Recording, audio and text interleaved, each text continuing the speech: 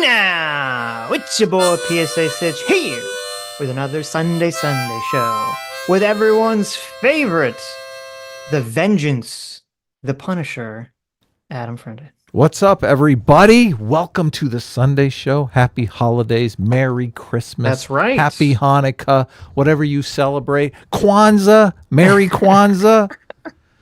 We're here getting close to the holidays. I don't know if we're going to be the same time every year. I know I've asked this and I forget every year. Or is it just is it like Hanukkah? Is it just, whenever the moon feels like it?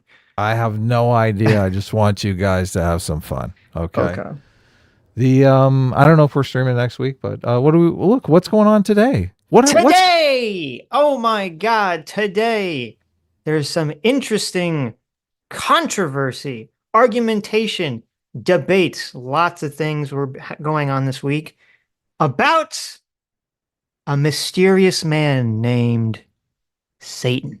Satan? Who? Satan? Satan. You mean Santa? No.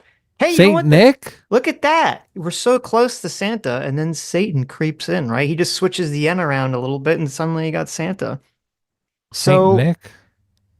Yes, exactly. So this week, well, actually last week, the Satanic Church, which is a group of atheists who do this thing where whenever there is a display or whenever there's some kind of governmental church connection, right? So if there's a statue of Jesus or Moses in a courtroom somewhere, they say, hey, we're big fans of the separation of church and state. We're atheists. We're secular. We don't like this. So we're going to push the bounds of acceptability that the government allows, religious statues associated with the government by trying to put up a statue of Satan right next to it.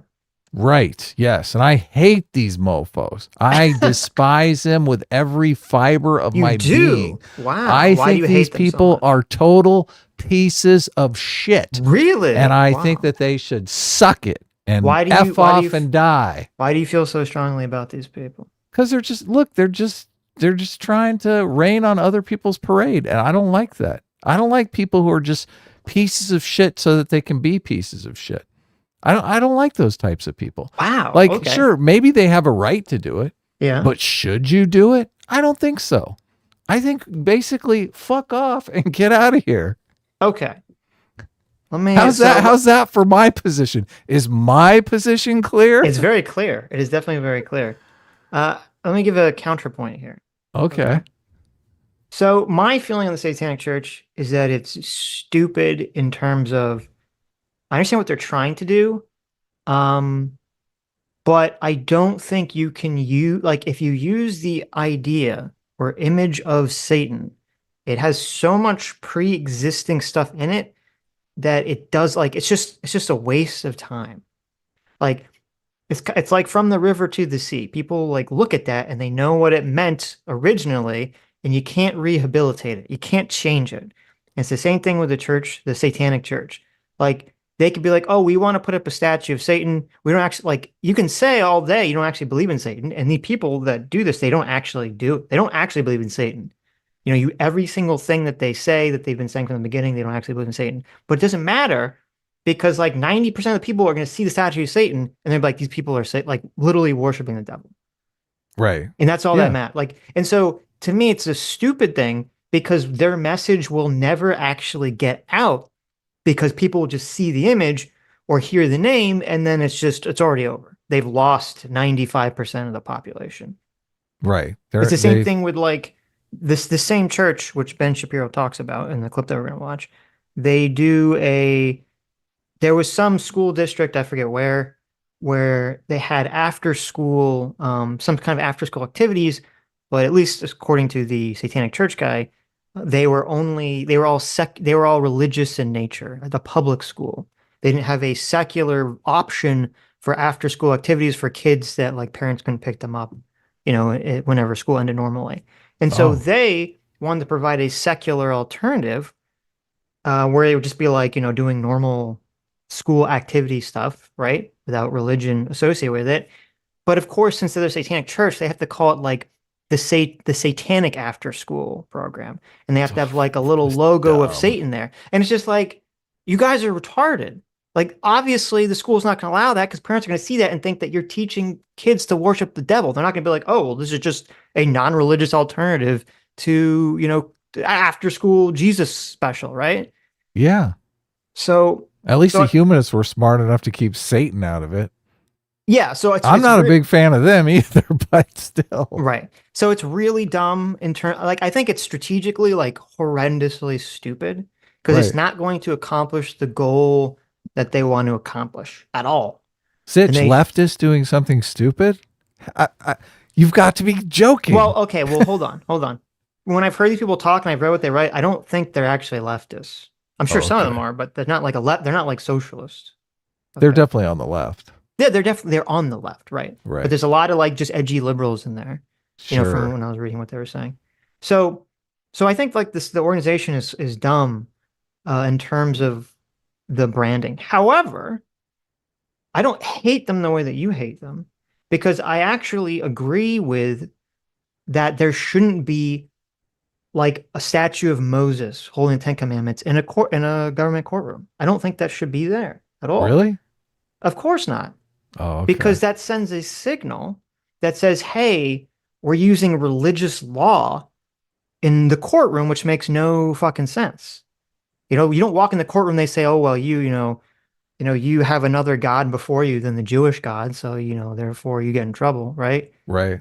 And it's the same You have thing. me, an atheist, Yeah, who I don't give one shit about a statue of Moses being in the courtroom. right. You, a believing Jewish person, I don't want it there, Moses yeah. was Jewish, last I Right. heard, Yes. I don't want it there. and you're against it. Well, I have a very weird take on, not weird, I have a very unique take on this, which is that I don't care about Christmas decorations. They don't bother me personally at all. Right. If the White House, if Congress, if a state Congress or whatever, if they have like nativity scenes at Christmas or they have Christmas trees or menorahs or whatever, it doesn't bother me. It's for like a holiday special, like celebration. I don't care, right? If they want to put up Easter things, whatever. I don't really care about holiday displays, but I don't think there should be a permanent fixture that is a religious symbol in a government institution like Moses or Jesus or something to that effect. Like, I don't want a big Jesus, on a cross inside Congress. Like that, like that's just there forever. Like, to me, that'd be fucking crazy. Yeah, I don't have a problem with it. I just, Right. as long as the laws are secular and applied equally to everyone, I don't care about the iconography. I think it's a part of our heritage. I Mhm. understand. Look, everyone knows I'm an atheist, but I still Yes. believe that the narrative of Christianity is super, super pro-social for society. I think most societies that are brought down because they get in a cycle of violence where no one is willing to forgive anyone. Yeah. They basically have these blood feuds that go back generations, and nobody's willing to put down the guns and think about the future. Christianity revolves around putting down the guns and thinking about the future. The whole idea behind Christianity is forgiveness. The main narrative is God so loved the world that he gave his only begotten son to forgive the world for being such a fucked up place. And the symbol of Jesus on the cross is the ultimate symbol of forgiveness. It's like somebody is willing to let their son be sacrificed in this totally torturous way so that other people can break the cycle of violence. Now, I understand a lot of, look, I don't believe this. I'm skeptical that any of this actually happened historically. Okay. Like that's, Well, you're but it doesn't, atheist, obviously. You don't right. think it happened historically, right? But it doesn't matter though. This idea that it's better to forgive people, even though every fiber of your being wants to get even, has to be implanted into society, into the culture, into the cultural narratives somehow. And every time I hear somebody talk about, oh, we need to get rid of all this iconography, we need to get rid of all this stuff, I think, well, how are we going to plant that idea that we should forgive someone? You know, we talked about the Dylan Roof situation, this horrible, racist, white nationalist, whatever he is. He walks into a church full of black Christians and starts mowing them down. And those people are on the news 6 hours later forgiving the guy. It's like, we're lucky in America that didn't cause a race war. Right. So I don't understand how you implant that idea into society, and nobody's stepping up and saying, oh, I have a suggestion here. They're just saying, look, let this Church of Satan put their Satan statue all over the place, and let's piss all over our heritage. Okay. Here's the issue I have with what you're saying. Every person, including many Christians, look at a statue of Jesus or look at Christianity, and they have a completely different take on what it represents than what you just said. Because we're going to watch a video actually from a large content creator who's very Christian after this, who explicitly says that Jesus does not teach people to be tolerant, that Jesus teaches people to be intolerant. So, like, I agree. Like, if the broad idea that was being pushed here was Jesus equals forgiveness, and that was like the primary thing that everyone agreed on, you know, I might feel differently about this. And I think you would feel differently too. Like right now, I'm not, well, this maybe is what we'll be talking about, but like right at this moment in time, I'm not worried about Christian nationalism sweeping the country. And I'm not worried about like Christian militias, you know, killing non-Christians, right? I'm not worried about that. But I would imagine if that was like a threat, a hypothetical threat that you were worried about, it would completely change the context of how you would feel about like having Christian iconography in government buildings, right? So just because your argument is some people don't accept the narrative, Well, no, that wait, doesn't discount. I just want to respond to your argument that's on the table. You're saying, look, Adam, that can't be the case because some people don't accept the narrative. I'm not saying it can't be. I'm saying everyone, including other Christians, interprets all these signs differently. You're putting your own interpretation on it, which is fine. My interpretation, I would argue, that your interpretation is not a universal interpretation. My interpretation doesn't have to be a universal interpretation. Okay, it can be 80% the interpretation, and there could be 20% who interpret it differently that don't have a substantial effect because 80% of the population interprets it the same way as me. I would make the argument that my interpretation is the overwhelming majority interpretation, and that just because you can pull out fringe cases doesn't necessarily doesn't subvert the rule. I don't know. First of all, I mean, neither of us knows what the numbers of such a thing would be in the first place. Well, I mean, we could look at poll numbers. We could. I don't know if they've like, what is a statue? Like, what is the first thing that comes to mind when you look at, you know, Jesus? Would be an interesting poll. But I think it kind of taps into the Confederate statue conversation, which will obviously come up regarding this, which is that, you know, some people look at a Confederate statue of General Lee and they think of something about Southern pride or heritage. And then some people look at it and say, oh, you're defending slavery, right? And both those things are true, but like, so neither of them is like technically 100% correct. They're both accurate because someone could very easily look at like a statue of Jesus on the cross in Congress and say, oh, well, most sects of Christianity believe if you're not Christian that you're going to burn in hell forever, that you, Adam Friendit, are going to burn in hell forever. You know, is that what you want the idea embedded in our law? Is that offensive to you as an individual? Well, it very well could be if that's the message. So I think it's a more difficult situation. I guess I disagree. I think it's a more difficult situation than you do. Well, you're not really addressing my central argument. What is your central argument? I'm saying that this cultural meme of forgiveness needs to be embedded in the I agree with that, yeah. culture. Okay, so you agree. You're saying, yes, I agree with that. Yeah, I'm making the argument that Christianity is currently facilitating that. You're saying, well, not with everyone. I agree. Maybe it's facilitating it with 80% of the people who are Christians. And obviously, it's not facilitating it with these Satan worshiping fucks, right? They probably don't even care about forgiveness. That's not true. They're super big into forgiveness.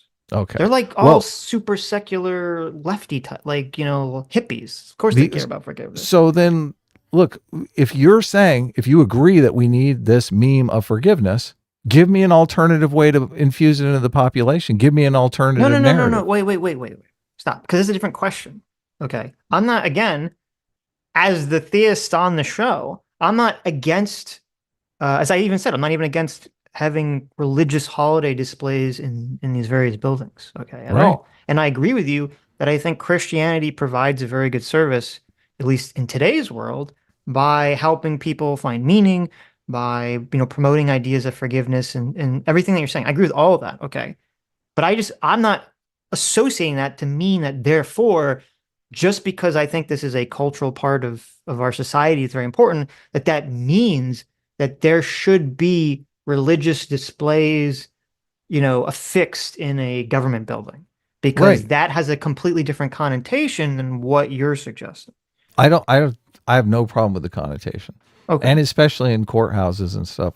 My argument is that Christianity's central message is about forgiveness. And in no place do you need that message propagated more than in a courtroom, obviously. I, People need yeah, but to move on with their lives. yeah, but again, that's your I want to see a poll, like I'm looking for it. I can't find it like right offhand. What is it like? What is most people's like central thought about what Christianity means? Because usually when I look for polling about Christianity, it's just like how many people are Christians and stuff. It's not really like what is the actual thought process. I would actually be surprised if the majority of Christians, if you ask them on a poll, like what is the central theme of Christianity, I would be surprised if most of them would say forgiveness. I'd Oh, be okay. pleasantly surprised, but I would be I mean, surprised. all I can give you are Is I know, yeah, anecdotes. exactly, Yeah. right. But I mean, I grew up in a church I and I hung understand out that. with a bunch of I Christians understand that. and all Yeah. my friends were Christians. I mean, I don't get me wrong. I think that's obviously an important part of And all we Christianity. talked about every So, Sunday was right. forgiveness. Right. Forgive those that sin against you. But that obviously there's a lot of very far right Christians in this country who are involved in politics who don't seem to really be on the forgiveness train. Yeah, but just because you can point to 20% authoritarians that Yeah. have twisted Christianity to serve their own maniacal interests doesn't No, change no, no. Right. But if the those are overwhelming majority of I people. understand that. But if those are the same 20% that are pushing to have Jesus erected in a courtroom, I think that does change implications of what the iconography means and how people interpret it. Well, look, they could be doing good for the wrong reasons. Maybe Well, they think, oh, we got to put this Jesus up because Jesus is hellfire and brimstone and likes to murder sinners and stuff like well, that. here would be an And then when interesting everybody walks into the church, they think, oh, right. forgiveness. So He- they could be doing good Here would and be an not even know it. interesting social or psychology test, okay? They would just never happen, but it'd be funny.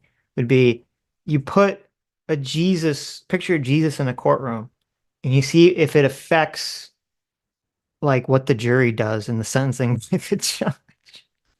Like, is the judge gonna give a lot lesser verdicts and the jury gonna find more innocent people just because there's a picture of Jesus in the courtroom? Or is it gonna be the opposite, or is it gonna have no effect?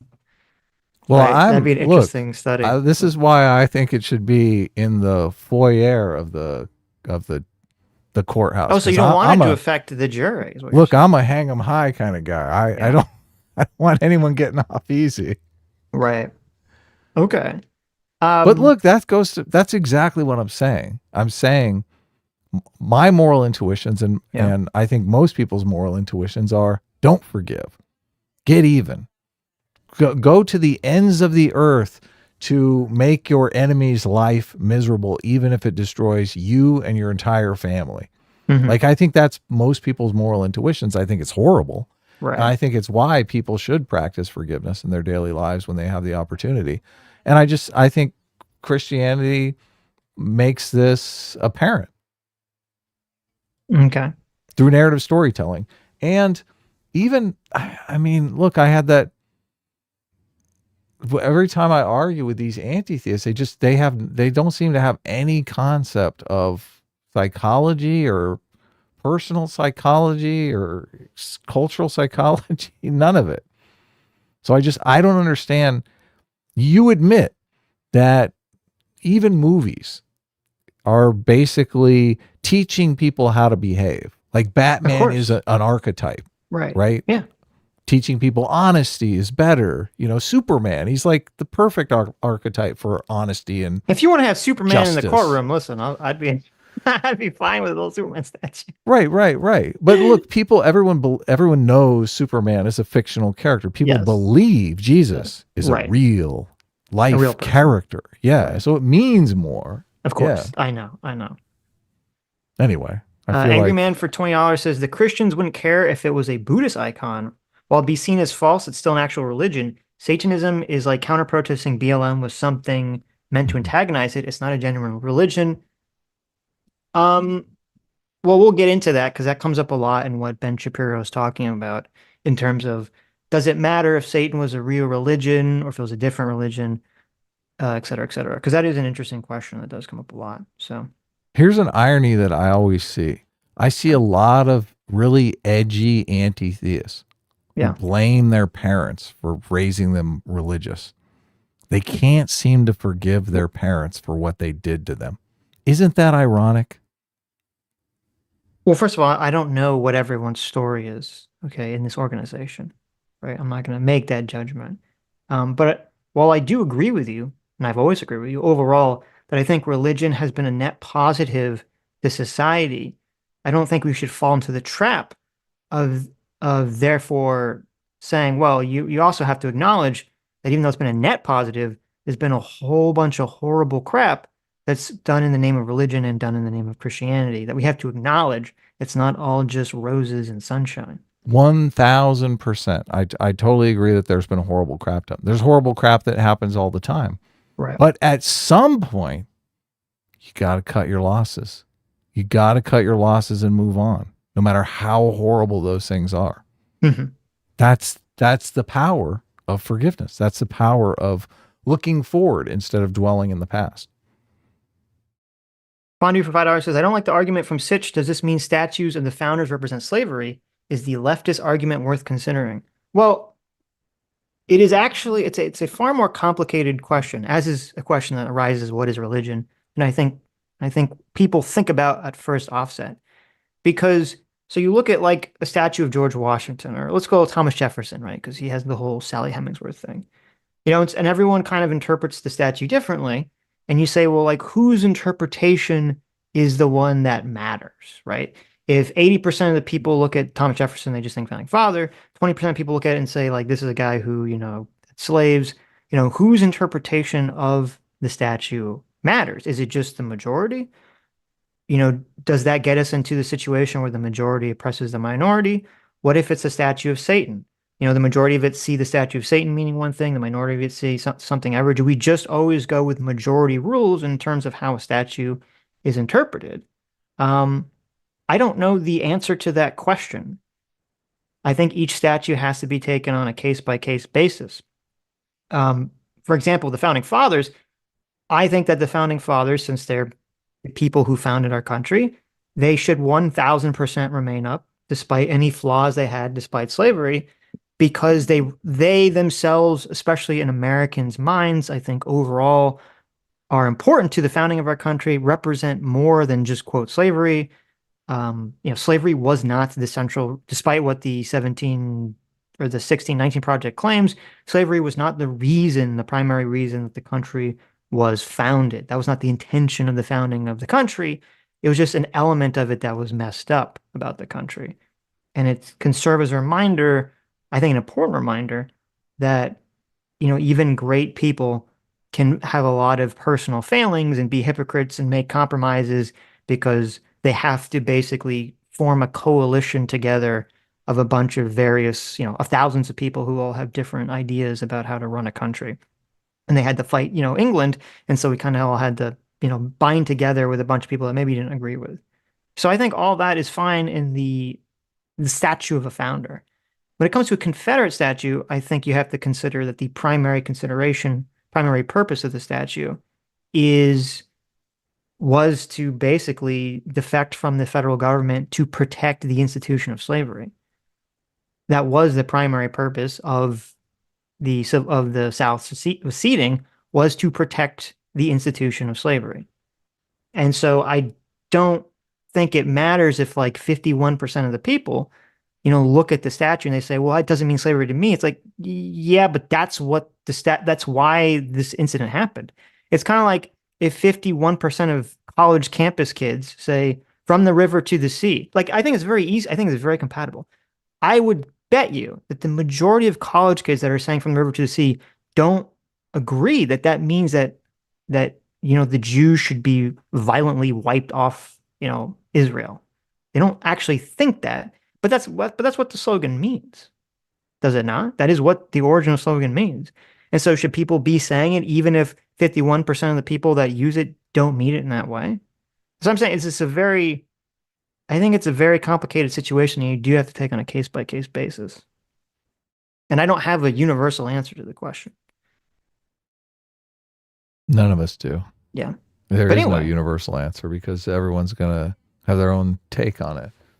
That's what's so frustrating about this, because I have a feeling you're basically going to attack their arguments, which I'm going to agree. Their arguments are shit, but that's because they're making religious arguments. And but see, that's what's interesting. My argument wasn't a religious argument at all. But that's what's kind of well, the thing that bothers me about the situation, and a lot of people on Twitter who were very elephant rampaging were mischaracterizing my position on this.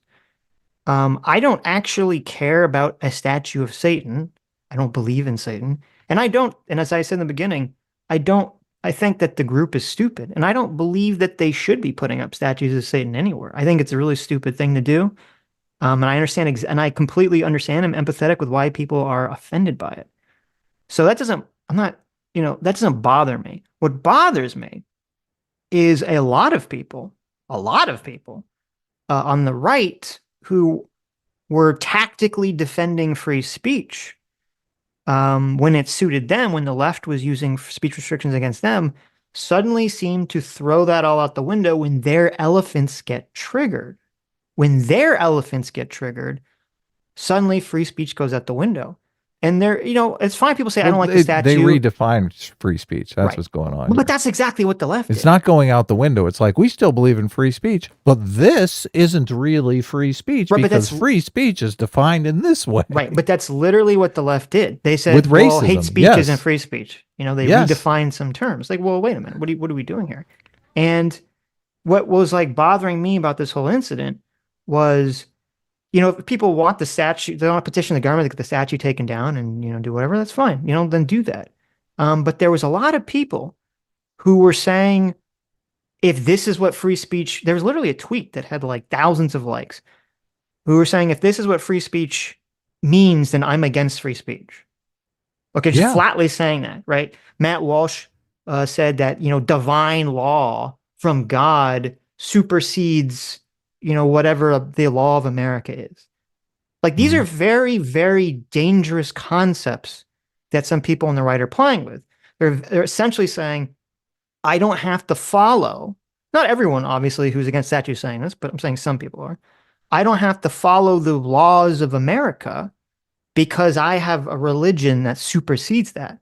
And that's where you get into really dangerous territory. That's where you get into sort of the Sharia law kind of territory. That's very troubling to me.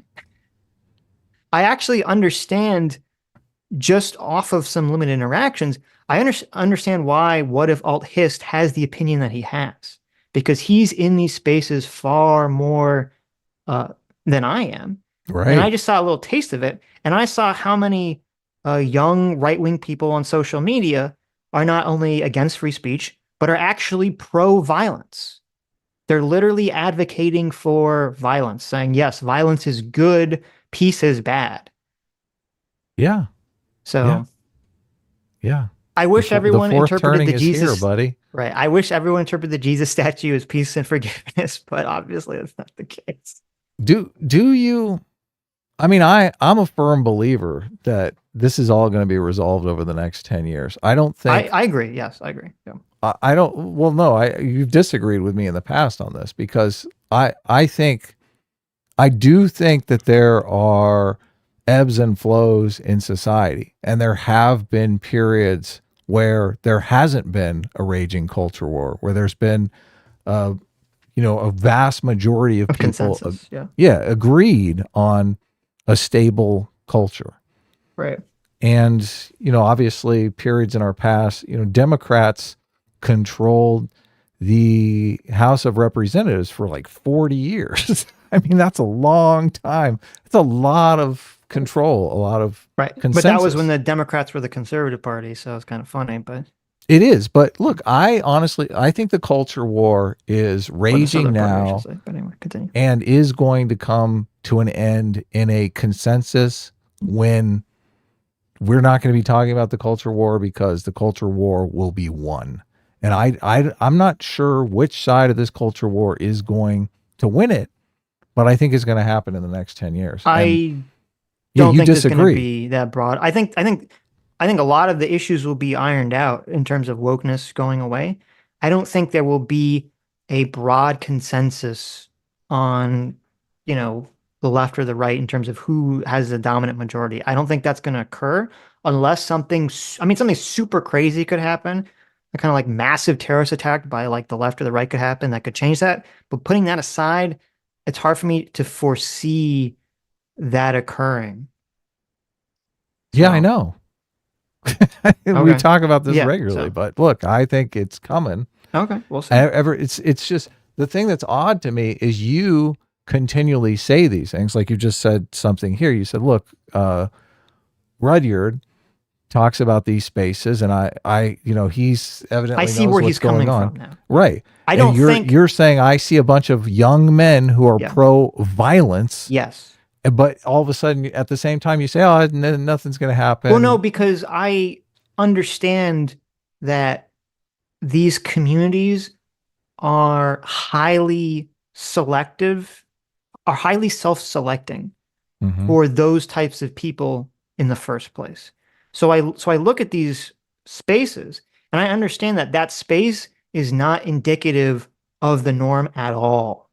Okay. Like I understand that like internet politics is not even remotely indicative of the norm at all. You know, we talk about this when we talk about like the internet's favorite candidate never wins. Or, you know, I guess Trump won, but he existed outside the bounds of being an internet Yeah, of candidate from the course. beginning, right? Right. But the internet candidate doesn't seem to win. They always seem to have a lot of trouble. And then if you take the internet politics, which I already understand is a very small subset of the normal population in America, and that doesn't represent the normal population, and you slice that in half and you say, well, just the right-wing part of the internet politics, and then you slice that to an even smaller slice, and you say, okay, like the people who are advocating for violence. I understand that that's like a teeny tiny percent Okay. of everything. So yeah, I should be clear. I don't think that because that there is this group that's going to necessarily mean there's going to be violence. It could mean that. It definitely could just blossom and blossom and blossom. But all my only point was I understand why Rudyard thinks what he thinks if he's in the spaces because there's a whole bunch of people in those spaces who are itching for a civil war or itching for violence, are very anti-free speech, anti-freedom, blah blah blah blah blah blah. Did you listen to his last video, the video that you just did? No. He makes a compelling argument that these people who are in favor of violence would never be in favor of violence to serve America's ends. Like if America basically wanted to draft these kids and use Yeah, they them, wouldn't. Of course not. Yeah, that yeah, makes complete sense. Because they would train them to right, be violent, and then they would use that violence against the state. right, because those people, the people that are advocating for all this violence on the left or the right, are people who feel betrayed or left By out the of by government, yeah, America and by society. So by the obviously they culture. wouldn't, right, in the culture. So they would obviously not want to, put their life on the line to protect the thing that they think betrayed them. So that makes perfect sense. Yeah, Right. And I don't see that as sustainable. I don't see this it's not. No. America bad model where, Jimmy Dore can make hundreds of thousands of dollars just shitting all over America in Right. perpetuity. That's not sustainable. That's coming to an end, boyo. Yeah.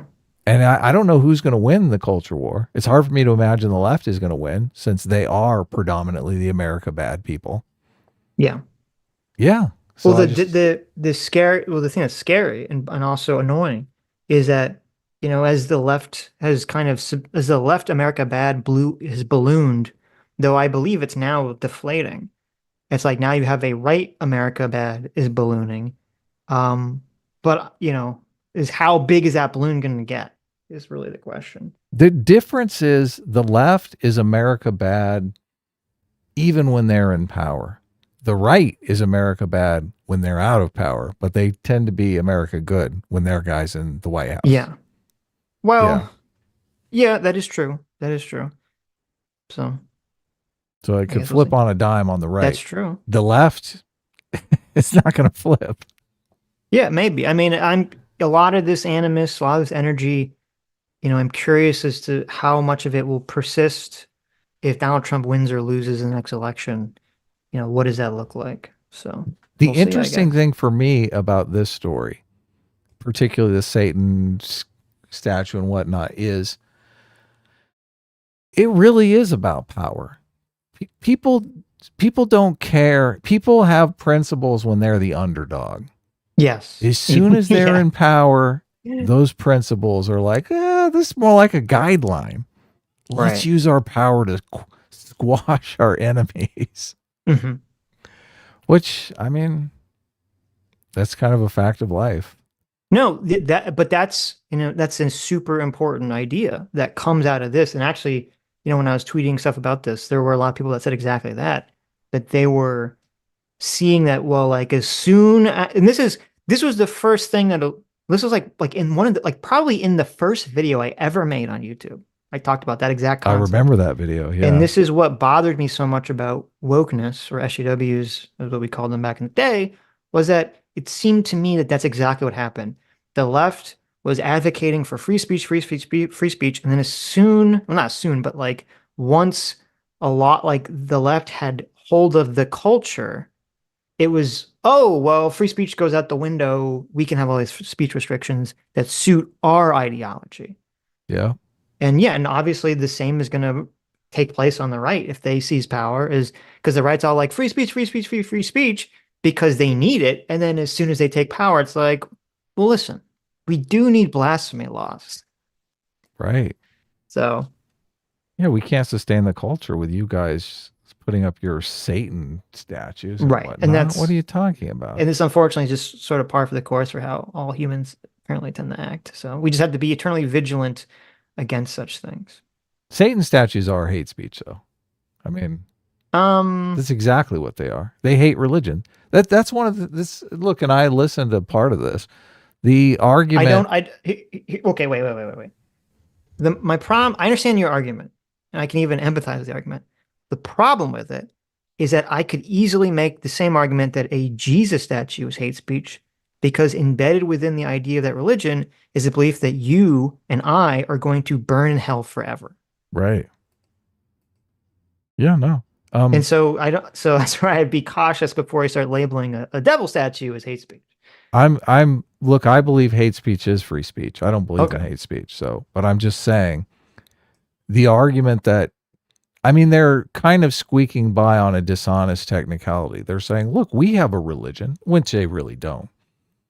They're saying that they do because they hate Christianity. They hate all religions. Right, but hating a religion is not hate speech.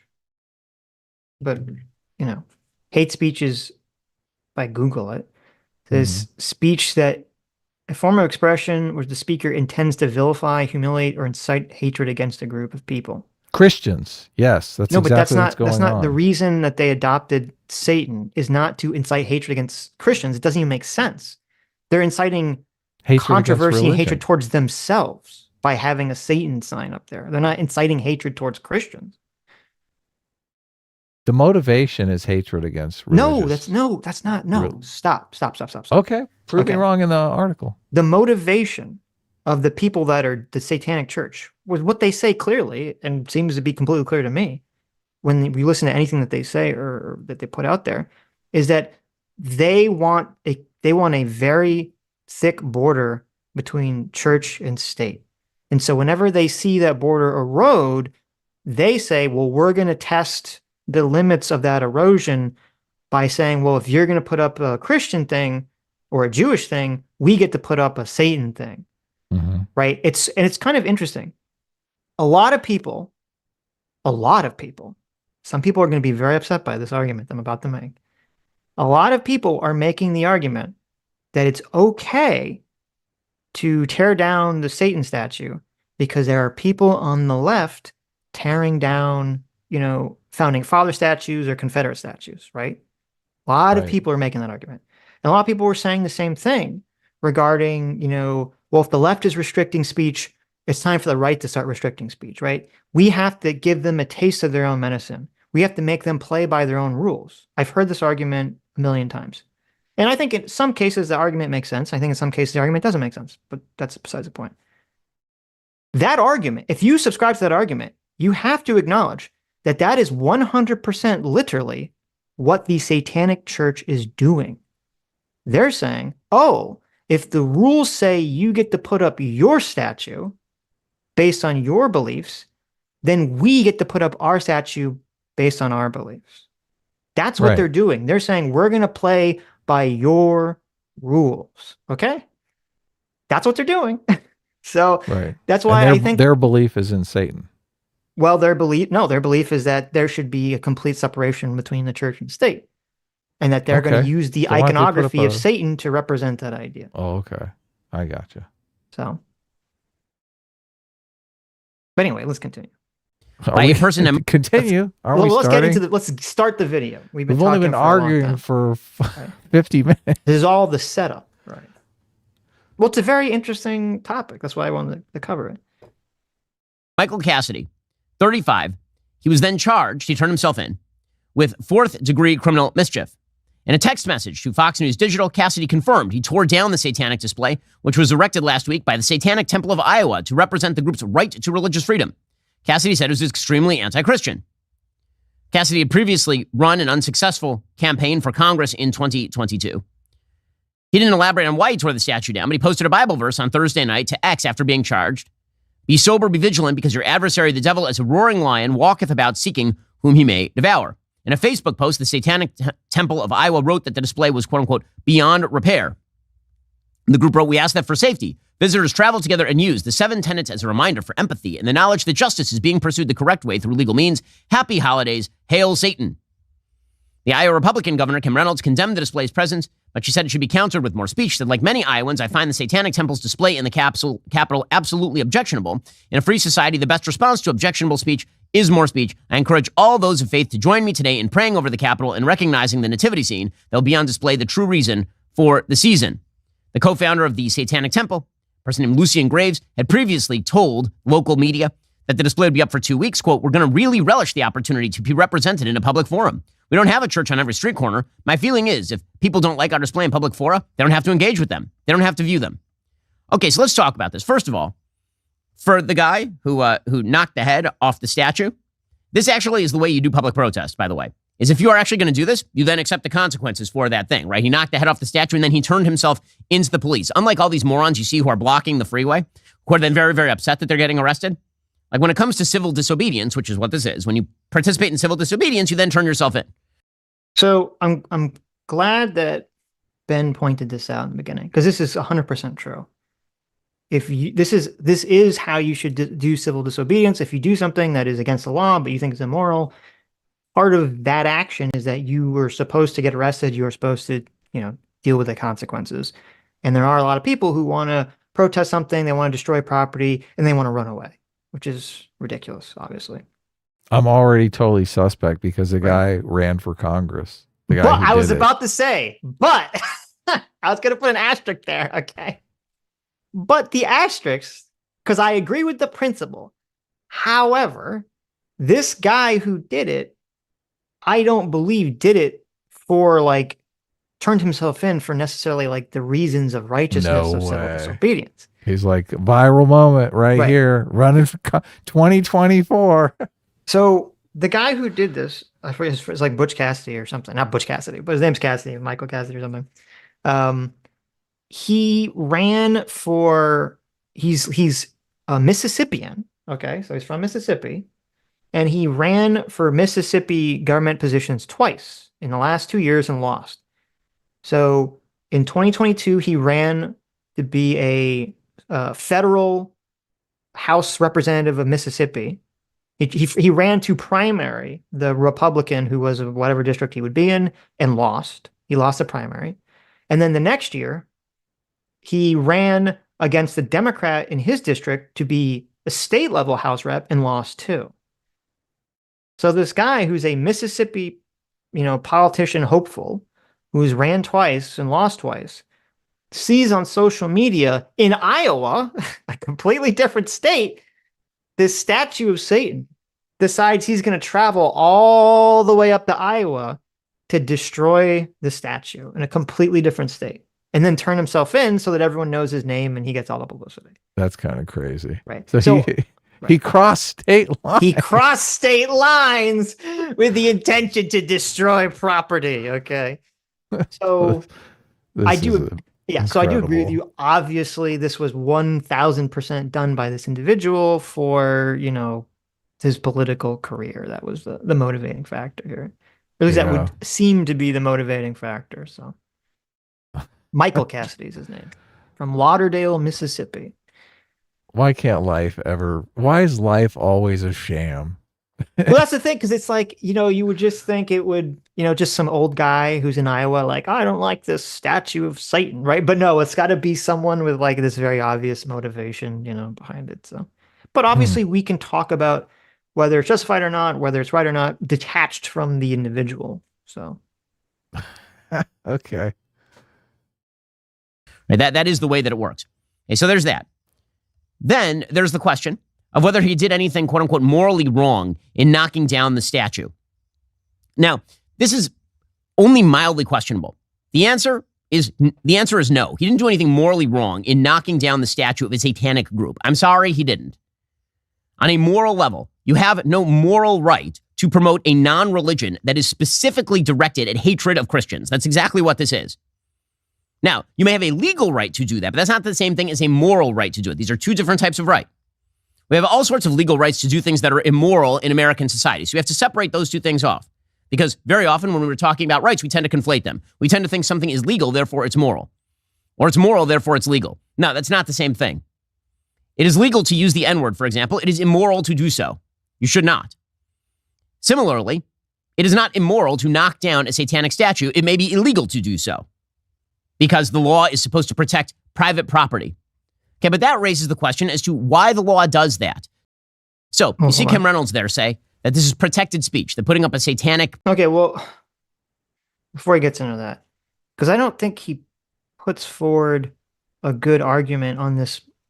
Like, obviously, I agree.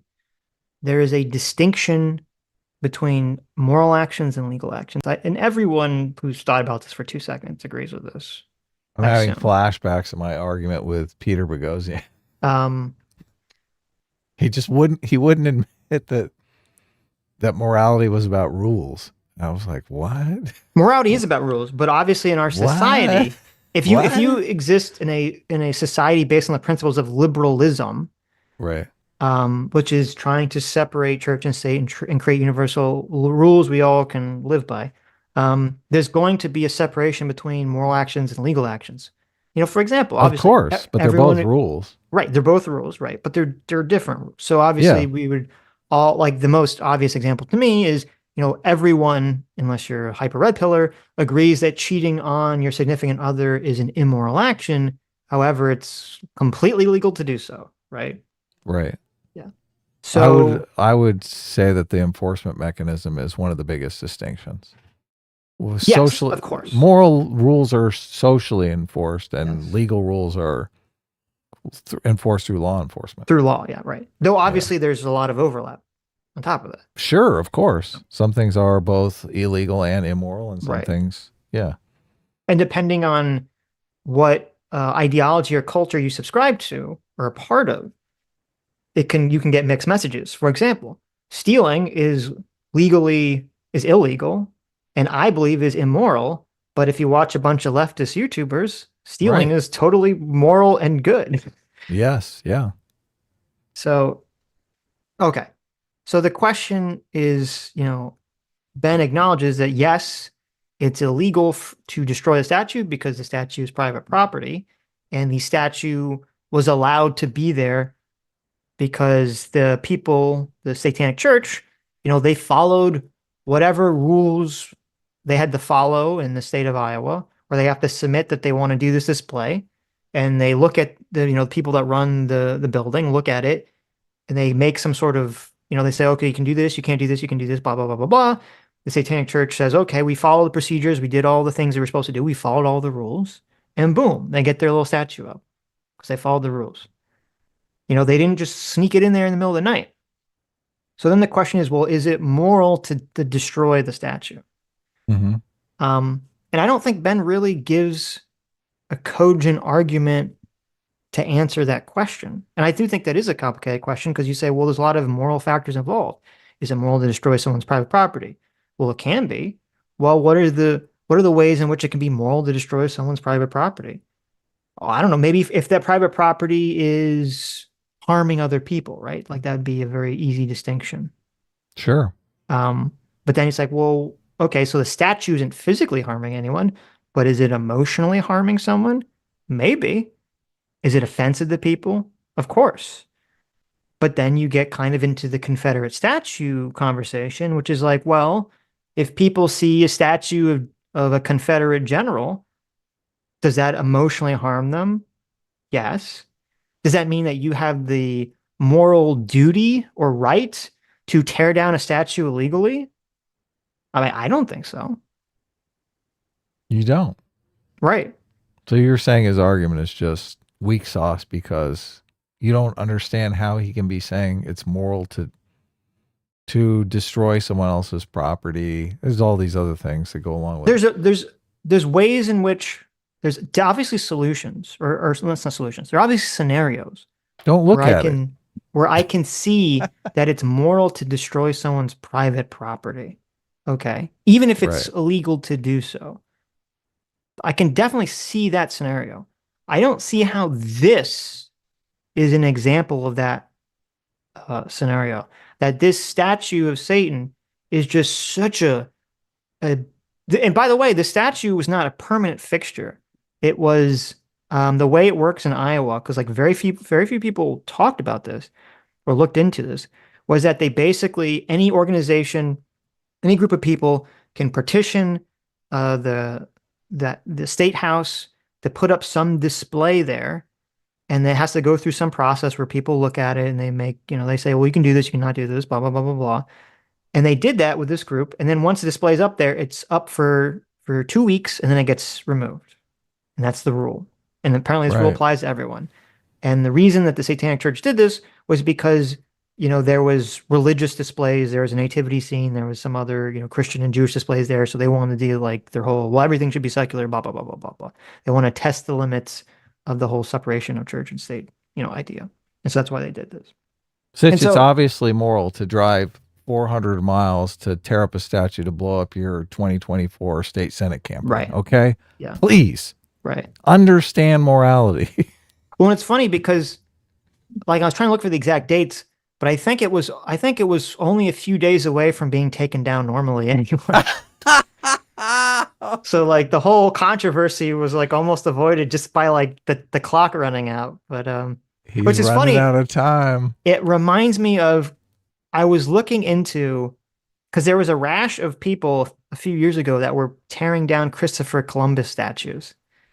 And I was kind of looking into if those people were arrested and charged, and some of them were arrested and charged, and some of them were not. And one of the people is really funny. There's like this guy who's a Native American activist who'd been trying to get this Christopher Columbus statue taken down for like ever. And he'd been protesting this for like decades. And he had been following sort of the proper procedures to do it. And they were actually talking about getting very close to essentially legally taking down the Christopher Columbus statue. But then he heard through the grapevine, because there were a bunch of Christopher Columbus statues being taken down illegally by protesters or rioters, that the statue he'd been protesting for years was going to be taken down illegally by some other group. So he's like, no, I've been doing this for too long. So he rushes in and he takes it down illegally. first. Just because he's like, no, I've been doing this. Fuck you. I get to take the statue down. Wow, that's hilarious. And then he gets that's so charged. I just good. thought that was hilarious. I was like, That's so good. well, it's kind of funny because then it shows you sort of like the egos involved. Because, like, well, if it's really about the issue, why do you care who takes down the statue? Right? Right? Why does it have to be just because you've been protesting it, you get to take it down? So it's about you. It's not about the statue. I wanted to save the future. The law does that. So you see Kim Reynolds there say that this is protected speech, that putting up a satanic display at the state capitol, sponsored by the state, presumably, is some form of freedom of speech. And that really does require us to ask a specific question, a question that we have not asked in a long time in this country, which is, what is a legitimate religion? Not all religions are actually religions. Okay, so he goes into this, is it a religion thing, which is actually a very complicated and interesting question that we'll get into. But it's weird because he completely jumps the issue. Because if you're talking about freedom of speech doesn't just apply to religious messages. It applies to any message, right? Yeah. So why is there this jump in the argument where it's like, well, because the Satanic Church is not a real religion, according to Ben Shapiro, therefore they don't get free speech in this capacity. It's like, well, wait a minute. Even if I were to agree that they're not a religion, why does that preclude them from getting free speech? That doesn't make any sense. Well, he's saying in this particular case, the displays had to be religious themed displays. But they didn't. That's not accurate, though. Okay. Well, it's just because first of all, I did spend a lot of time trying to see if I could find a form or the specific criteria in Iowa that to put up the display. right. To see what that was. And I couldn't find it anywhere, and no article talking about this talked about it. So I don't know. I couldn't find it. So if I'm like an adult film star and I want to put up a holiday themed like nude display, yeah, for my OnlyFans, I can do that. Because again, the rule isn't you can walk into the court or not the courthouse. You can walk into the state house and just put up whatever you want. That's not the rule. Right. The rule is you have to apply. You have to apply to the Bureau of Management of the building management or whatever. Right. And they have some rules and guidelines. I couldn't find them, but they have some rules and guidelines, and you submit to them what you want your display to be and what it's going to be. And they say, yes, you can do this, or they say, no, you can't do that. And they fill out, they make that Okay. Interesting. And so now I haven't seen anything say, oh, well, we will 100% do this on the basis of whether it's a religion or not. Like, I'm assuming most of the things that they put up there, most of the time, are not religious displays. They're just any display. I'm sure there's a billion political displays that are up there all the time, constantly. So I don't think it makes sense to me that Ben Shapiro is jumping over the entirety of the free speech argument just to say, well, it's not a religion, so they don't get free speech. It's like, well, you're skipping like 90% of the issue. Of course. Satanism is a perfect example of a non-religion. It is an ideology masquerading as a religion. And if you view the Satanic website, they openly say things like, we don't even believe there is a thing called Satan. It's not like we're actually worshiping a godlike being known as it. We don't even believe in God. So what it really is just a political agenda pretending that it's a religious agenda. So to pretend that this is religious speech is obviously not true. In fact, if you go back to the founding, there's no way that the founding fathers, under the rubric of freedom of religion, would have included anyone who calls themselves a religion. In fact, the IRS does this all the time. There are certain cult-like groups that try to declare themselves a religion. The IRS will be like, no, you're not a religion. Don't believe you. Which means you don't have freedom of religion rights in the same way that, say, a nativity scene at a Capitol building would, or Hanukkah menorah at a Capitol building would. So again, legally speaking, this kind of bizarre libertarian notion that has been picked up on by a lot of Republicans, that it's just an aspect of freedom of religion to put up a satanic display at a state capitol, there's really not a lot of legal backing to support that idea. Okay. Well, so again, obviously, as I already said, he's skipping over the entirety of freedom of speech. So I looked into this whole religion. Well, first of all, I don't know why he brings up the IRS example, because he brings up a couple minutes later, or maybe immediately after, that the Satanic Church is recognized by the IRS as a religion. Really? Yes. Wow. Recently, under That's Donald so Trump, sad. the IRS, gave it a church status. That Now, I must did. be, they must have given a huge campaign contribution to Donald Trump. So I was actually curious. And this is a very, well, okay, before we talk about what makes something religion, which is an important question and a very interesting question, I don't know if that actually matters in most people's arguments towards this. Because, like, most people I saw that were talking about this, their argument was not, oh, well, if it was a religion, it should be up, right?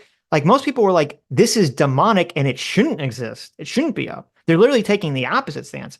They're saying they think this is a religious icon. It's an evil religious icon, and that's their justification for why it should be taken down.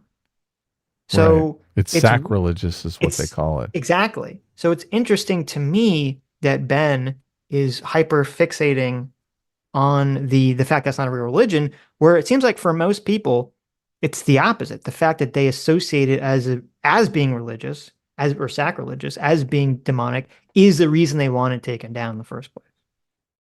Yep. But okay, so we talk about like what. So I guess my point is, for most people, I don't think it matters. Not everyone, but I think for most people, it doesn't matter whether they are truly believe in Satan or not. That wouldn't have any effect on the display. And actually, I think a lot of people actually would feel more uncomfortable about the display if they actually did believe in Satan. Don't you think? Yeah, of course. So it's I don't know if but that's the point of it, is to make the Christians feel uncomfortable. That's no, the right, whole point of the thing. If you're Christian, or even myself, I would feel more uncomfortable if you look at the display of Satan and you think, oh, well, this is like an edgy atheist who's trying to make some kind of point about separation of church and state, or this is a person who believes like in the devil is a good entity, or whatever the fuck, like the actual Satanists who believe in Satan believe. That to me would be like, well, that makes me more uncomfortable than the edgy atheist who's just doing it to be edgy, right? So yeah, I would see this as a symbol of the end times. So it's just, I don't know. To me, it's a weird argument to fixate on like well, they're not even religious. It's like, well, I mean, that's a good thing, isn't it? I mean, I don't think the people making that argument, I would be shocked. The people that are making that argument, like Ben Shapiro, if this was an actual group that actually believed in Satan as an entity or a deity, I don't think he would suddenly say, well, I guess it's okay because freedom of religion. Like, I don't think that would be the argument that any of these people would make. Well, but if it was the Scientologists, they're not putting up a display that's just poking fun at the Christians. So they have their own Scientology images and iconography. Right. Okay. So, yeah, but that's a completely different question, right? Right. But that's his argument, though. His argument is that this isn't actually a religion. It's just an anti-religion aimed at Christianity. No. Ben Shapiro's argument. Right. And I understand that. And that is something to take into consideration. But what I'm saying is, if that wasn't the case, if this was a religion, if it was an actual religion that believed and worshipped the devil. Right. Like it was an offshoot of Christianity. Right. Satanism is a religion. There are versions of Satanism like that, obviously. Yeah. There have been throughout human history, right? I don't think anyone who's making this, well, they're not a religion argument would suddenly say, well, I guess they technically are a religion now, so they get free speech. Right. Yeah.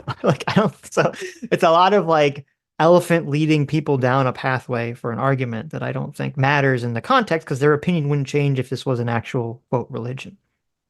Yep. So, okay. But the question of what is a religion, I looked into this because personally, and we've had this conversation, because we've had a conversation about what separates a religion from a cult. Personally, I do believe that a supernatural element, or the idea of a deity or some kind of supernatural thing, I personally believe that is required for something to be a religion. I don't know if you agree with that or not. I don't in the sociological sense, but I don't necessarily it could be completely different in the legal sense. No, we'll talk about the legal sense. We'll get there. But just on so what do you personally feel about religion? I think of religion as like I think of it as a moral system. So I think of it as a set of rules that binds individuals into a cooperative community to compete against other communities for members and resources. Well, so that's my definition of a religion. And obviously, a supernatural component is helpful in the competition, but not necessarily essential. Like communism, I would conceptualize as a religion, even though there is no supernatural component. right. I think I'm gonna disagree. Well, you can, because we're just arguing definitions here. You're entitled to your definition. Well, no. Let me say why. And it's very hard to bring to words. Okay. But there seems to be an intuition about what makes something a religion and what makes something not a religion.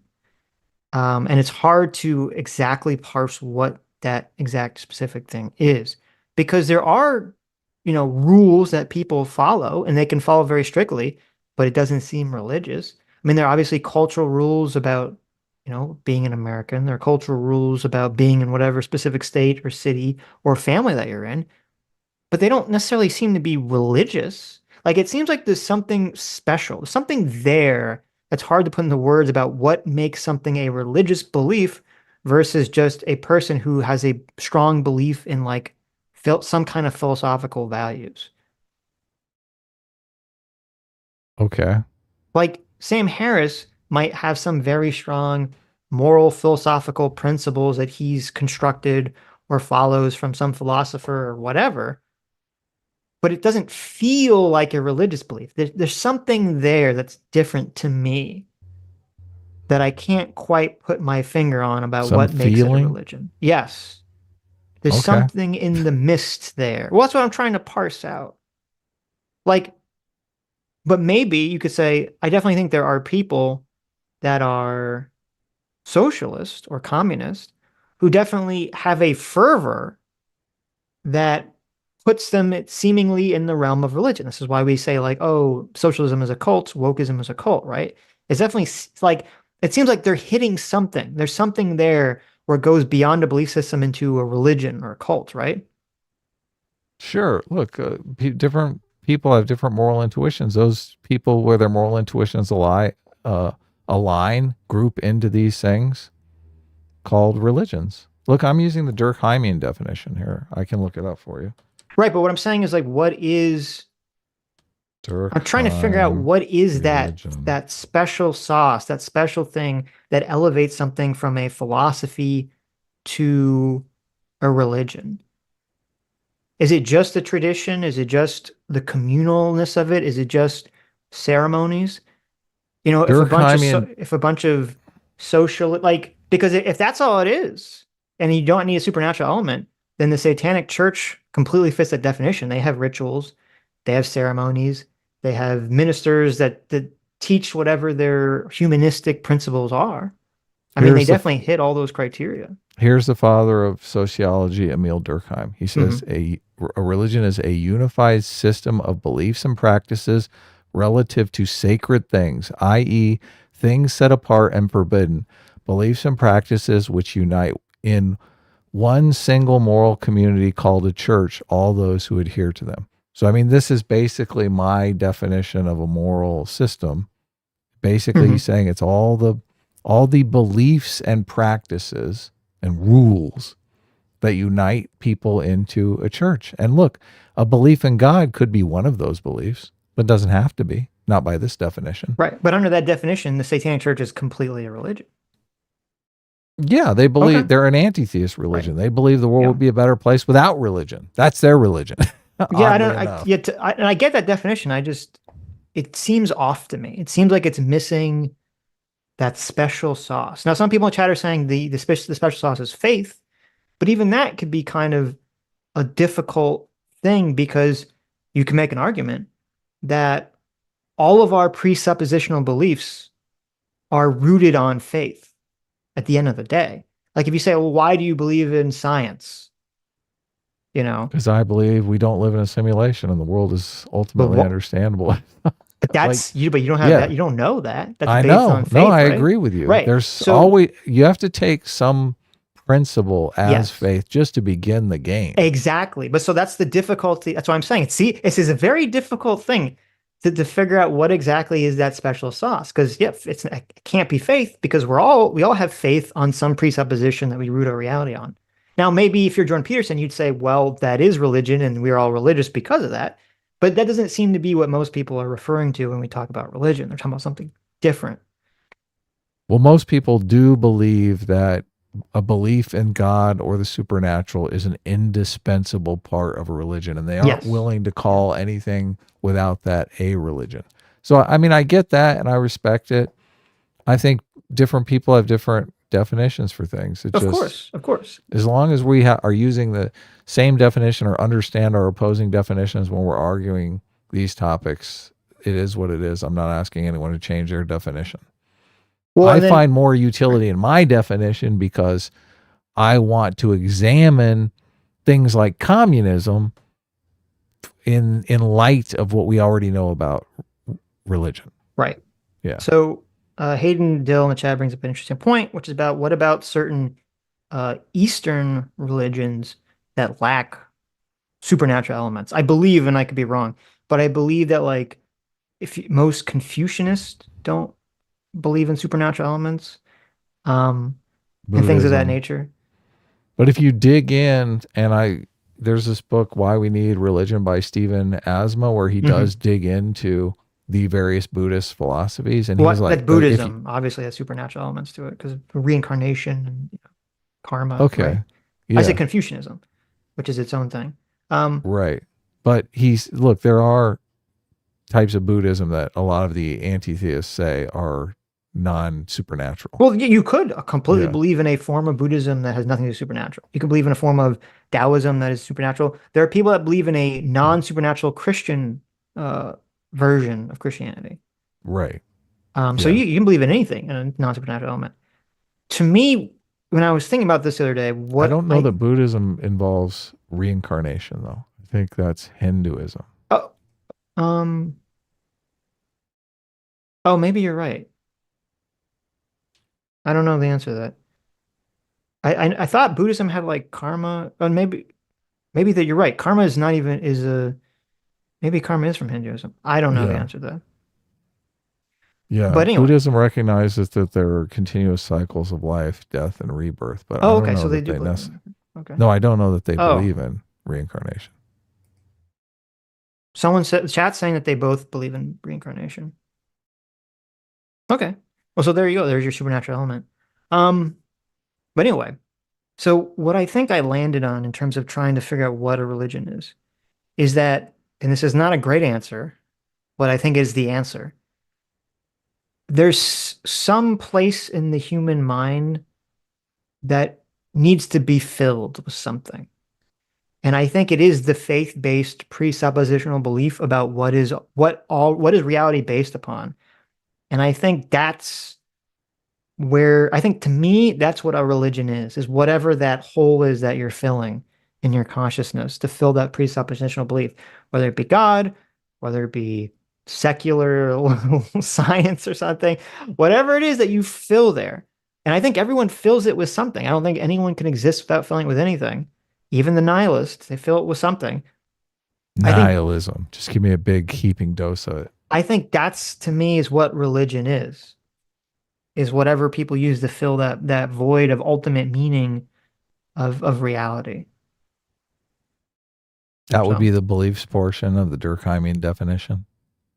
Well, it's not the beliefs. It's why it's the underlying, I guess it would be the belief, but it's like, it's not just a belief. It's a belief that's so strong that everything else is built upon that belief. Yeah, because that's your template of the world. You're right. And that belief is based on basically some element of faith. Right. In order to act in the world, you have to have some general belief system about how the world works. Right. Different societies do have radically different belief systems about how the world works, though. Yes. Yeah. So when I started this, I think I was like, well, you have to believe in supernatural element. But I think when I ended it, I think I ended on the position where you don't need to have supernatural element, but it's a sensation of the faith-based presupposition that you root everything else in your life, or that you base around your life around. To me, I think that's what the religious aspect is. So you're ditching. You don't even have to have the God element now. No, you don't. I don't think you do. Okay. I don't think you Wow. do. Okay. So you've come around to my position. Now, here's an even more unfulfilling conversation, or unfulfilling answer, I should say. What is the legal definition of religion? Do you want to know the answer to that question? I'm dying to know the answer. Are The you kidding legal me? definition to religion is nobody fucking knows. Oh yeah. Yeah, I think I remember There old Ben isn't Shapiro. one. It's so awful. Oh my God. The law officially in America cannot decide what constitutes a religion.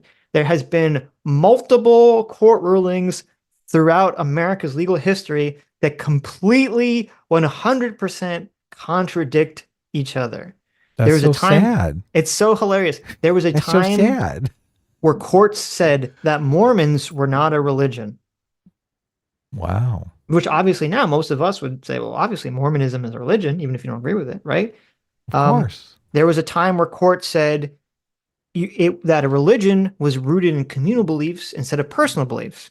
And then a different court said, no, personal beliefs can be a religion. So there was a time when the court said that the beliefs had to be part of an organized religion.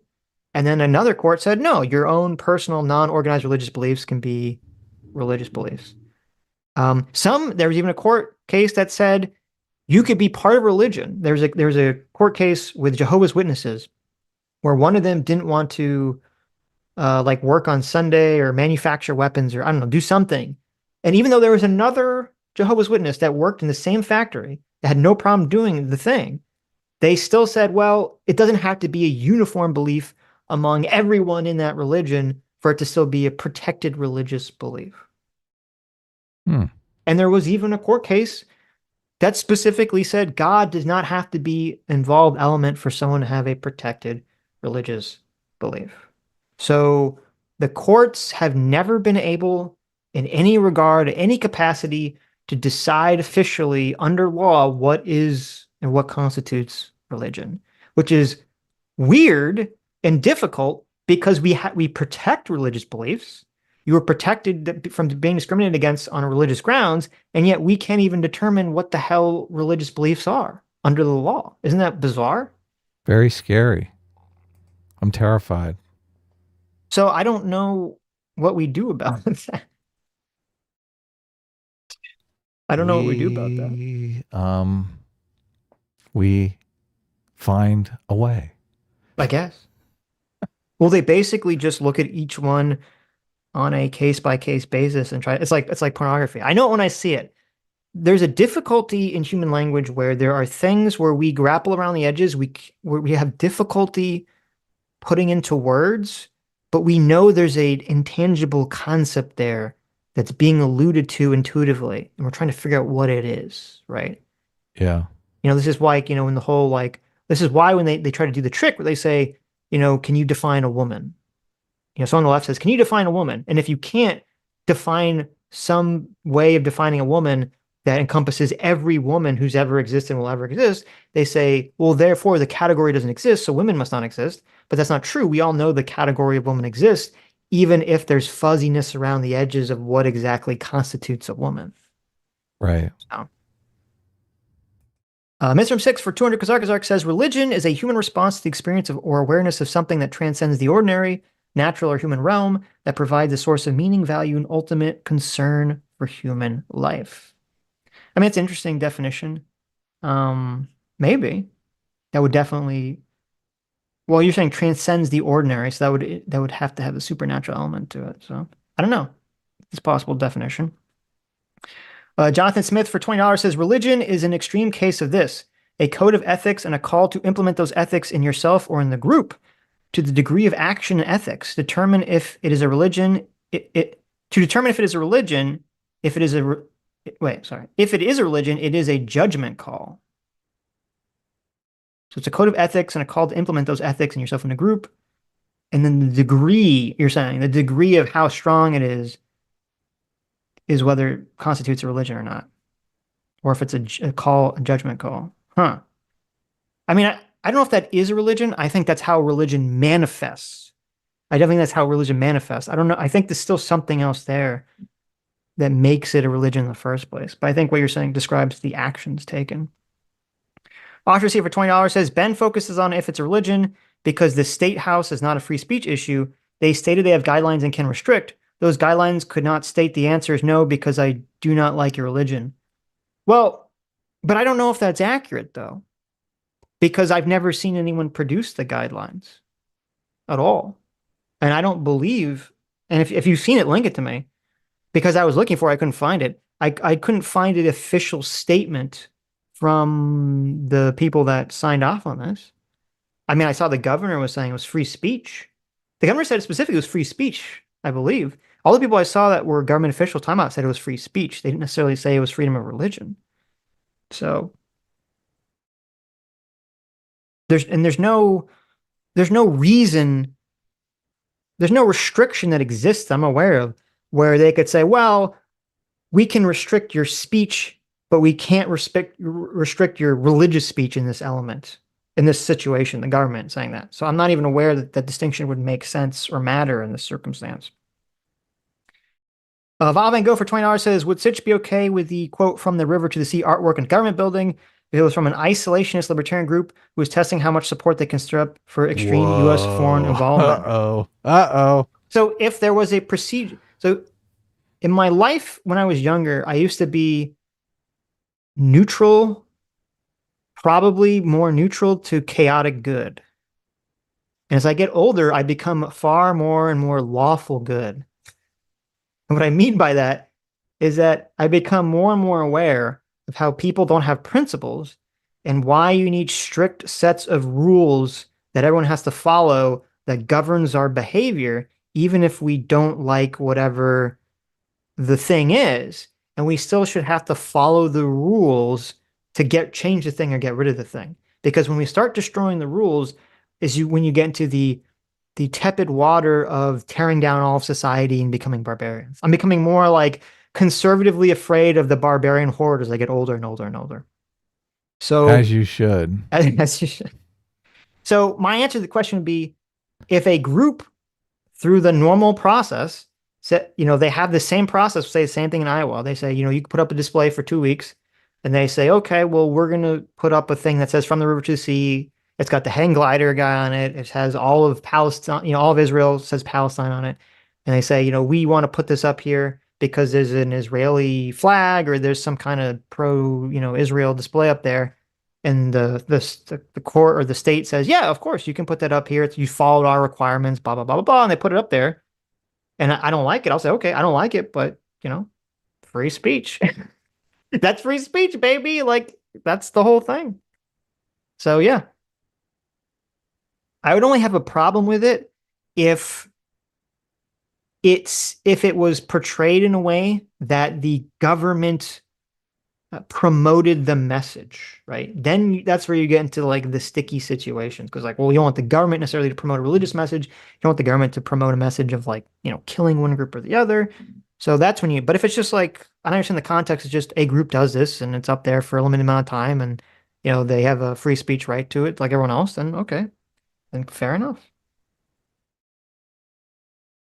Anyway, let's continue.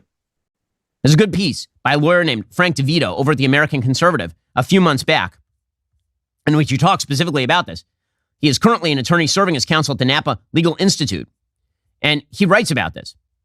He says there was an uproar last week when a school district in my neck of the woods approved an after-school Satan club. After proper chaos ensued, the school district did the right thing and reconsidered, deciding they should not approve a club for children sponsored by the Satanic Temple after all. So that's funny because that's the same group that did the statue. And I was saying, I said earlier, where they're like, well, we want to have a secular alternative to religious after-school care.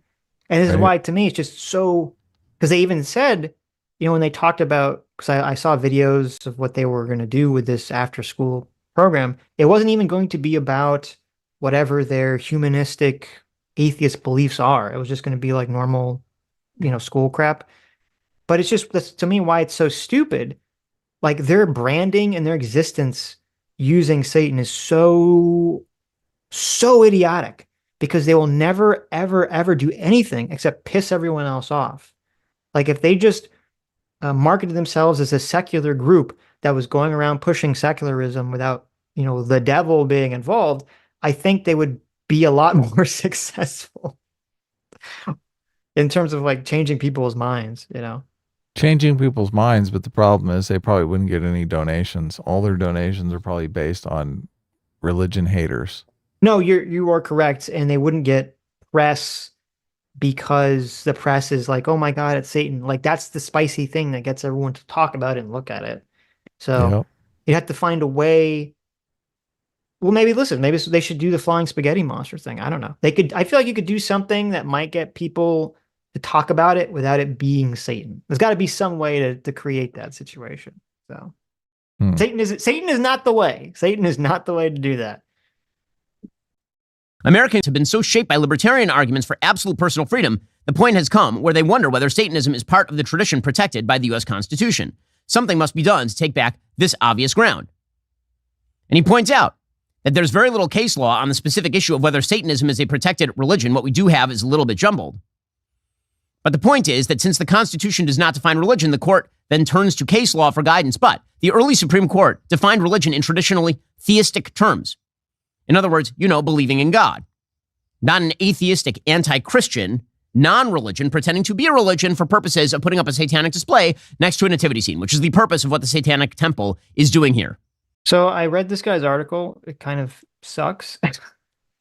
But the thing that's stupid about a lot of the way that early case law worked regarding religion is that essentially because even though there are protections for religion, obviously in the Constitution does not define what a religion is.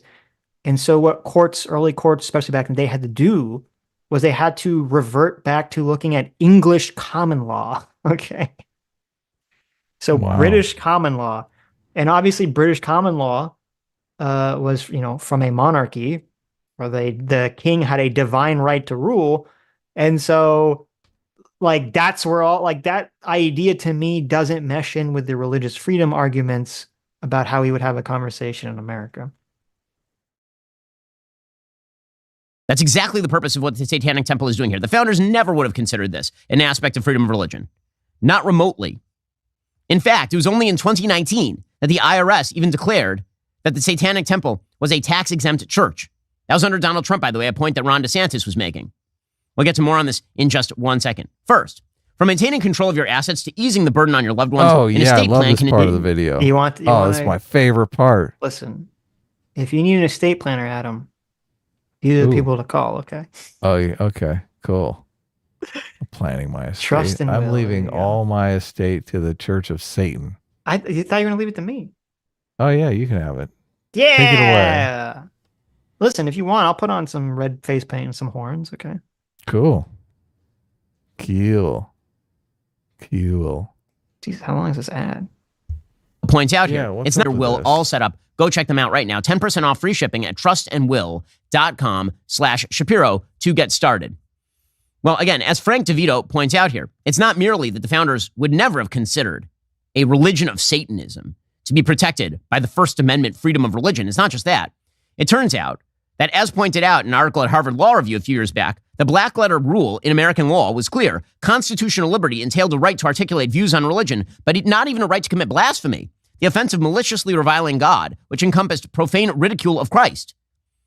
So this again goes back into what I said, which is that because there was no definition or clarity about this in the Constitution, people had to revert to British common law based on a monarchy, based on the idea of divine right of rule, which obviously if your state is built upon an idea that a king has a divine right to rule over everyone else, it would make sense that you're going to have blasphemy laws that protect the power structure of the state, right? Yeah, obviously the religion is the power base of the state. Right. I don't think that should be applicable to American law, because we don't believe in a divine right by our monarchs to rule over us. That's kind of what the American Revolution was about. So to me, it's kind of silly to draw specifically that element of it from English common law or British common law and say, oh, well, therefore you can have blasphemy laws in America, which, by the way, we did. We did have blasphemy laws for hundreds of years, which completely seems to contradict the First Amendment and most people's interpretation of the First Amendment to have blasphemy laws in America. Yeah. That's why we got rid of them. Right. And I've never been swayed by these arguments of, well, the founding fathers wouldn't have wanted it this way. It's like, well, first of all, that's not quite true. And I actually read a very long article about this. That was very interesting. It talked about John Adams. Well, first of all, you have the question of which founding father are we talking about?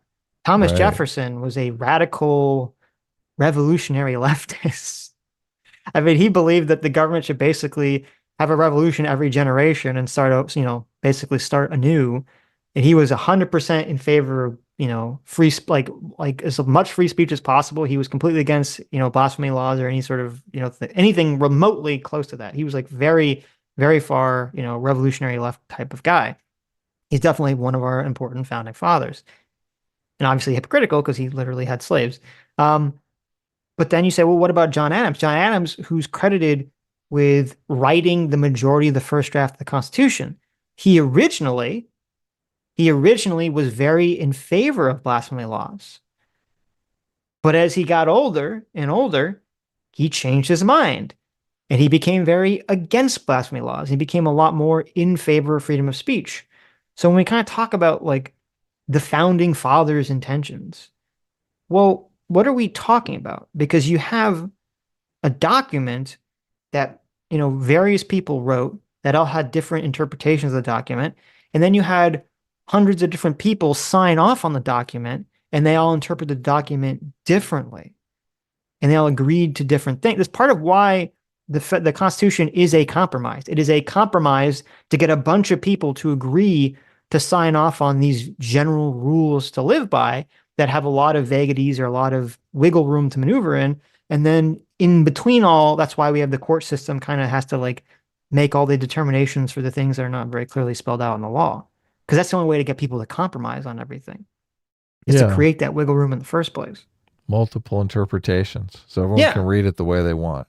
Well, and this is intentional. And this is why I get kind of annoyed when people talk about like what the original intent is, because if you look over, and it's very interesting, a lot of argumentation around the construction of the Constitution was written out, because when they were arguing this stuff, there were people literally taking notes about the arguments and writing it down. And you can read a lot of the argumentation, a lot of the notes, and a lot of the speeches people made when they're trying to like figure out how to do the Constitution in the first place. And the people that did the Constitution were all very intelligent people. So obviously, it's not like they're like, well, we're going to have, freedom of speech, freedom of religion. And you don't think someone said, well, how do we define religion? How do we define speech? All these questions arose when they were writing this shit. And the problem is everyone agreed that it should exist, but no one could agree on what exactly it meant and to what capacity it meant. So essentially they're like, well, we'll just put in the general concept and figure it out later down the road. Right. I think everybody was on the same page with religion. In modern times, we sort of diverged. Well, no, because by religion. Well, no, because even then they didn't agree, because there were some people that thought religion should only constitute Abrahamic religions. Right. So Christianity and Judaism. They didn't really talk about Islam that much. So they just said like Buddhism is not a religion. Get out of here. Right. So they would have said Buddhism. They would have said it's not religion. They would have said any non-Abrahamic religion's religion, which most of us would completely disagree with. They would not have said that Mormonism or any other Christian sect was not religion. But then on top of that, there were some in that category, of the founding father category, who thought only Christianity was a religion. There were some that thought only specific sects of Christianity were religion. There is a big controversy over whether Catholics should be considered religion or not. Okay. Catholics, okay.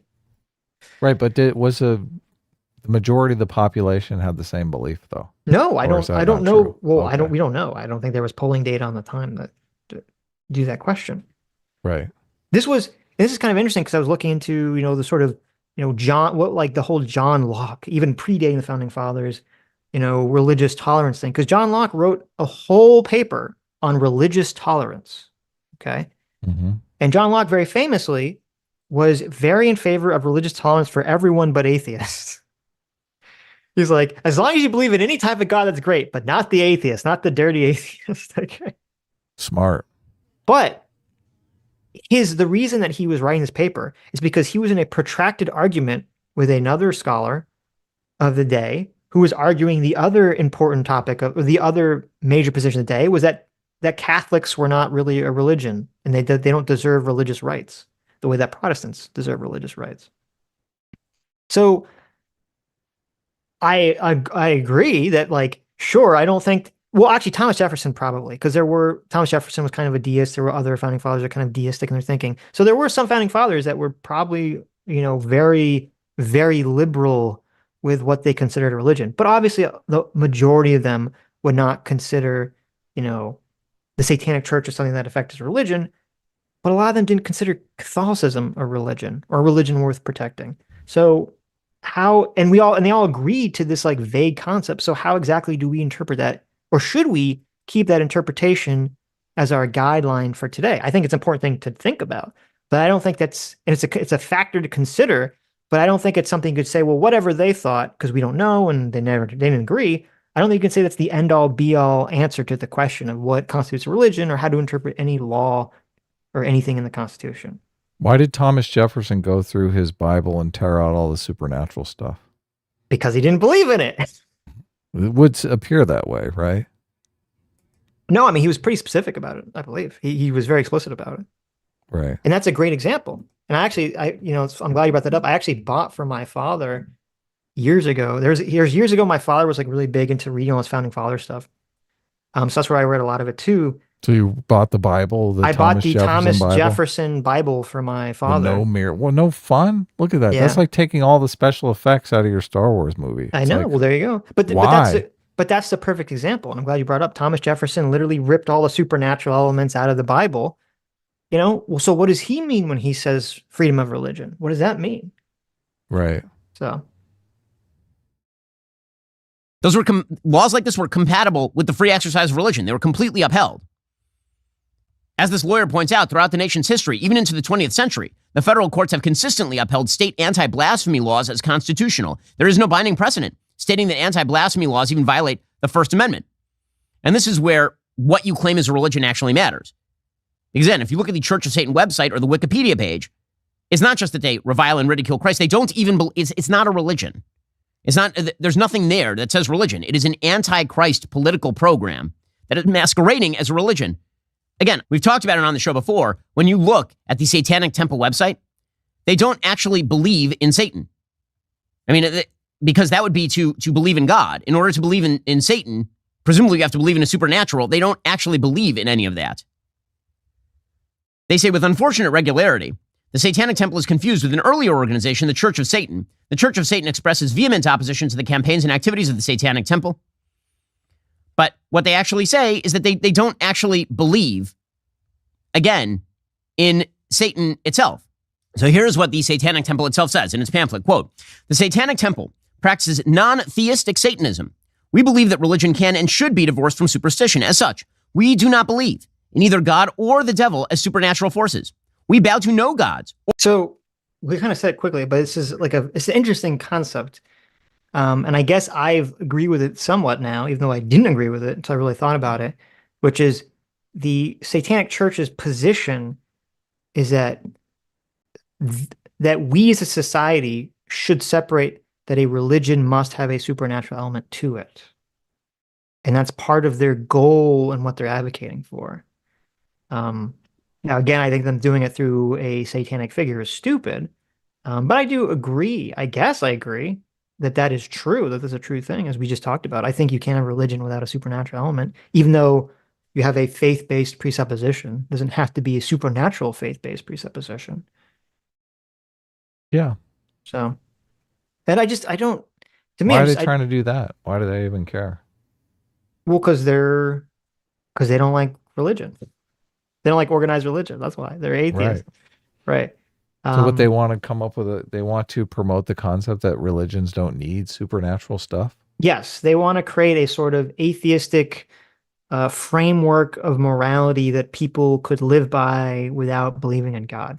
Right. Okay. So now, part of the reason I think it's kind of a naive thing is, obviously we all know there's been a lot of atheistic ideologies that lead to mass murder, like communism, So I don't think it matters that much in terms of whether a person's ideology is based in God or not. I don't know if that matters in terms of creating a better or worse world. Because I think there's a God-shaped hole in people's consciousness that needs to be filled. Whatever it's filled with, people will basically fight, die, and kill to protect that ideology, whether it's based in God or not based in God. A God-shaped hole. Yes. And that is just some sort of... That's the presuppositional faith-based belief hole in your head, your consciousness. My conceptualization of it is you need a model of how the world works. Yes. How the social world works, how the physical world works. And that is the model that people usually build through religion. Right. Okay. Right. That's what I'm referring to when I say the God-shaped hole. Yeah. Yeah. So but again, I don't know why Ben focuses so heavily on that it not being a religion, because even if it was a legitimate religion, people wouldn't defend it suddenly.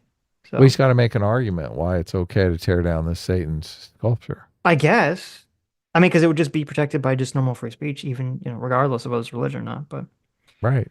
Mr. Ubercross, thank you for the $50. Says free speech cannot be unreasonably restricted by the government.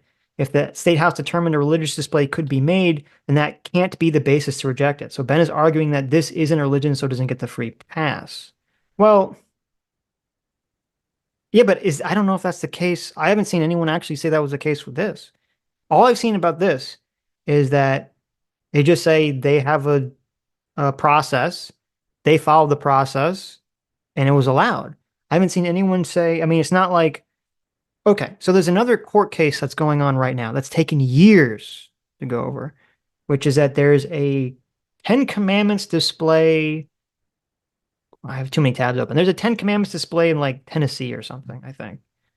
And so the Satanic Church, the exact same organization as this, is trying to force the government to put up a Satan statue, on the same property or as long as the Ten Commandments statue existed on at the courthouse, essentially.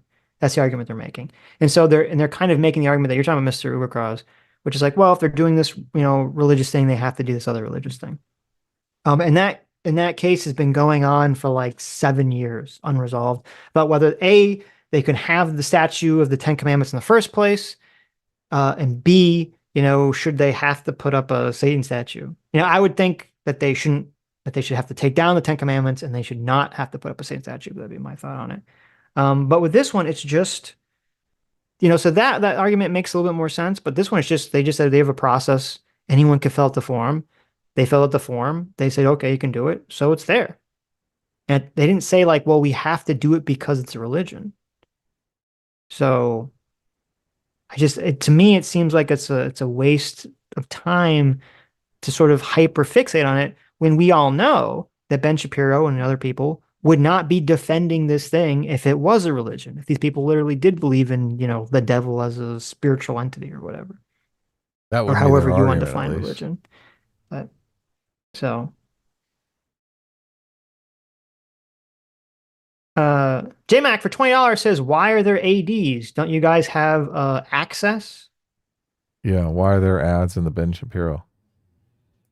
Oh, we're not using our secret Daily Wire account. Yes, which actually I used JMac for the Matt Walsh video we're gonna watch. Yes. But no, because this is just on YouTube. So for the watch together, that's the answer to the question. So, but thank you, Jay. Or surrogate father, Daddy JMac.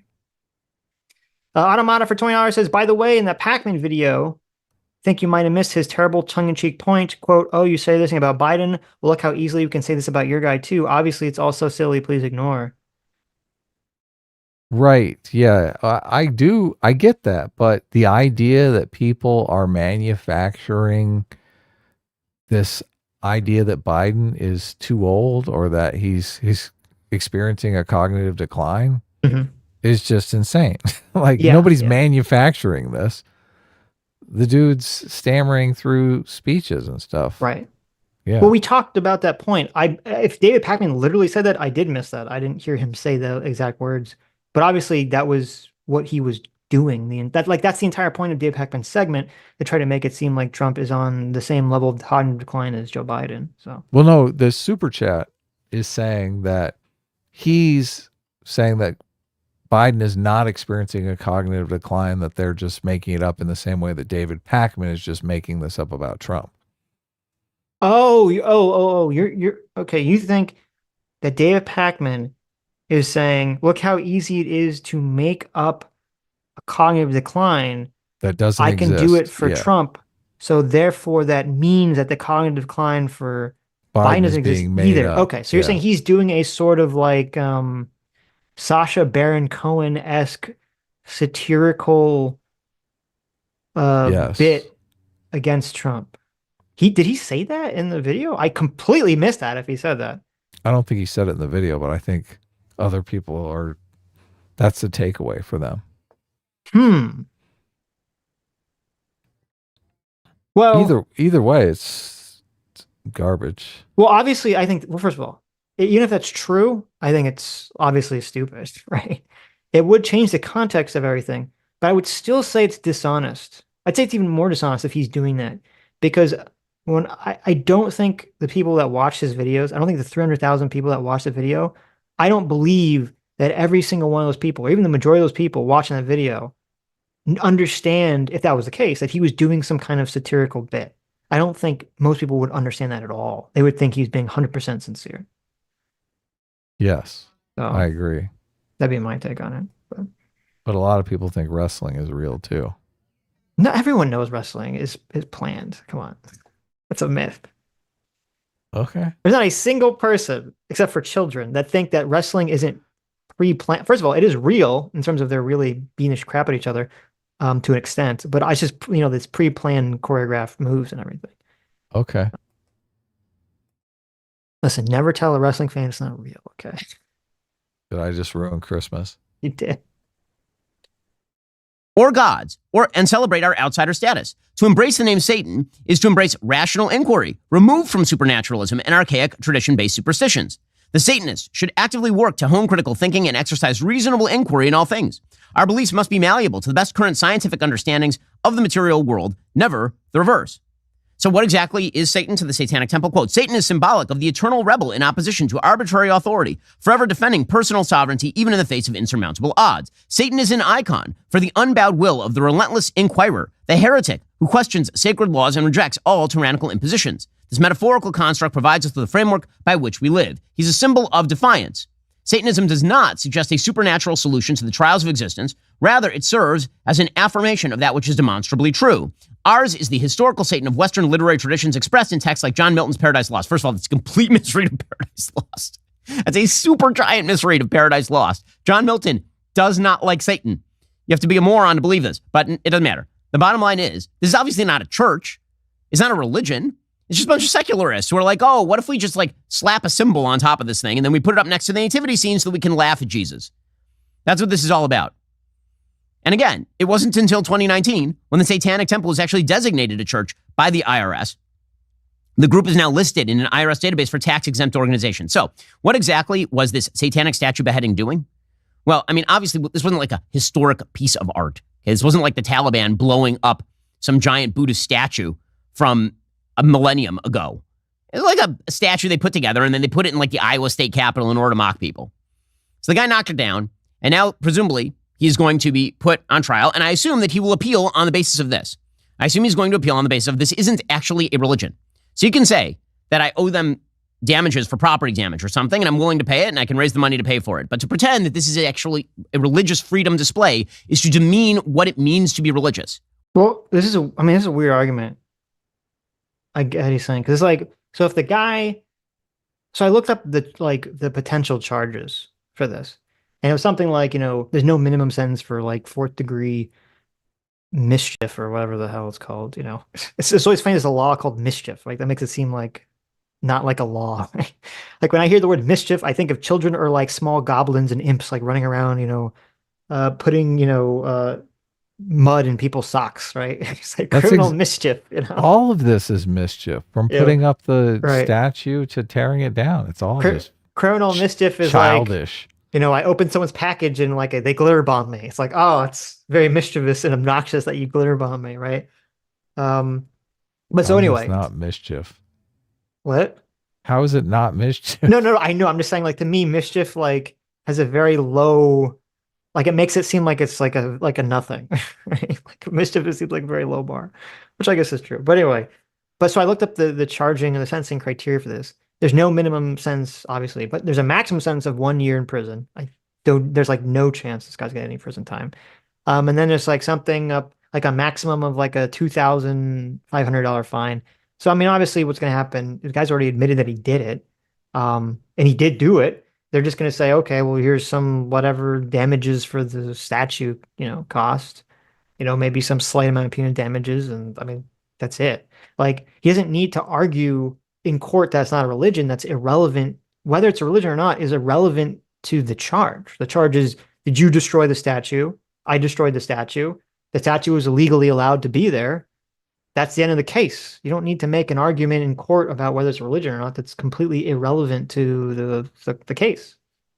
He's arguing in the moral court, though. Obviously, I guess. Okay. He said, "Look, it's Right. obviously illegal, but it's not immoral." Shh. That's what this argument's all about. Okay. Yeah, but so I guess, I mean, you can make the guy could in court, and maybe he will, because it'd be a very good thing to do, is he'll stand up and he'll give some big speech, about how he's morally justified to do this. But actually, I don't even know if that's the case, because the guy, Cassidy, when I saw his statement, I haven't seen every statement he put, but when I saw his original statement that Ben read, he was saying the opposite. He was saying that the statue was demonic and represented and was an evil, demon spirit thing. He wasn't saying, well, I knocked it down because it's a fake religion. He was saying the Right. opposite of that. So Yeah. Yeah. He's saying this is a sign of the end, the Yeah. end times. And I was here. Look, I'm one of the 4 horsemen of the apocalypse. Vote for me in 2024 for your state Right. senator. Right. Which is precisely the purpose of this thing. It's to demean what it, like they say, we want it up next to the nativity scene. Why? Why do they want it up next to the nativity scene?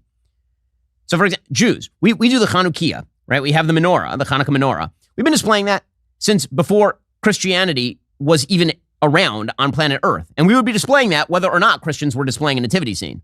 It's not like we're like, oh my gosh, we need a Chanukiah right up next to that. I have never cared whether my Chanukiah is even in the remote proximity of a nativity scene. But the entire point of the Satanic Temple is to put their thing right next to the nativity scene in order to mock Christianity. That's what it's all about in the first place. So hopefully this thing gets adjudicated. I would love to see the Supreme Court actually take on a pretty thorny and interesting question as to whether it counts as a religion if you just create an anti-Christian thing and then call it a religion. What exactly is Satanism? Well, he there's a very interesting question posed here. So the argument is that, the satanic statue exists only to piss off Christians, which obviously it does piss off Christians.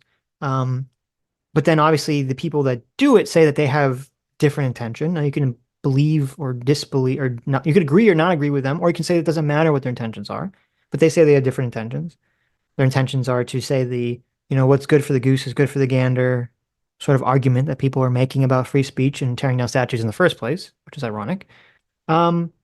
So, but in terms of this Satan statue is an insult to Christians. There's an interesting thing here that he brought up, which he didn't realize, because he was talking about, well, what if you put up a Hanukkah menorah next to a nativity scene, or a nativity scene next to a Hanukkah menorah? He says that doesn't bother him, right? But maybe it should bother him.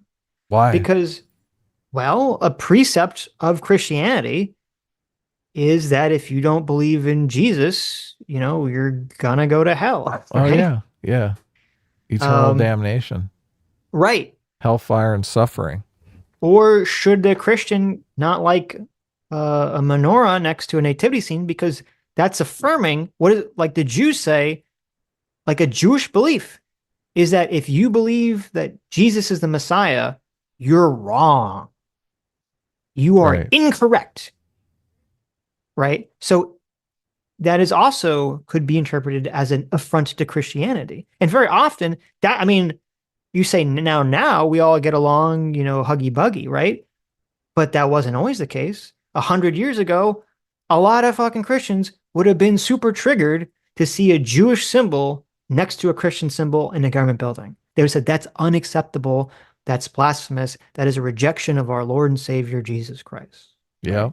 Because it Aren't you is. glad we got past that, though? I'm very glad we got past that. But that's why it's kind of interesting the way he's describing it, because it literally having any religious symbol from one religion next to another religion could be interpreted, and on some level is a rejection of the truth of that religion. Now, Yeah. there's obviously different levels of it, because I would agree that the satanic figure is a higher level of more disagreement or verbal disbelief of not believing in Christianity than the Jewish symbol. But it is just interesting to me that they are doing the same thing, just to different degrees. Right. Again, the entire thing is oriented against Christianity. That's what it's oriented against. And they make this very clear. So Cosmopolitan, just like a month ago, put forth an Instagram post that is totally disgusting. I mean, vile. Oh, you're going to really like this. Just because they have a disagreement between their religions doesn't necessarily mean, like, I understand what you're saying about there's a conflict between the two, but the whole conflict between the Satanists and the Christians is they just fundamentally don't want Christians to exist. That's not true, though. You don't think these Satanists that are putting up these statues don't believe the world would be a better place without religion? No. You're probably right in terms of of course. You're right. Of course, but that's not the point of the symbol. The point of the symbol is that they think there should be a separation of church and state. Do you think the Jews think Christians shouldn't exist? Some Jews, sure, of course.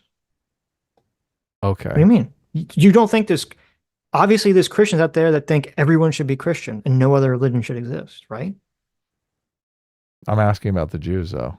There are Jews. So you're saying there's Jews that think Christians should not exist? There are hardcore Jews, I would guess, if you asked them. If you said, so hey. You're guessing? Well, obviously, I'm not one of these people. But I have heard Jews people say crazy shit like this, okay? Like very religious Jews say this. Sure, I've heard Christians say, look, Jewish people are going to burn in hell unless they take Jesus Christ as their Lord and Savior. They don't come out and say, look, I don't think they should exist. Well, okay. I guess it depends on how you... So if you were to go like up to a Christian person and say, hey, do you think, would you press a button to kill all non-Christians, right? They're not going to... Most of them, 99% of them are going to say no, right? They're not going to do that. Right. But they will press a button to convert them, though. Exactly, right? Yeah. But the Satanists, the Satanic Church would do the same thing. If you said, here's a button that's going to kill all non-atheists, would they do it? No. But if they had, here's a button to make everyone on earth atheist, would they press it? Maybe, probably, right? Yeah. And so I'm saying it's the same thing with Jews. I'm sure there's a lot of Jews out there. They wouldn't kill every non-Jewish person, but if you could make them all Jewish through the magic of the button, then I'm sure they would. I'm not sure about that. Okay. I think what's driving the anti-theists that go around and put these scenes up is a belief that the world would be hearts and unicorns if just religion didn't exist. I know that more peaceful, less suffering in the world. Yes. Right. Everything would be magical. That's their belief. Right, but don't Christians and Muslims and Jews all believe that too, that the world would be far more peaceful if everyone believed their religion or their philosophy? Yeah, I mean, there's an argument that it could be. A lot of the conflict comes from adjudicating truth between these various forms of religion. Sure, I mean, that is true, but then my counter argument is obviously we see, not so much nowadays because Jews are so small, but we definitely have seen throughout history that there are a lot of conflicts between Muslims and Christians of various sects that often end in violence. Right. But look, going back to my fundamental argument at the beginning of this, there are certain intuitions that you need to foster in society: forgiveness, honesty, Yeah, I agree. forthrightness. Yes. Uh, the people who believe that the world would be a better place without religion have no understanding of how you have to foster those things. They think those things magically appear, and that if we just get rid of religion, those things will magically appear in society. You don't Mhm. agree with that, right? No. Okay. This is why. Well, the way I would say it is like whenever we have the conversation of natural rights, and I think we had the same position, is that neither of us think natural rights are real, but we think it's a useful fiction that we're glad everyone, or at least our government, agrees exists. Yeah, it's the same exact thing. Yeah, and you're basically saying the same thing with religion. You're saying there are concepts, there are pro-social concepts that you Need to be believe. established in the religion. People need to believe them and buy into them. Right. Yes. There's a pro-social or there's a various pro-social concepts that make society better by your metric Right. that people should believe in. And the best way, or maybe the only way, to have widespread belief in these concepts is if people have it embedded in a religious idea. Yeah, a religious theology. Right. You don't believe that, at least maybe ever, or at least currently right now, that the majority of the population would agree to go against their baser instincts of revenge, couldn't agree to take the harder path, the path of forgiveness, through merely cultural pressure without a religious idea kind of guiding the hand of that cultural pressure. What are the tools of the cultural pressure? Because right now, with a religious foundation, the cultural pressure is you're disobeying God, you're disobeying. Right. Yeah. Yeah. What are the tools that the atheist society has? There's just zip. I know, I agree with you. It's just either a general sense of, well, I'll be better off if we do that, which is true. I don't know how motivating that is for people. Or B, just the cultural pressure that people don't think about. People just act upon the cult. They just act because there's cultural pressure, even if they don't conceptualize why the cultural pressure exists or what it means. And I agree with you that obviously religion provides a much stronger pressure that I think, can be utilized for good to create, better pro-social behaviors. Yeah, I would argue a lot of the people exerting that cultural pressure are exerting it because they're religious people. Even if the people who aren't religious disagree with them, they feel that cultural pressure. Yeah, no, I agree. Take that cultural pressure away. Yeah. That's when you start getting landfills full of bodies. Right. And that's why I think, well, first of all, I think it's somewhat moot to talk about the atheistic position, because I do think even if there was a button that you could press that made everyone atheist, as I've laid out already in this conversation, I think people have a God-shaped hole inside of them, and some belief will fill it, and people will still act with the same fervor and the same justification for violence to protect that belief, whether it's rooted in a God or not.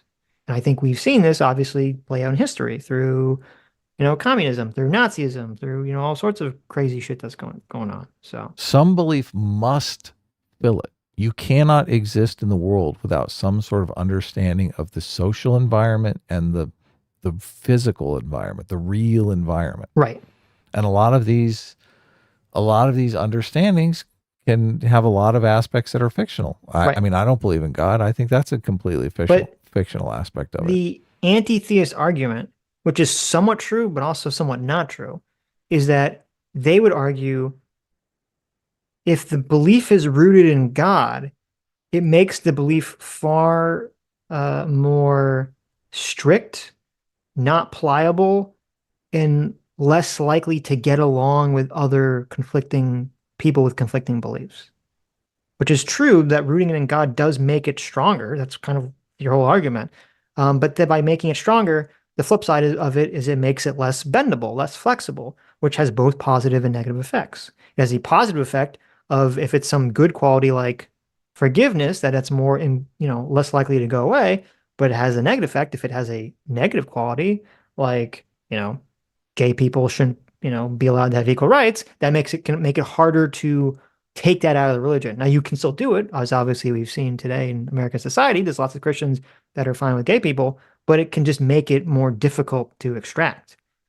Right. And they would argue, the atheists would argue, the anti-theists, I should say, would argue that even if there was an atheistic belief that filled the God-shaped hole, because it's not rooted in God, it would be easier to kind of update the software, so to speak, to not be awful. Now, I would counter that argument by saying, I don't think that's remotely true. So I don't think it makes a difference, because I think, to me, when I talk about the God-shaped hole and the bendability of people's beliefs in God, the flexibility of people's beliefs in gods, I think that isn't actually rooted in the belief. It is to an extent, but I think it's mostly rooted in the personality type of the individual, not rooted in the belief itself. Yeah. They whenever they talk about updating, all they ever talk about is updating the rationality, though. I never hear them addressing the central argument that I'm making, that there are these pro-social ideas that are prevalent in culture, put in culture through religion. Their constant response is, "Oh, people are just naturally honest." The only people I've ever killed are zero because I don't want to kill anyone. Yeah. It's just it's stupid.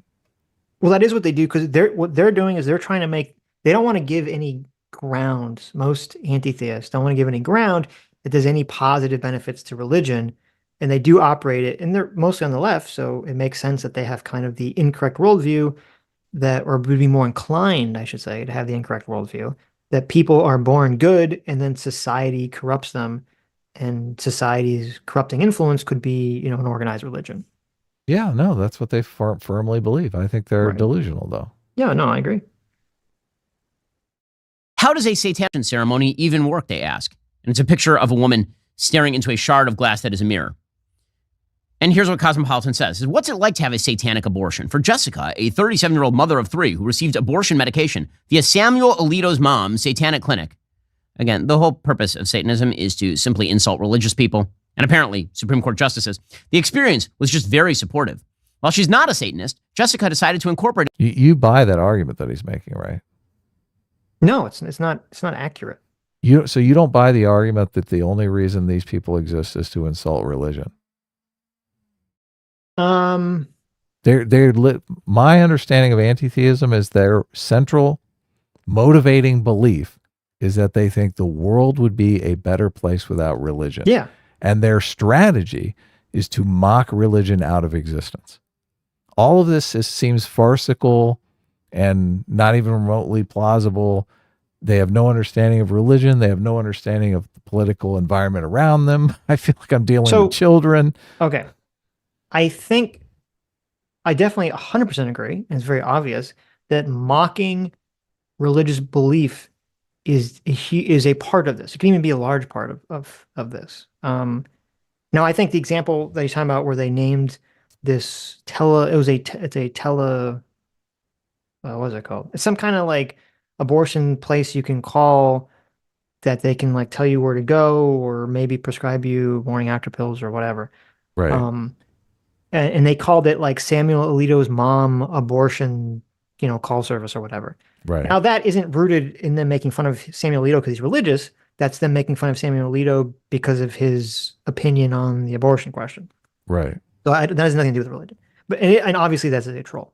But anyway, regarding the question you're saying, it is definitely a part of it is to mock the religion because they look at it like, well, the concept of Satan and Christianity is used to basically cow people into following the religion and do all these bad things. And so they want to remove the power behind the symbol and kind of use it as like a symbol for dismantling what they view as oppressive, which is, Christianity, right? Right. Yeah, no, they believe religion motivates people to do what they perceive as morally corrupt. I agree. Yeah. Okay. So, but where I don't think what you should say is, and why I don't agree with Ben, the way he categorizes, is because when you just say, well, it's a group that's just primarily or all about mocking religion, that's very different than saying it's a group that primarily believes religion causes suffering in the world, right? Those are two completely different concepts.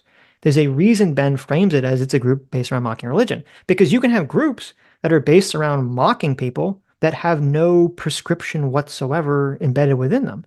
You can have troll groups, which is a lot of the internet, which just goes around making fun of people, trolling people, but doesn't have a moral prescript about what, That's a anything good beyond point. it, right? That's a good point. Yeah. Yeah. So that's why I would So be, Ben doesn't recognize that they think religion does harm in the world, and that's what's motivating them.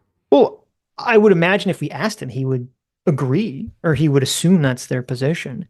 But that's just why I'm saying I would be careful to categorize it as that way, because they do have, that's not their primary thing. Their primary thing is this point about religion being bad.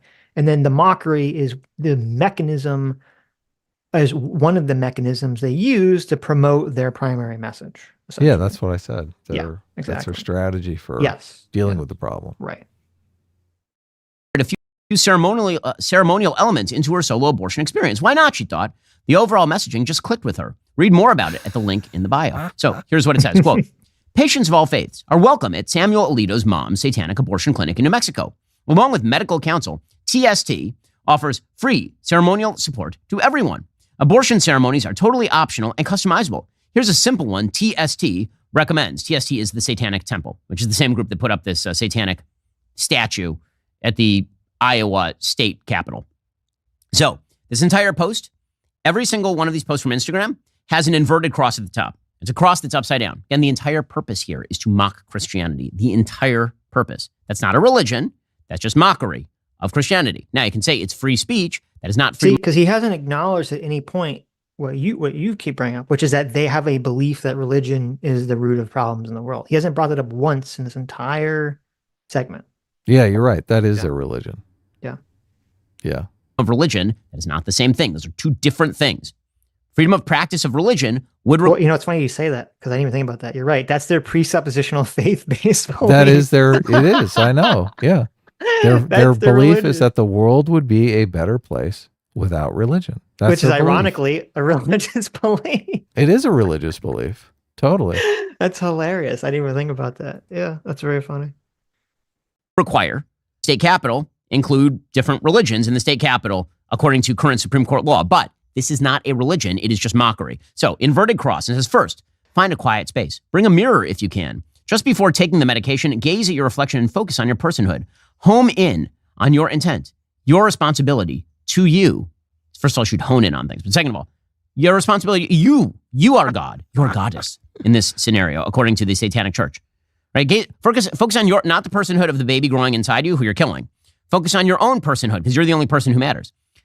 Next slide, inverted cross. Take a few deep, relaxing breaths. When you're ready, read the following tenet aloud. One's body is inviolable, subject to one's own will alone. Take the medication, and immediately afterward recite, quote, beliefs should conform to one's best scientific understanding of the world. One should take care never to distort scientific facts to fit one's beliefs. Next slide, upside down cross again. Later, once the procedure is complete, the euphemism, procedure is complete, return to your reflection. Oh my God, the self-obsession here is totally wild, but I guess this is what the religion of Satanism is all about, worship of self, so that makes sense. Focus again on your personhood, your power in making this decision. Complete the ritual by reciting a personal affirmation. And of course, this is a mockery of Catholic catechism. By my body, my blood, by my will, it is done.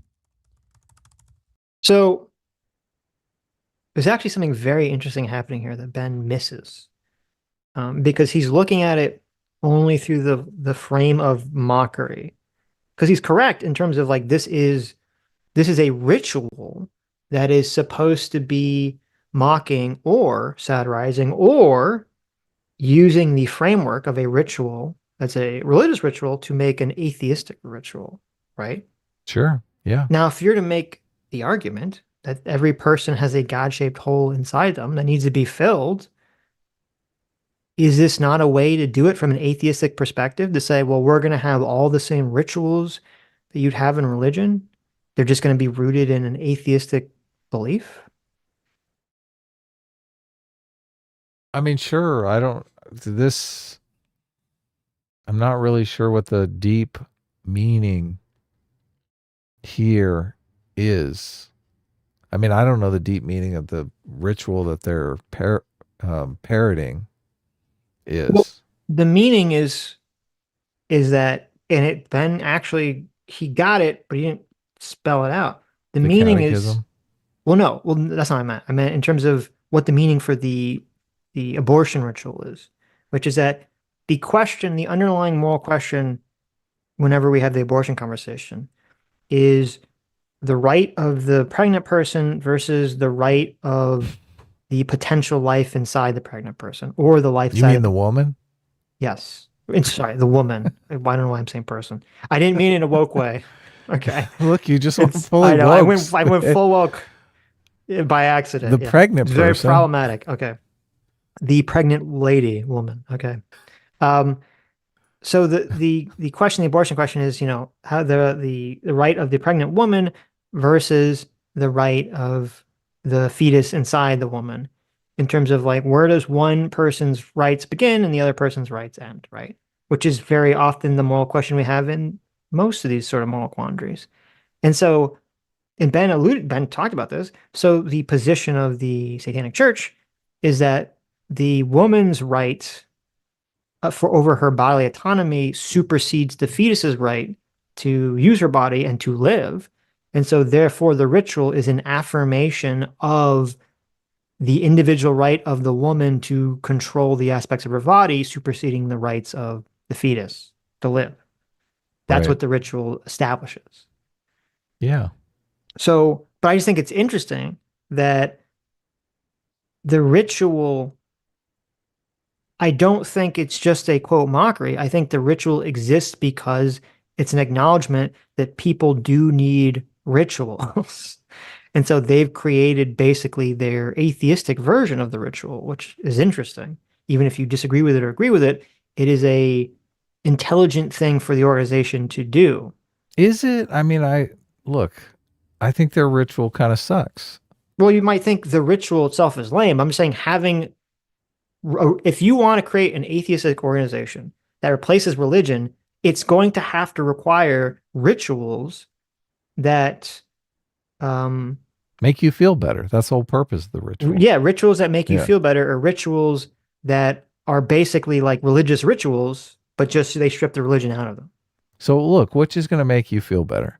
If you personally forgive yourself or if the creator of the universe forgives you. Well, but if you don't believe in a creator of the universe, then that's not going to help, obviously, right? Yeah, but look, hands down, creator of the universe. Well, Like, obviously, if the person is a blank slate, you can say, well, what's going to make you feel better? Obviously, most people are going to agree that having a divine, infinite being forgive you is better than your dumbass of forgiving yourself, course, right? of course. Yes. Sure. I'm telling you, they got to work on their branding here. This is kind of lame. Well, listen, they're Look, atheists. self-serve They're ritual. atheists, Adam. They're already cut off like their leg. Okay, they're already starting limping they're starting at a lower place back in the race, limping, behind. So they gotta work with what they can. Look, ultimate divine being forgiving me. Look, I feel better already. Right. Okay. Me forgiving my own dumb self for getting into this mess. Mm-hmm. I mean, it's a start.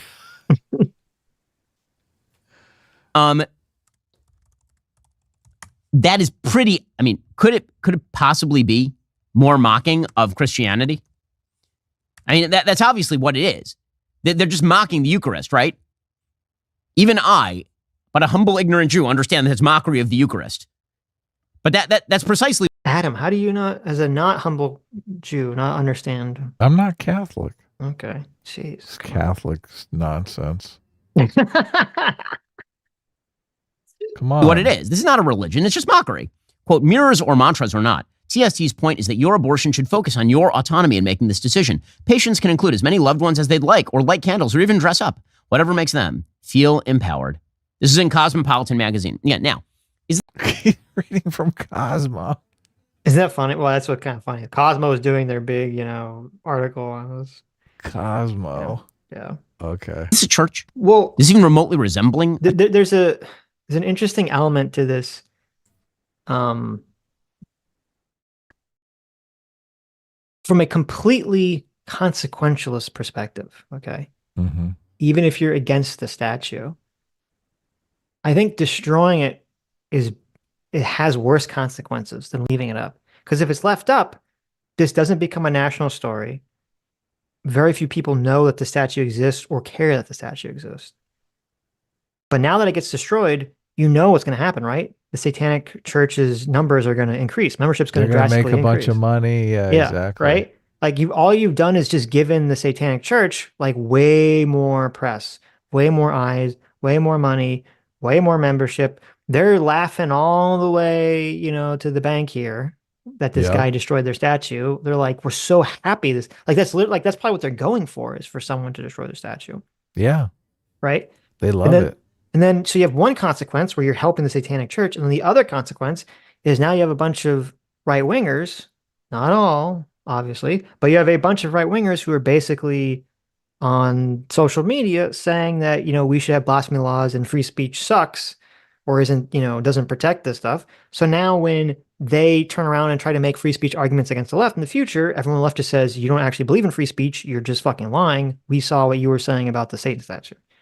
Right. So you've completely undercut a lot of the right wing's argumentation about free speech now.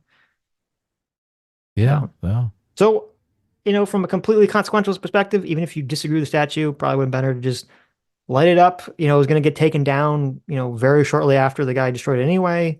No one would have cared about it. None of this would have happened. Right. A church? Of course not. It has nothing to do with church. Zero. Zip. Zilch. Nada. All it is a bunch of secular left-wing anti-Christian propaganda crammed into a fake, phony religion. And then you pretend it's a religion so that you can stick your garbage statue up next to a nativity scene. It's obvious that Christianity is a religion and Satanism is not. And the founding fathers would have felt the same way. And the fact that so many people have gone so libertarian that they've given up their brain space for this stuff is ridiculous. Not all things that... It's weird that he says that, because I thought his whole big thing was that he's libertarian. Right. Well, he's libertarian until he gets the power. As soon as he's got the power stick, he's like, enough of this libertarian I nonsense. guess I'm going to use this power. And this is why I tweeted this out. It's very funny. I tweeted this out, and a lot of people completely took it the wrong way, or they didn't understand the context, I guess, which happens very often on Twitter.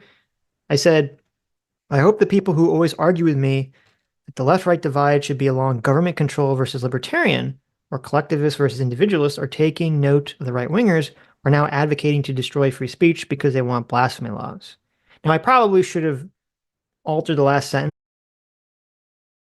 You cut out there. I don't know what happened.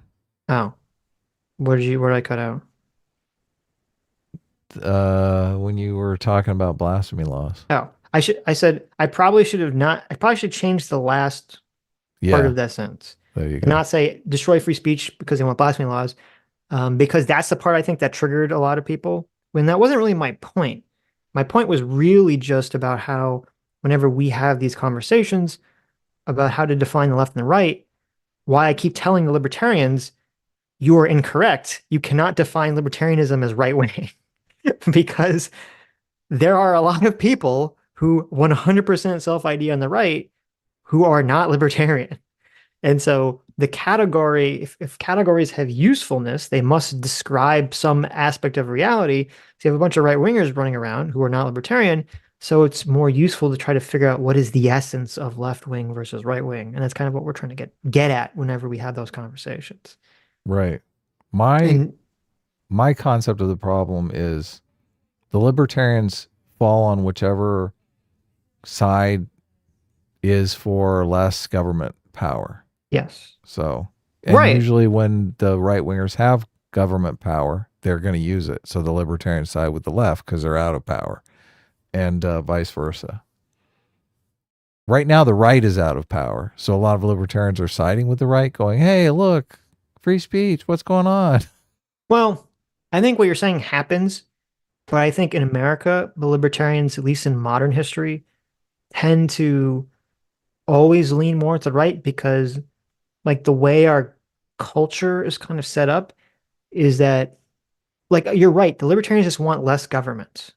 And it's perceived and true to an extent that it's generally the left that wants to expand federal government regulations and oversight. generally. And so I think that's Right. why libertarians generally end up on the right, because they want to shrink government oversight and regulations and all that other stuff. But they don't want cultural restrictions on them either, which is where the right was operating like Yes. back in the 80s. Sure, right. But that's the thing is that, we've been in this sort of neoliberal libertarian world of the 80s going forward. And, people before then, obviously things were very different. So, but it's weird to me that Ben Shapiro, as a libertarian, is saying people are too libertarian brained, because it's like, well, I don't know. Again, Ben hasn't addressed the free speech argument here at all. He's just talked about the religion part of it, which is mostly moot, because if it was religion, none of these people would support the statue being able to be up anyway.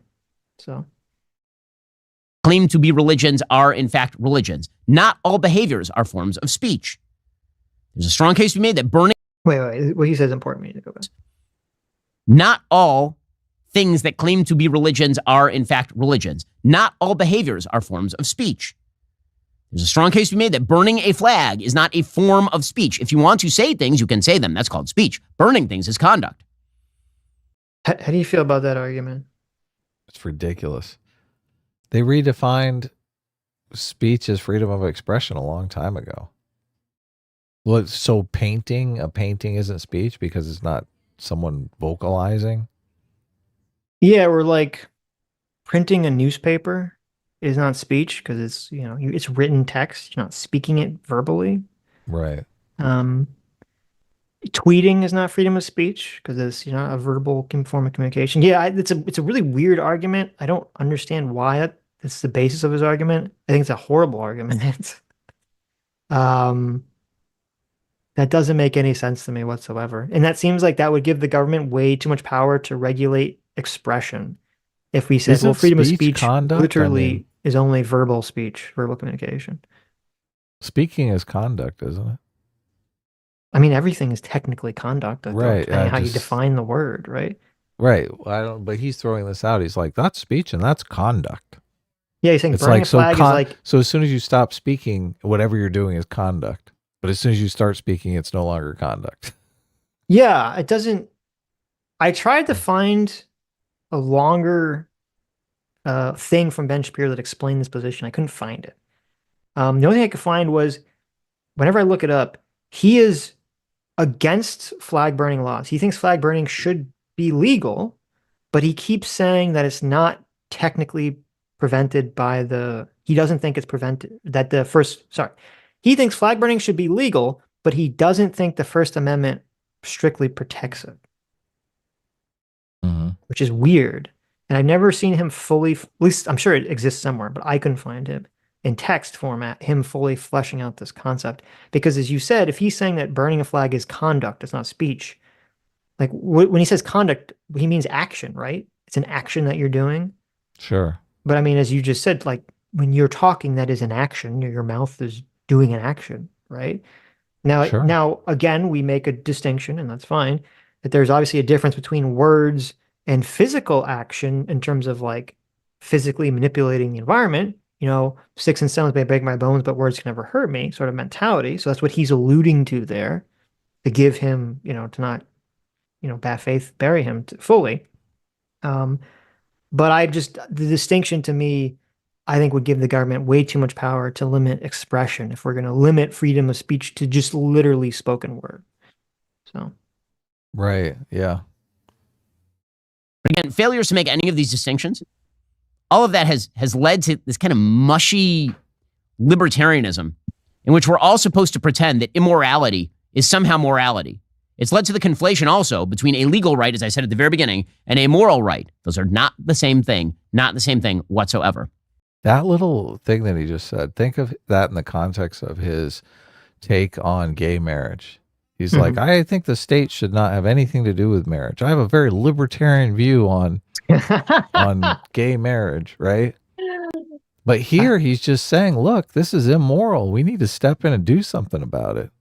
You're right. Like he's saying libertarians are these mushy, wishy-washy people who don't want to do anything.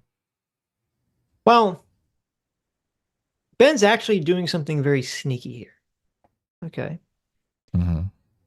Because he acknowledged in the beginning of the topic that it was legal for the statue to be up and it was illegal for the guy to destroy it. He's Right. acknowledged that. His entire argument has been it was immoral for the statue to be up, which Right. is okay. I mean, you Well, can that's make that his argument right? on gay marriage too. It's immoral for gay couples to get married. Right. But as you alluded to, his position's different because he just says, well, he doesn't say, well, it's immoral for gays to get married, but our legal system isn't exactly based on my personal moral system, and thus they should still be allowed to do it. He says this government shouldn't be involved in it at all, right? Right. It's He his kind says of there workaround. should only be civil unions. Yeah, exactly. Right, which is his workaround. But he's not doing that for this case. For this case, it seems to be that he's acknowledging that legally the people should be able to put up the statue, and legally it was wrong for the guy to tear it down. He's only making a moral argument here, which again, fine, you can make that argument. But I feel like he's not, I feel like the reason he's kind of being sneaky here is because he's not really addressing the conversation. The conversation, the topic people are having is number one, should the statue be allowed to be there legally? Number one. And number two, a bunch of people, including people on his network who we're about to watch, are saying that they think their moral law supersedes civil law, and thus you should be able to enact your religious law over the law of the country. Right. Thank you, Sharia. Right. And he's not addressing, these are the two central big concerns and pieces of conversation people are having about the topic.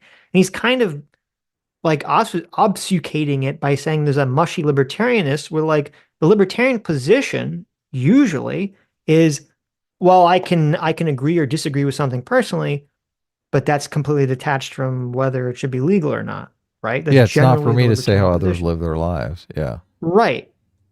And so it's weird that so while he's acknowledging that there's a legal and moral difference, he himself is conflating them by talking about the libertarian mushiness of the situation. Because all the Republicans that he talked about, the governor, there's some other Republican representative that said something, they all said that they all have the same fucking position as Ben Shapiro. They all said, I disagree with it morally, but legally they have a right to free speech. And yet Ben is chastising them while saying he has the same position. Hmm. Why is he doing that, Sitch? Very, very strange. I don't know. Because I think that he doesn't want to clearly lay this out because I think if he did, it would upset his audience too much. Number one, either that or because he doesn't fully believe the position. That he does think that legally it shouldn't be up. I don't know. That'd be my two guesses, but I don't know. Obviously, I can't read his mind. Right. You think gay marriage may become illegal again? No. I think it's Well, possible. I think it's definitely possible. here's the thing.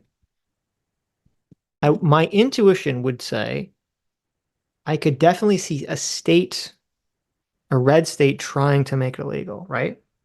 Sure. But that doesn't work because the Supreme Court already said you can't do that. Right. The Supreme Court would have to overturn their previous ruling. So what you would need is you need a federal law that says it's illegal explicitly, and then they would have to go to the Supreme Court again, and then they'd have to rule on this new federal law. Yeah. And I don't foresee a federal law coming into pass to do that because number one, you'd have to contend with the fact that you need a supermajority of Republicans in a Republican president, number one, which is possible. But number two, are the Republicans stupid enough from a political perspective to open the door to getting completely annihilated on elections? Like because the abortion thing is already going to be a big deal. If Republicans, like say the next election comes, Trump wins, Trump gets a supermajority, right? And they pass a law to outlaw gay marriage.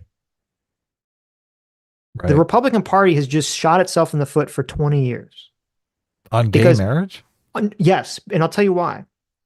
It's because so many Republicans came out and said, we're okay with gay people and we're okay with gay marriage. The courts have decided it. We're willing to, they said very publicly as a party, were willing to move on. And then this shows that that was a lie. That was all a fucking lie. And the second they gained power, they weren't. Abortion is very different because Republicans have been fighting for abortion since the court ruled that way. They'd never given up on the abortion thing. So it's not so when the Republicans get power to change it, it's not seen as a lie. It's seen as like, well, that's what they've been fighting for the last, 40 years, right? I don't think that the perception of hypocrisy makes one bit of difference. It's not a question of politics. hypocrisy. It's a question of dishonesty. Well, I don't think the question of dishonesty makes any difference. I think it does because it shows you that, so the left's argument against the right is that the right is all hiding their power level because they want to live in a super fascistic religious theocracy, right? That's their argument. They're all secretly racist, secretly theocrats. That's been the left's argument against the right for like the last 40 years. Yeah. So if they go and literally do that, they prove the left correct. I think it matters whether or not they have the constituents to support the policy. I think the reason why they're getting lambasted on abortion is because they don't have the constituency to support the policy. I don't know the constituency on gay marriage. It's a completely different. I think the normies will take it the way that I took it, as like they're all just lying. I think that would be the vibe that people would get from that. I think would heavily energize the left more than anything has ever energized the left. And I think the swing votes in the middle would not be in favor of the action and probably in favor of gay marriage and would see this in a very negative light. Now, hold on? The left could still be completely now this will all be dependent on what the left is at the moment that this happens, because if the left is even crazier than that, then none of this matters, right? Let me lay out the constituency argument though. Right. Like if 80% of the constituency is in favor of the policy that the person has enacted, even though that policy makes him look like a fucking liar, does that matter? Because will they pay a price for enacting a Americans, policy that 80% of people are on board with? No, of course not. Of course not. Okay. Right. They're not gonna, even if it makes them look like a total hypocrite. But the majority of Americans are in favor of gay marriage. Just look, 71% are in favor of gay marriage. Okay. So it would be a huge political mistake if they did it.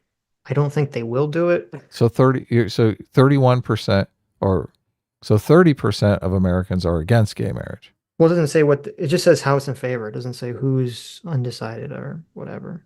Okay. But somewhere in the 30%. So. Right. 30% constituency is pretty big. It is, but 71% is obviously much bigger, right? Right. What are the numbers on abortion? See, this is the thing with abortion. What was going on was Republicans were fighting against abortion, and since it was very unlikely that anything was going to happen on it, they could pick up this small constituency of anti-abortion people I agree for free. with you. For free. But the abortion thing works differently because it exists on state levels. Right. That's why I said in the beginning, the gay marriage thing, since it's already been ruled by the Supreme Court, it can't exist. That issue has to exist federally. It can't exist on a state level. Because if a state put a gay marriage ban, it would just immediately be challenged and overturned instantly by any fucking court. The abortion thing exists on a state level now, but before it was overturned by the Supreme Court, it existed on a federal level. Yes. Yeah. But again, remember the argument mostly for the last 40, 50 years on the abortion was let the states decide. Right? I think that was the argument. And then that happened. Okay. I just don't think you're ever really rewarded for pointing out other people's hypocrisy or even being this has nothing hypocrite. to do. What I'm saying has nothing to do with hypocrisy at all. Okay. I'm saying is that when you're talking about you were saying if they overturned gay marriage that they would look like hypocrites and they would pay for it at the I said that in the beginning. That's what you're saying. I said that in the beginning. No, I'm not saying hypocrites. They look like liars. That's very different. Okay. They'll look dishonest. Okay, and they'll basically prove the left right. But that's not what I'm saying just now. Okay. I'm trying to address your constituency argument. Okay. Because you're making an argument about how obviously Republicans, Democrats they're going to try to pick issues that's going to galvanize A their constituency, minority yeah. interest groups and constituencies, whatever, They'll play voters. them off they'll play Right. them off one another as much as they can. To play them Yeah. off each other and also to get elected. And they can get elected if, like, you can have a situation where a minority of people in a party can still be the dominating force if they're the ones willing to turn out specifically for the issue. We see this with gun control issues. Majority of Americans Abortion support for a long gun time control. it was. Yeah. You see this to some extent with abortion, and you see it, with abortion. Those abortion Okay. voters were reliable voters for the Right. Republican Party. I don't think they're coming out anymore. They're like, wait. Well, they might come out to maintain it, right? That'd be the issue. But Right. obviously, the energy will be a little different. And that's how you get the situation, which is what you asked. What is the polling on abortion? Where, according to Gallup in 2023, so earlier this year, it says 34% of respondents said abortion should be legal under any circumstance. 51% said it should be legal under certain circumstances, and only 13% said it should be illegal altogether. Okay, good. Okay. Small So constituency. a tiny minority. Now, I would be curious. I want this number to be broken down because 51% saying legal under certain, what does that mean? Most people would agree life in the mother, right? So what is the certain condition that we're talking about here? When we looked at, and I don't have it at the moment, but when we looked at other polling that specifically broke it down by time constraints, the majority of Americans, when we looked at that poll, do support abortion up until 20 weeks or whatever the Roe v. Wade was. That was the majority opinion, right? Right. And so the argument is, well, why are the Republicans doing something the majority of Americans don't want? And the answer is because they can still go after smaller interest groups in their party that have power beyond necessarily the population that they represent, because they galvanize the party, and other people, even if they kind of don't agree, will still vote Republican, blah, blah, blah, blah, blah, blah, blah, right? Yep. That was the argument you were making. And that's why I said, I think all that is true on a state level. I think when you're talking about on a federal level, it's a lot more difficult because you have a lot more people. So it's harder to have a niche group of people control the direction of a political party. And so that's why I said, if the gay marriage issue was left up to the states, I would 100% agree with you that I think a lot of different states could make laws outlawing gay marriage, but it doesn't. It's going to be a federal issue. And I don't foresee the federal government doing that. And I don't foresee the Republican National Party on a federal level trying to institute a gay marriage ban, because it would seem to be such a political mistake to do that action. Because I don't think they could rely on the minority of constituents in the Republican Party that would be highly motivated for gay marriage to be outlawed versus the people that would be turned off from it. Where in abortion, I think it's the opposite. I think there's a lot of people galvanized by abortion. I think there are people that don't like gay marriage, but they're not galvanized for it the way they are about abortion, which has been roiling for 50 years. Right. So. Okay, in just 1 second, we'll get to the latest on Israel, where it turns out... Oh, okay. So he's moving. Do you think more people are galvanized to protect abortion or gay marriage? Which has a larger constituency of people who will protect the institution no matter what? I think more people are galvanized to protect abortion. Definitely. Yeah, me too. But I also think, because as I said, I think it goes both directions. People are more willing to vote to protect abortion and more willing to vote to get rid of abortion. Like that's it. Like abortion's a far more galvanizing issue than gay marriages. But I think I do think you're dismissing. This is my point. I agree with that, but I think you're dismissing the idea that if one party has been making a claim about the other party for 30, 40 years, and the other party shows it's true and shows that they are actually lying, dishonest people, that is going to have a psychological effect on the voting base. That exceeds hypocrisy. I disagree. Look, Okay. I disagree because I think if Democrats are saying the Republicans want to reverse gay marriage, and the Republicans end up reversing gay marriage because a certain percentage of their constituency wants it, and the rest of the people don't give a fuck, then it's not going to cost them anything. Yeah, sure, the Democrats are going to say, "Oh, look, we told you they were going to do this." Yeah, if they're going to say, "Yeah, we of course we're going to do it because it's something our constituents want us to do." There's two issues. Number one, if the people don't give a fuck, but they do care. They do have feelings about the issue. It's not a non-issue. No, I 71% understand. of Americans are in favor of it. Number one. Number two, I think that a lot of people who vote based on a vibe of how they view the trustworthiness of specific candidates. Mm-hmm. And this destroys the this hypothetical would destroy the trustworthiness of basically all national Republicans. With Democrats who don't trust them anyway. No, with everyone. Okay. With everyone. Even the Republicans that vote for them say, well, they lied about it, but I support the action, so I'm okay with them lying. Everyone acknowledges that it's a lie. What you're saying is very different than hypocrisy, and it's very different. I'm not even sure some element like this that I can think of has happened so directly. Who are the politicians who are on record saying, like, Republican politicians full-throatedly supporting gay marriage? Almost whenever you listen to like any Republican that is that you ask, whenever they're asked in any debates, anything that they're ever asked on a national level, they support gay marriage. They always say, well, the courts they either say, yes, I support the rights of gay people, or they say, well, the courts have decided and I stand by the courts. So the courts have decided and I stand by the courts is the perfect wiggle room for when they overturn it because their constituents want it. Because they never said they supported it. Okay. Well, we'll see. They said, look, the courts decided and I accept the courts. Oh, look, the courts decided something different. Wow, I accept that too. Well, no, it's still a lie because they didn't say the courts decided. I think it's wrong, so we're going to pass the legislation. They said the courts decided and I stand by the courts. Trying to pass a law to get rid of a court decision is the opposite of standing by a court decision.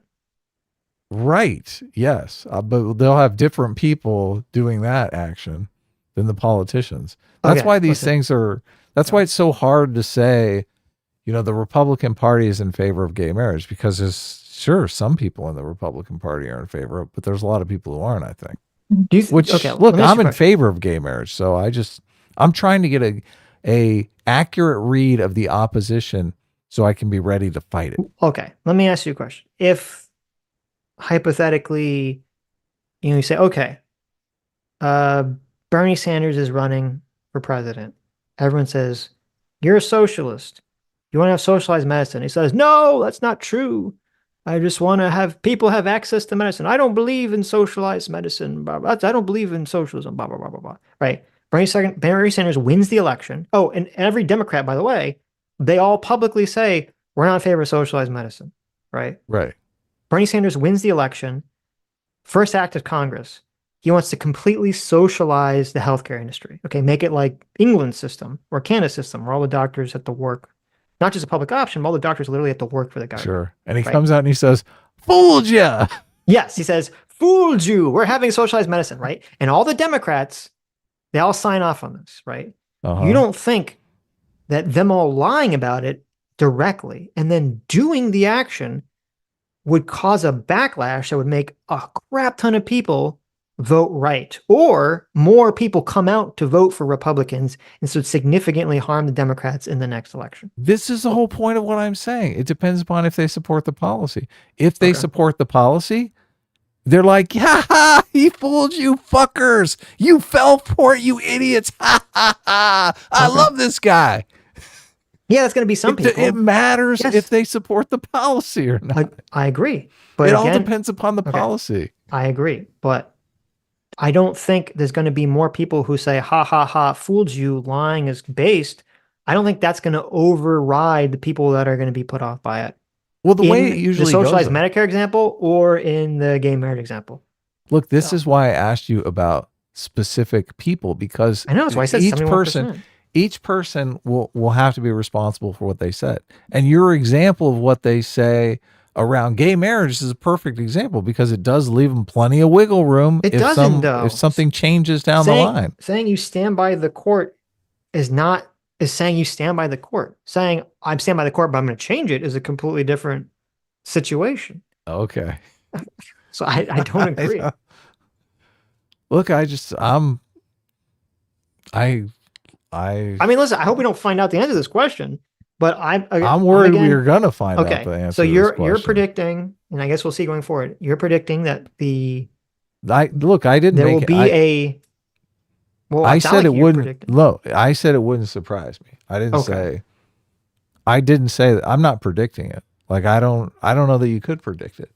I'm just saying that if it happened, I would say, yeah, it seemed like we're turning in that direction. Well, it could obviously happen because people are really fucking stupid.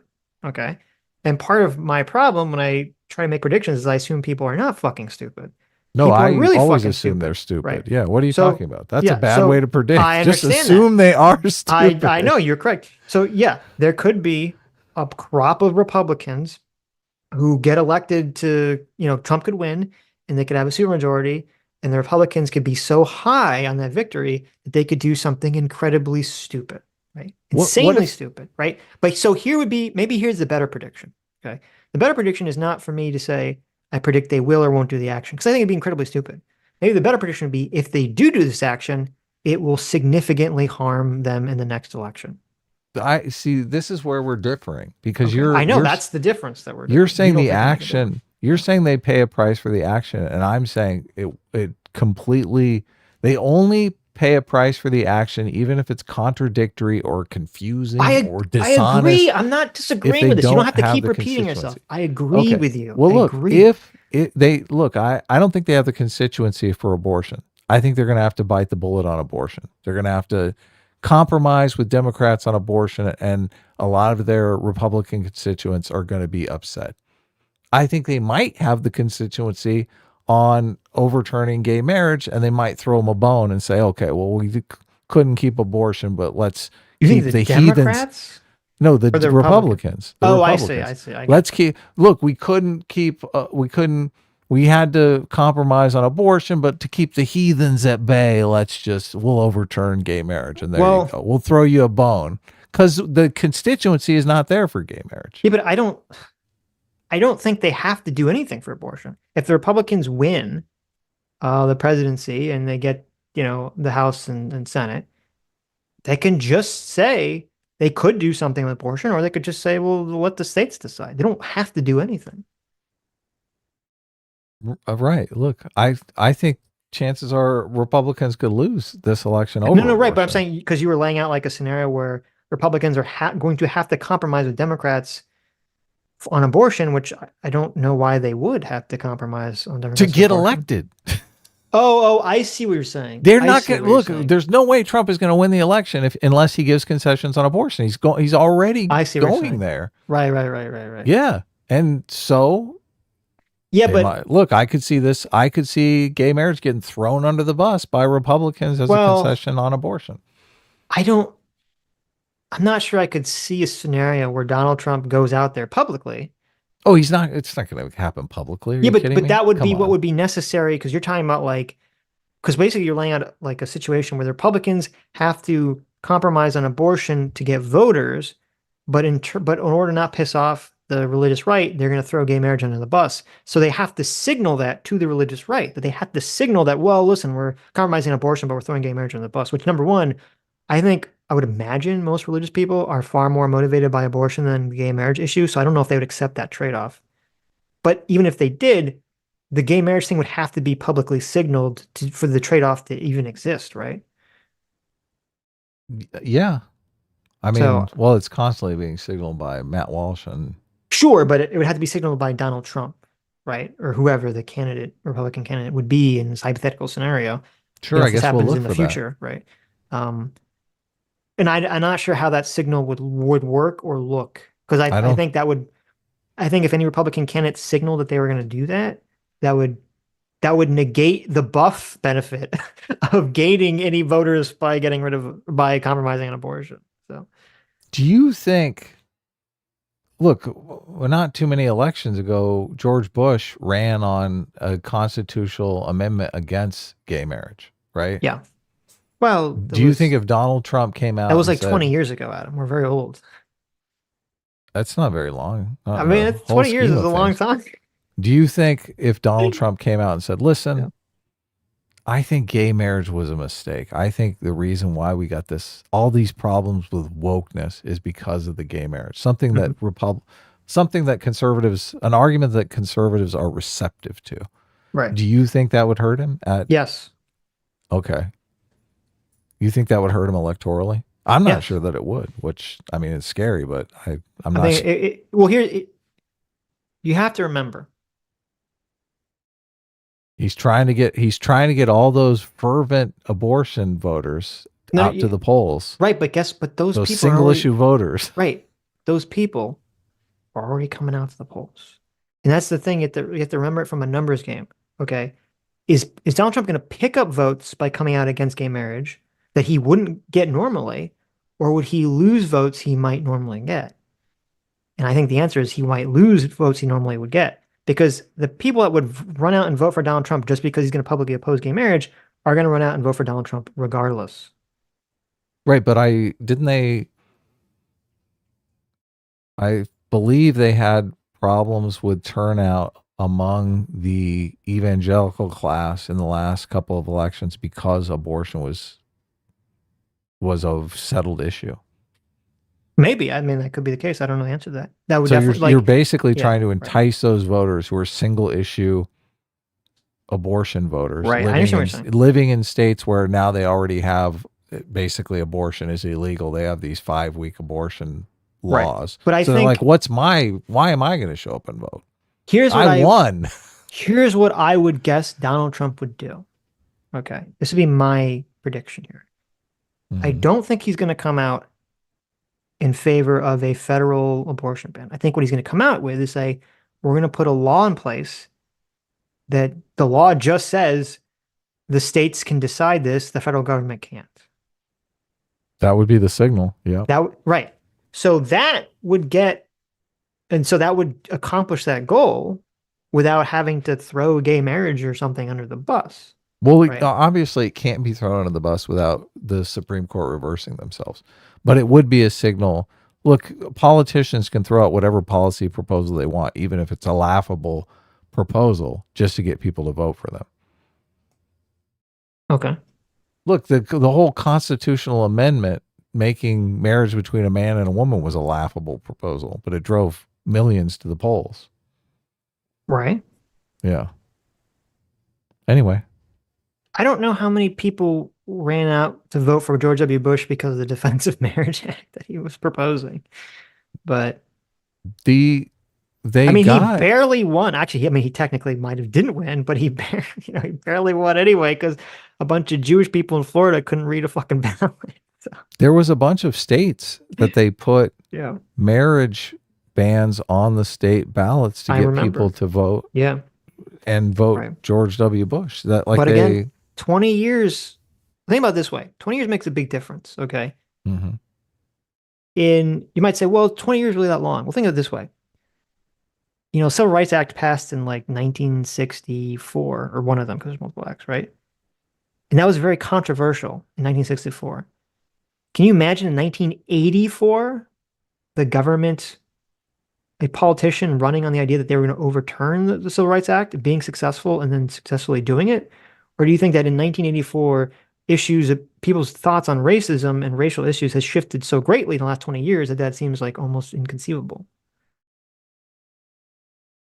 Well, I don't think the time factor makes a difference. Obviously, where the culture is at does make a difference. Of course, obviously, right. Roe versus Wade was, that was what, 80 years ago? Yeah, but that was never given up on. That was a continual fight that was just fought. Well, that's why I mentioned the culture is what matters. Right. It doesn't matter how long ago it is. So right. I'm saying, you're saying, oh, it was a long time ago. And I'm like, well, it doesn't really matter if it was a long time ago, since it was 3 times as long when abortion became the standard and was changed I agree. recently. The length of time only matters if the culture, if one side has basically accepted defeat and moved on, then the length of time does matter.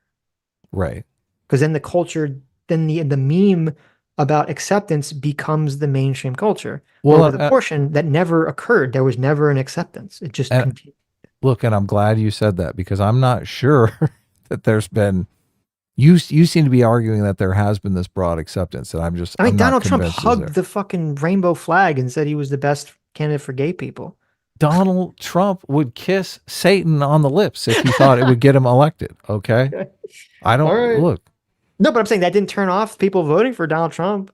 Do you In fact, deny? I heard lots of Republicans say, like, oh, Donald Trump's he's the first candidate. They said this constantly. He's the first candidate that was in favor of gay marriage when he started to run. Even Obama was against gay marriage when he ran. Remember, we heard this like constantly. Do you accept that if someone could show Donald Trump that he'd have a better chance of getting elected if he shit all over a gay flag and lit it on fire? Do you think Donald Trump would do that? If he believed it, yes. Obviously. Yes, of course he would. But I don't think he would believe it. I think it's very difficult to make Trump believe anything than what he wants to believe. But yeah, if he believed it, yeah, I agree with it. Yeah, sure. look, he's not doing these things because he loves gay people. No, he's doing them because he wants to get elected. I understand that. My point was that Donald Trump was so pro-LGBT, and it didn't prevent anyone on the right from voting for him. Yeah. Of course. So that was my only point, in terms of that it showed that the pro-gay marriage thing was so inculcated in our culture. That was my only point. Anyway, let's move on. J-Mac, our circuit fire for $20 says, Christians should have just done a counter troll and put up a display of Satan's fall, making him look like a bitch. This is just a failure of the right's inability to understand messaging and delivery. That's a good point. That would have been a cool counter display. It would have been Michael or whoever, banishing Satan or something, badass display of Satan falling into the pit or something. So yeah, that could have been an interesting counter display. Love it. Or they could have done a controversial counter display. They could have had like an aborted fetus like statue that was like, looked like an anti-abortion aborted fetus statue or something, to that effect, right? They could have had an anti-gay marriage statue, There's a bunch of things they could have done. So I agree. That's a good idea. And J-Mac for another $20. Thanks so much. Says 100% Sitch, just because I believe you should have the right to sell your own kidney, do hard drugs, and own a tank doesn't mean I support your decision to do so, except for the last one. There you go. Of course. Everyone should own a tank, right? Sure.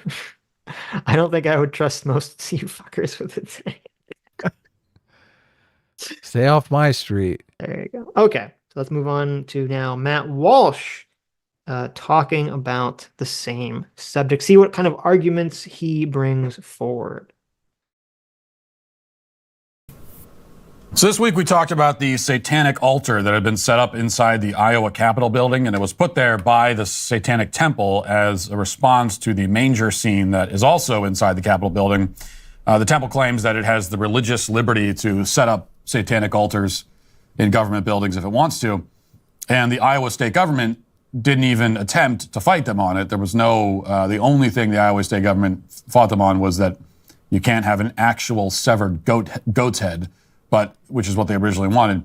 But other than that, you go ahead, Satanists, set up your altar in the State House. And so they relented right away, and they let this depraved mockery occur. Well, yesterday, a man named Michael Cassidy decided, Iowa resident, a veteran, decided to do something about it. And here's what he did. This is the Post-Millennial reporting. A satanic altar erected in the Iowa Capitol building has been torn down and beheaded by a Christian and former military officer. According to the Sentinel, Michael Cassidy pushed over and decapitated the statue, which was placed in the building by members of the Satanic Temple of Iowa after receiving permission, and discarded the head of the statue into the trash. Cassidy told the outlet that he destroyed the altar on Thursday to awaken Christians to the anti-Christian acts promoted by our government. Cassidy said, quote, "The world may tell Christians to submissively accept the legitimization of Satan, but none of the founders would have considered government sanction of satanic altars inside Capitol buildings as protected by the First Amendment. Anti-Christian values have steadily been mainstreamed more and more in recent decades, and Christians have largely acted like proverbial frogs in the boiling pots of water. Cassidy turned himself into officers who were present in the building, who confirmed the Satanic Temple of Iowa seeks to press charges. Cassidy was charged with fourth-degree criminal mischief. Cassidy said, quote, "I saw this blasphemous statue and was outraged. My conscience is held captive to the word of God, not to bureaucratic decree, and so I acted." Just, awesome. Great response. And great to see it. And by the way, what he said is, everything he said is obviously completely correct, including the point about our founding fathers would not have considered this protected by the First Amendment. And everybody knows that. Don't even try. Like, do you really think the founding fathers would have accepted satanic altars inside, the state house of any state? Which founding father do you think would have endorsed that? I mean, Thomas Jefferson might, honestly. But I would agree most of them wouldn't. But I don't know, why does that matter to the conversation? What's that? Does what matter? That if the founding fathers, Well, in to him, obviously, he's like, 1776, would allow such a thing to occur, does that matter? it matters to him, and I think it does matter to conservatives. They want to stick to the tradition, but obviously it doesn't matter to me. Yes, I'm right. not a conservative, so It's an intuition tradition, yeah. which I understand. Obviously, we've talked about this a lot, and tradition obviously has value. But to me, you can use an argument that things that exist in tradition have reasons to exist, and so we should look into them. But to use it as the endpoint of the argument is ridiculous, because obviously we can look and say, well, there was lots of things that existed back then that we now think are fucking awful. We thought slavery. I mean, I would hope everyone would agree that literally enslaving a human being is a worse action than the Satanic Temple putting up the little Satan statue doll in Iowa, right? Like I hope everyone would agree that enslaving people is a much worse action than putting the little Satan statue up with the bedazzled skull up is significantly less bad than enslaving a human being, right? We'd all agree that, I would hope. Yeah. I mean, I wouldn't put a poll up about it, but right. Well, that would be a very interesting poll. I mean, it'd be hard to see how many people are trolling on the poll. People would be trolling us too hard. Right. Look, that's like a Scott Adams thing to do. Don't put that poll up. Right. But I would actually be curious, like a legitimate poll, because I could already hear in my mind. I can definitely hear people making the argument that the Satan statue would be worse, but I think most people would agree that enslaving a person is worse. And so I think that's why I have to be careful when you make these arguments about, well, because the founding fathers decreed something that makes the conversation end. Because, like, well, they also decreed a lot of horrible things, right? Now, you could make the argument from a more legal perspective of just saying, well, if you want to allow that kind of free speech, you should have a different law. But that's not really what Matt Walsh is addressing, because Matt Walsh literally doesn't care about what the legal law is, and explicitly said this on Twitter. Matt Walsh said, "A satanic altar has no right to exist, certainly not inside a government building." What are you laughing about?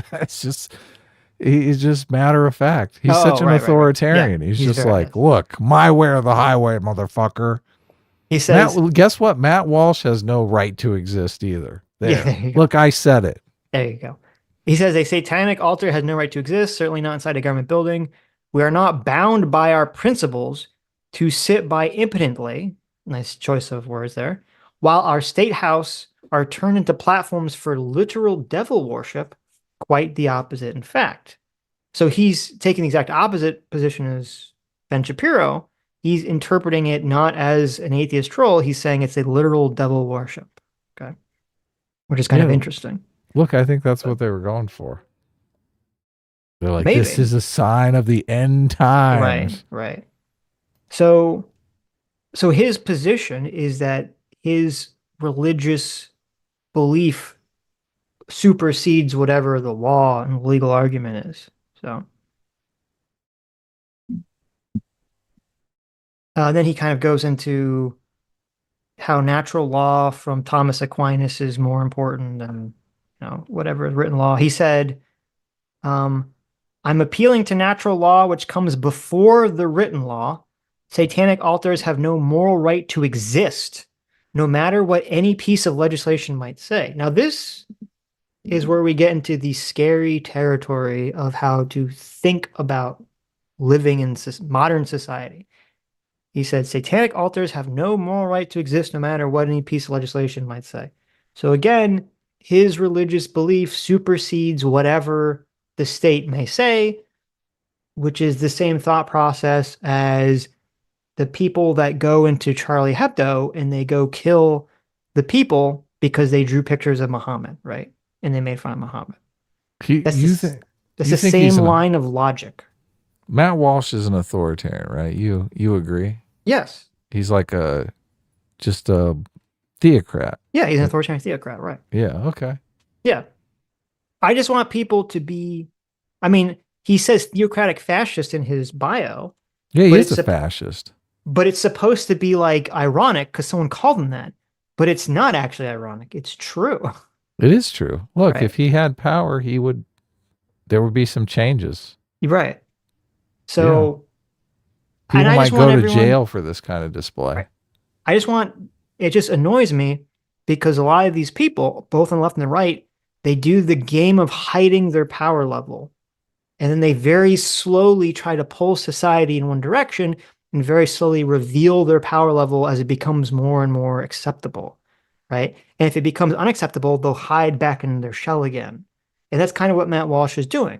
He's just revealing his power level that he's always had about the fact that he doesn't actually care about free speech. He doesn't care about liberalism or democracy or any of this shit. He's motivated by this religious belief that, he wants to basically be forced upon everyone. Is using the same logic, again, as I said, that the Charlie Hebdo people, could use that killed those people, or that any person could use to say, like, I don't think all the people that are mad about this, I'm assuming the majority of them, they wouldn't be defending if, say that there was some, Islamic terrorist attack in America, right? Right after 9/11. God forbid. Right. Say right after 9/11, someone in a state house that has the same procedures as Iowa, they put up a picture of Muhammad. They say Muhammad sucks, right? Right. Or they have a picture of him fucking an animal or whatever, right? A bunch, a bunch of Islamic people will get super hyper triggered about that. They'd make all the same arguments that the people are making against the devil statue. This is only made to anger us. This is only made to upset us. All it does is it's hate speech. It's blasphemy. They literally make every single same argument we've been hearing about the Satan statue. Every single one. This is only used to make division in society and upset us. That's the only purpose of the symbol. Supposedly Finkelstein made these exact same arguments about the people that got killed at Charlie Hebdo. He did. He literally did make those arguments about the Charlie Hebdo people because he's an insane person. Right. And the thing is, and I know that they'd make those arguments because I remember them making those arguments at the time when it happened. Yeah. They made all those arguments, right? Just a left-wing fascist. Yes. And then of course, there'd be someone who is Islamic that would go inside and destroy the picture, or destroy the building to destroy the picture, right? And a lot of the people would say, the way. And a lot of people who are not Islamic would say, listen, we live in America and we believe in this thing called free speech. And free speech means that if there's, if I want to take a picture of Muhammad and draw him, doing whatever, that's my right as an American. Yeah. Sick. All these authoritarians, how do we get rid of them, Sitch? I don't know. But Dr. Diller brought up a good point. Though, I don't know if it changes our argument at all, because we forgot that they did pass a federal law protecting gay marriage, but it wouldn't change the argument because, again, it would just still be that would just solidify what I said about how it would require federal action to get rid of gay marriage. They couldn't do it on a state level. So, but yes, we forgot about that. Thank you. Oh, they did? Yeah, remember the Respect for Marriage Act? Did? Oh, really? Yes. It's like a non-binding law or a... No, it's a normal legitimate law. Okay. Yes, the normal law. Well, the Supreme Court, they overturned their decision. They overturned that law too. Well, a bunch of Republicans voted for it too. So. Yeah. Oh, really? Okay. Yeah. So, because I remember this coming up at the time, and we're talking about you know, are Republicans going to vote for it or not? So, I mean, a bunch voted against it, by the way, too. Don't get me wrong, but Right. so anyway, continue. Of course they wouldn't. We all know that. Now, the update here is that there was a legal defense fund set up for Cassidy by the Sentinel, which is the outlet that initially reported on this. And I was happy to chip into his legal defense. TPUSA pledged $10,000, I think. They were only looking to raise $20,000, and they raised it in like 3 hours, and then they paused the campaign. So I'd say this is a win so far overall. Somebody took down the display. They took matters into their own hands. They took the initiative. A bunch of people rallied to support that person. And it's a win. I mean, it's a big win. Now, there have been some on the right. Well, of course, on the left. In fact, I just saw someone tweeted out saying this was a bigoted act. Okay, bigoted against who? The devil? Like this is devil phobia? Satan phobia? Is that sure? Yeah, you're right. So you had that on the left as expected, but even some on the right, as you would also expect, have expressed concerns. They're concerned. I don't know, I'm concerned, but this concerns me. It's concerning. I'm a little concerned. And so they've accused us, those who support Michael Cassidy, they've accused us of supporting and cheering on what legally qualifies as vandalism. That's what they've accused us of. And yes, that's exactly right. So the point of the segment is He's such an authoritarian. I know the point of the segment is not that, not even what Ben Shapiro is trying to make an argument. His point is he's saying F you to the more libertarian minded people on the right who are saying they are concerned with sort of this attitude of, your religious ideas supersedes, free speech and the law of the land that we live in. So, which is an interesting take to have. I mean, I guess it makes sense. That's Matt Walsh's position, sort of, again, revealing the power level a little bit more and more and more every day. They're saying, look, but you broke the law. Don't we respect the law? He's like, no. Well, it's funny, though, the law and order side of things is kind of like, nope. And it's not even like this is a new law. Again, we're talking about free speech. Obviously, the interpretations of free speech and freedom of religion has changed over the years, but this isn't recent. The freedom of expression that you're talking about, and even freedom for blasphemy laws, has been around for, 100 years, 80 years. It's been a long time. That is what we're cheering on. They also say that the Satanic Temple has the First Amendment right to set up its satanic altar inside a government building. We may not like it, but if they want to set up a satanic altar in every state house in the country, there's nothing we can do about it. We can't do anything. We just have to sit back. Every state house can be turned into a satanic, into a platform for worshiping the devil. And there's nothing we can do. We just can't do it for the sake of freedom. This is freedom.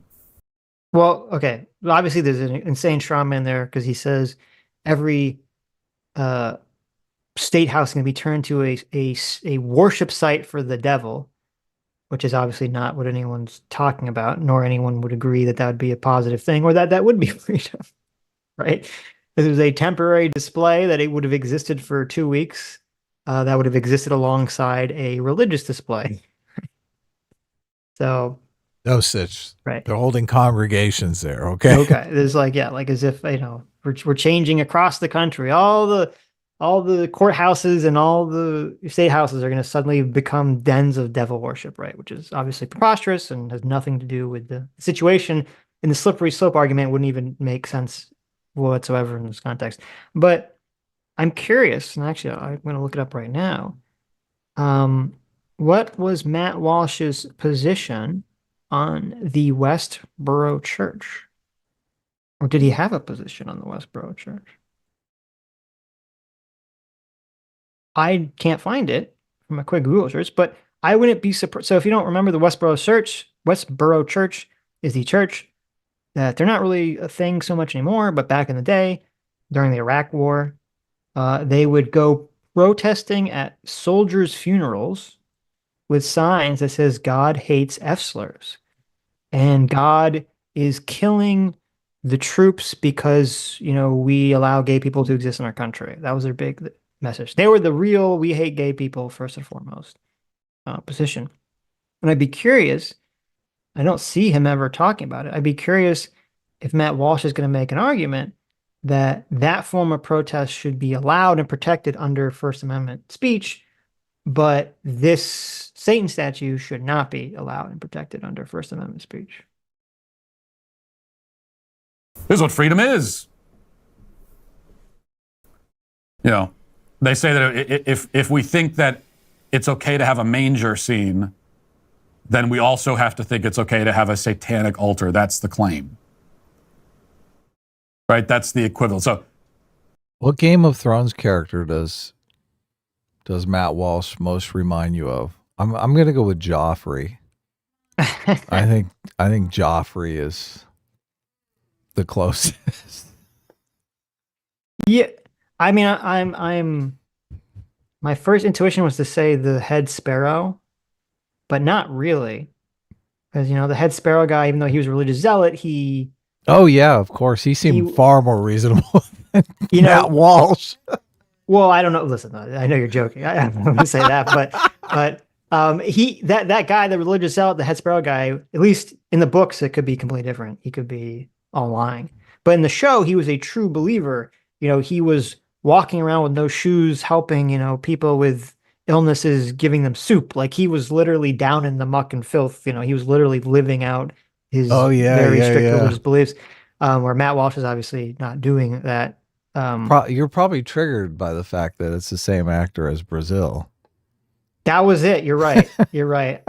I didn't make that connection until you said it just now. That is the same actor as Brazil. Yeah. I like that guy. He's an actor. He's a great actor. I can't remember his name at the moment, but yeah. I don't know. I guess I'd say a combination between the High Sparrow and I don't know if I'd say Joffrey. I'd say like a High Sparrow and Tywin Lannister, because Joffrey was like a blithering idiot, right? Tywin Lannister. Oh man. Well, Tywin Lannister was an authoritarian, but at least he was like more intelligent about it, right? Now, of course, that's why I picked Joffrey.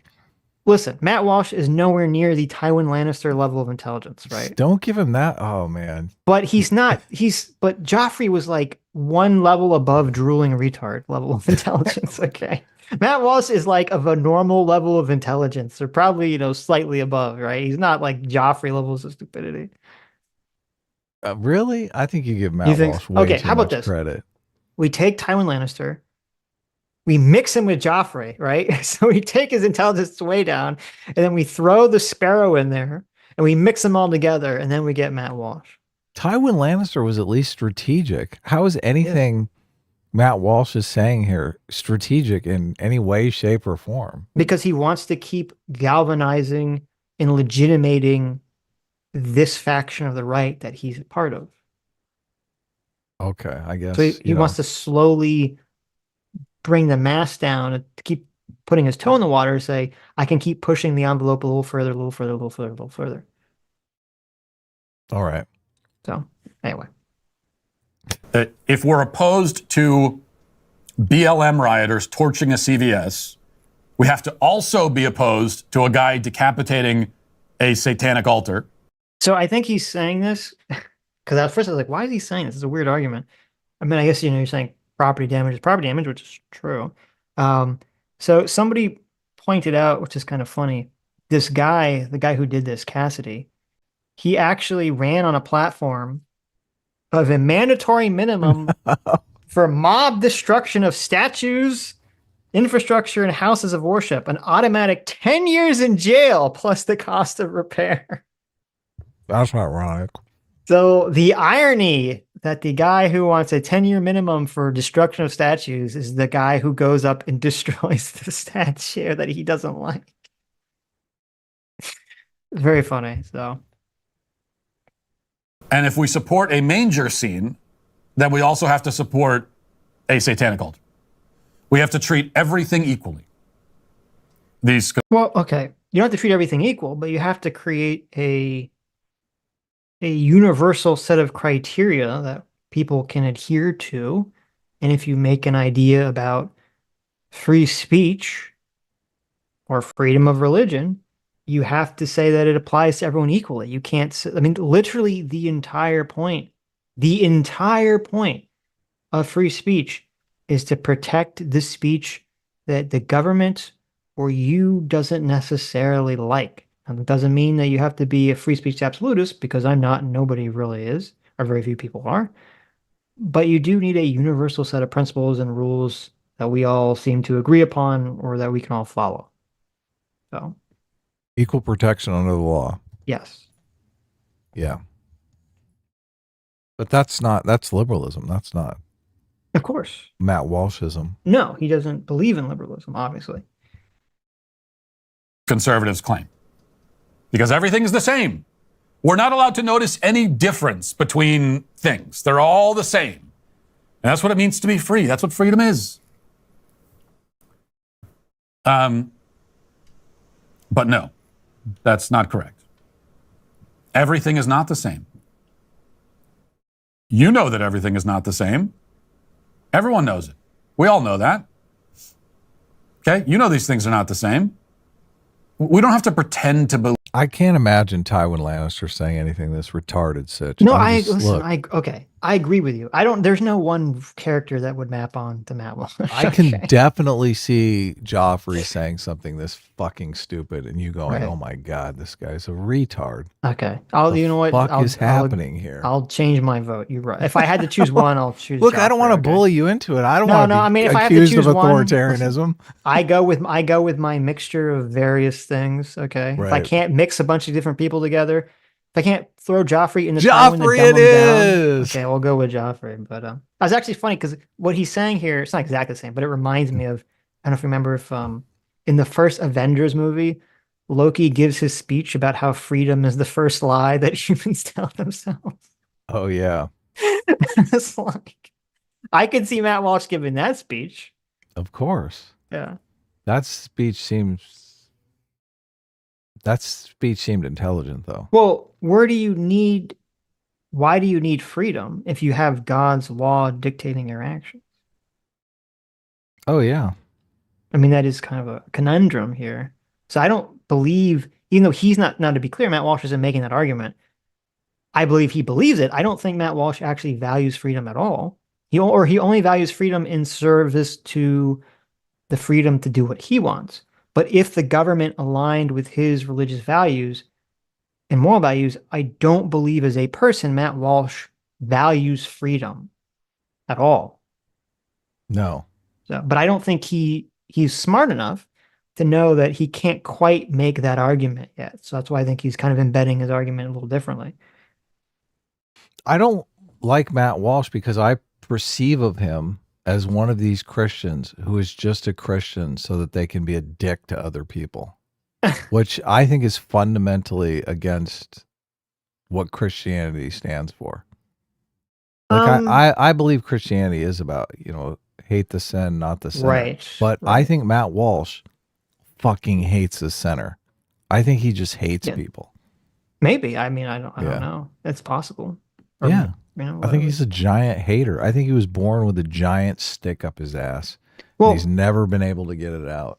I think people like that, like the authoritarian. Oh yeah, because they have giant sticks up their ass, so they're like, I love this guy. He gets it. Well, no. What I was gonna say is, I think people like this. I'm thinking of Matt Walsh. I'm thinking of, I don't know if you remember the religious lady in Edward Scissorhands, who's like, she was always playing like the organ music, and she was like in everybody's business.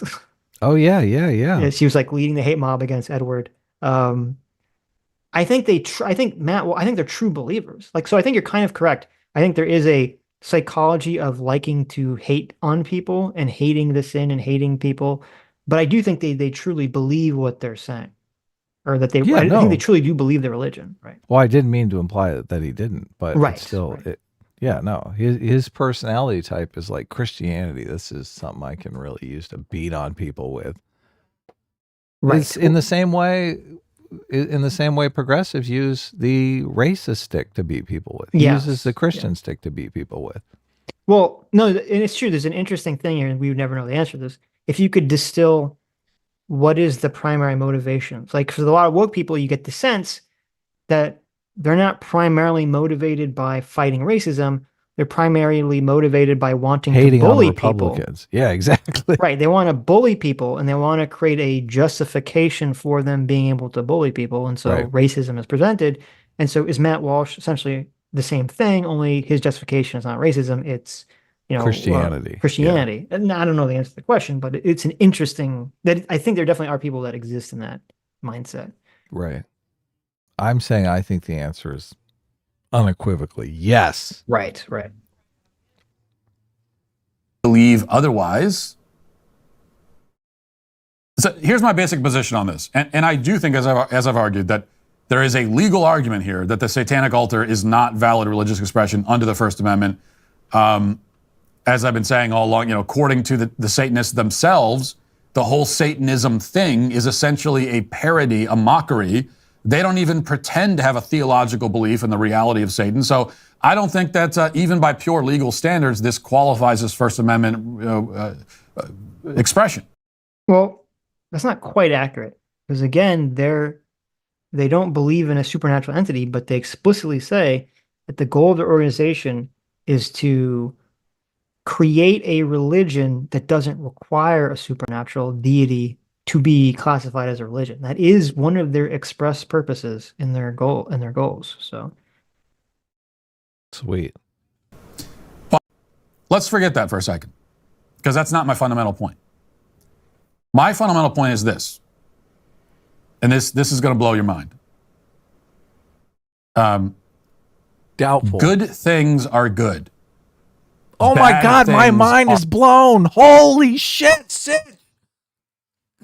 Oh, whoa, my God. I can't believe it. Good things are good, Sitch. Did you hear that? Is your mind blown? well, wait, let him finish the sentence before okay.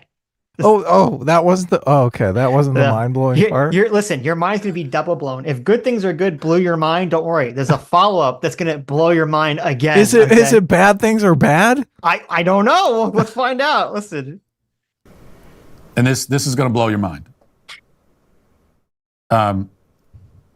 Good things are good. Bad things are bad. There you go. Is your mind blown? Where's the Joffrey picture? I'm bringing the Joffrey picture back up. I can't even look. Can you imagine Tywin Lannister saying something so fucking inane? Like Tywin Lannister would not waste his breath saying that. Well, I mean, Tywin threw out a lot of truisms, right? The lions don't care for what do you say? The lions don't care for what the other rabble say, or whatever the comment he made about don't care about what the lesser houses, comments, So he threw out a lot of truisms like that. But anyway, putting Tywin Lannister aside. So this argument, how do you feel about this argument? Good things are good, bad things are bad. How do you feel about? I mean, obviously you think it's a very intelligent argument. Your mind was blown twice, so. No, look, obviously it's just true by definition. I mean, don't make me look up the word good and bad. This argument's stupid. It's totally stupid. Yeah, this argument, well, here's what I'd say. The reason your mind is blown by this argument is because I put a bullet in your mind and I blew the back of your skull out. Oh, okay. Ouch. And That's the reason, painful. Am I still alive? no, you're dead. And the reason for that is because if this is your argument, if this is your position in terms of arguing why behavior should be allowed or not allowed in society, good things are good, bad things are bad, you fundamentally don't understand the point of liberalism, and you fundamentally don't understand the point of our Western society. And you should go live in Sharia law land with the Taliban or Hamas or whoever the fuck. Because you cannot, the whole point of living in a Western liberal democracy is that we understand that different people believe different things are good and different things are bad. Yeah, everything is perspective. Right? Yeah. And we all have to get the fuck along with each other, right? Now, it doesn't Yeah. mean everything's permitted, obviously. We have a system of laws that we vote for, or we vote for elected representatives who create a system of laws that create the bounds of what is allowed and what is not allowed. And as Ben Shapiro rightfully said, that doesn't encompass every moral argument, because obviously there are things we all agree are immoral, but should not be illegal, right? And the reason that exists is because we don't trust a governmental authority to be the arbiters of morality, because we all acknowledge that we all have differences, and don't trust the government, the state that has the monopoly of violence, to enact whatever morality they see fit, because we all are in a prisoner's dilemma situation and think it's probably not going to be the morality we agree with, right? Yeah, look, it's just good things are good and bad things are bad. So Right. what's so difficult about that? So if we have a disagreement, okay, Mhm. about how society should operate, and we're trying to come to terms with our disagreement, right? I believe one thing, someone else believes another thing. And the person says to me, good things are good, bad things are bad, and that's their argument, and they're not willing to compromise, the only solution is violence. There's no other solution. The only solution is violence. Because what you're saying is your personal aesthetic overrides everything. And you don't have to justify it through any possible framework, any possible explanation. You don't have to justify anything. Your moral aesthetic is all that matters. And if that's your position, the only solution to conflict is violence and force. That's it. Sitch. My moral aesthetic is good and your moral aesthetic is bad. Yeah. We already established that. Well, then we're going to have to become violent, because you think that I'm bad. I think you are bad. And there's no way that we could ever compromise or agree at all. So one of us is going to have to kill the other one. Well, you could just behead my statue and throw it in the trash. That's where it starts, Right. right? Yeah. But where does it end? I mean, that is technically physical violence, even. I Sure. mean, it's a mild form of physical violence, Right. but it still is property damage is Sure. a form of physical violence. I agree. Yeah. But that's exactly what it is. And you're right, because it is violence. Property damage is violence. This is a justification for violence because the framework is to create violence. Mhm. Your good friend Scott Adams said something which is very true. No, Adam, stop. Why do you listen to that geezer? He said that when you're trying to look at the outcomes of a system, you have to look at, I'm kind of butchering what he said, the way he said it was Good. better, but if you want to look at the outcomes a system will create, you have to look at the justification or what the system was designed to do. Right. So this system that Matt Walsh is laying out is a system designed to justify violence. Good things are good, bad things are bad. So Oh, you're obviously right. that will produce outcomes that just justifies violence, because that's all it does. That's all it does. It's just a justification for violence. Boo. So, I mean, this is the real main reason I wanted to do these videos, is because I saw a lot of people on Twitter who were in the space of just agreeing with this idea. And I'm not sure they understand exactly what it is they're agreeing with when they make this statement. I don't know if I think Matt Walsh does. I don't think he's that stupid, but he's not being honest when he says this justifies Sharia law. This justifies any sort of theocratic law against everything that we stand for here in our Western liberal democracy. They're in favor of theocratic law. Right. They don't like liberalism because they Okay. feel like it's permitted things like this satanic statue to happen. Right. But the problem with that from there, again, we're all in the prisoner's dilemma here. We all have to get along. And the problem with that is that this basically justifies people using violence against Matt Walsh or against people advocating for that position if they're running for positions of power. Yeah. Because they're basically saying, I'm going to get into a position of power to try to destroy the mechanisms of non-violence that we use to make determinations about things. So I think it's a very dangerous, now obviously I'm not saying anyone should do that, but I think it's a very dangerous road to to make this a meme of good things good, bad things bad. I don't think people appreciate how incredibly dangerous that meme is before they start spreading it. Yeah. So, because it is a call to What's- violence, if you whether you realize it or not. Everyone's well, not everyone, obviously. There are a bunch of people in the chat that totally agree with me that Matt Walsh is a peckerwood. But there are people in the chat that seem to think Matt Walsh has a good argument. So, Well, they only if you think that good things are good, bad things are bad is a good argument, there's only just two things here. It's either A, you just agree with his moral aesthetic, or B, you don't understand what it entails. Because what I'm saying is just objectively correct. There's no, if your argumentation for good things good, bad things bad is just that, there's no way to solve conflict without violence. That's all it is. yeah. That's all it is. The whole, and there's a reason why when we've been doing these videos for years and we cover these videos, we cover all these people talking about politics. We don't, what is like 99% of a lot of these political conversations? People bring up some argument about why they think the world should exist the way it works, and then they bring forward their argument about why it should be that way. The argument's rooted in some philosophical consideration. It's rooted in some sort of, they try to bring fact claims to it. They try to bring logic to it. There's all these arguments to try to convince people, right?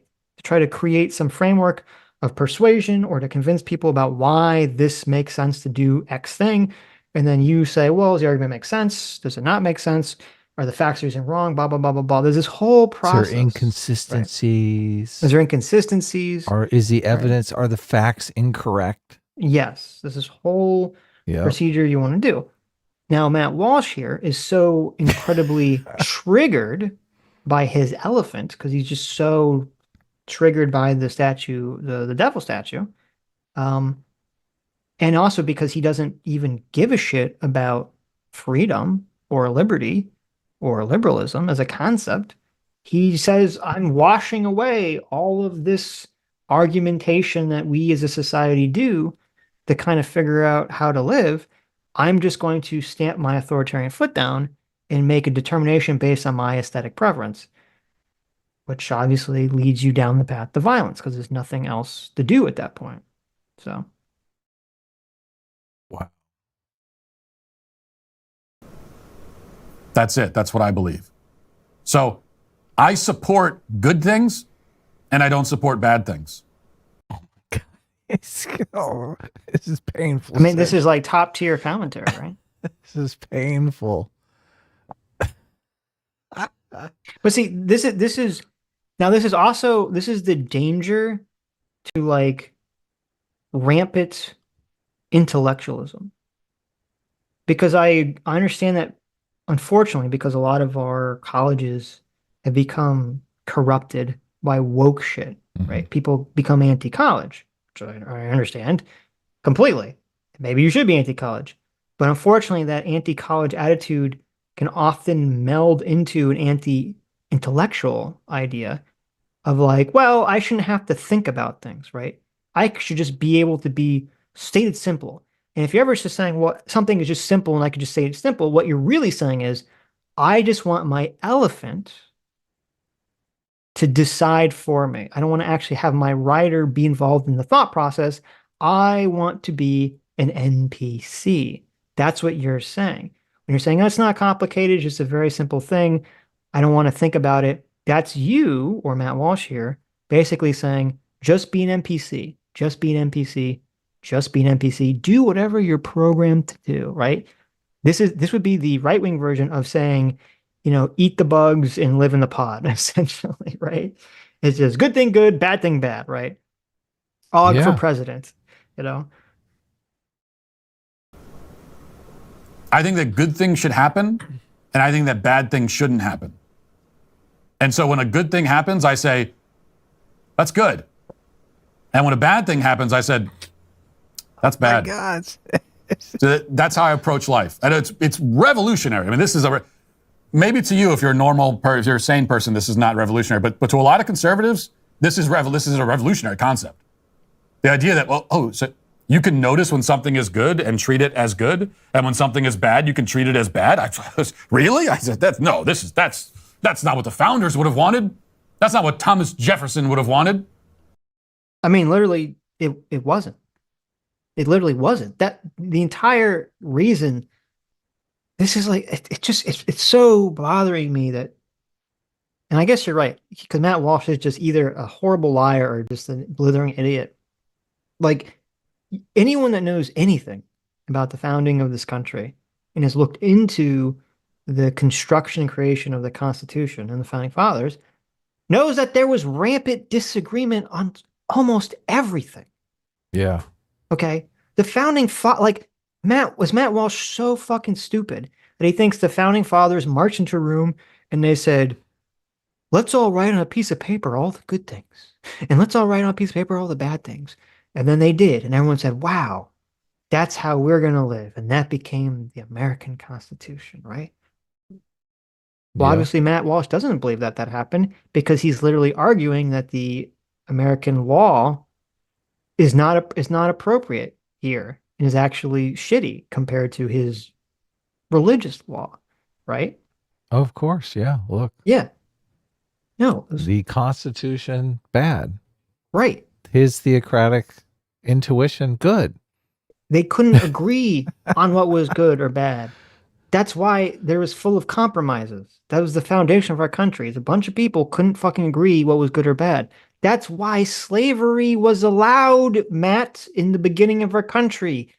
People vehemently disagreed on whether it was good or bad, or whether it was a necessary evil or not. That was a massive disagreement in the founding of our country that existed until the Civil War. That'd be a good question to ask him about slavery. Say, Right. Matt, is slavery good or bad? And if it's just bad, then why did it exist before the Civil War? Yeah. What happened there? It's a baffling, So when stupid before the Civil War, was it good? I don't know. I guess so, right? Good thing good, bad thing bad. Was segregation good or bad, right? I don't know, Matt. You tell me. He gets paid for this content? That he does. He does, yeah. At least Ben Shapiro, Ben Shapiro would be embarrassed to make this argument. Well, that's why we watched Ben Can you first. imagine? Because I was like, listen, we're going in order of like bad argumentation. Well, this is just, I mean, is this even an argument?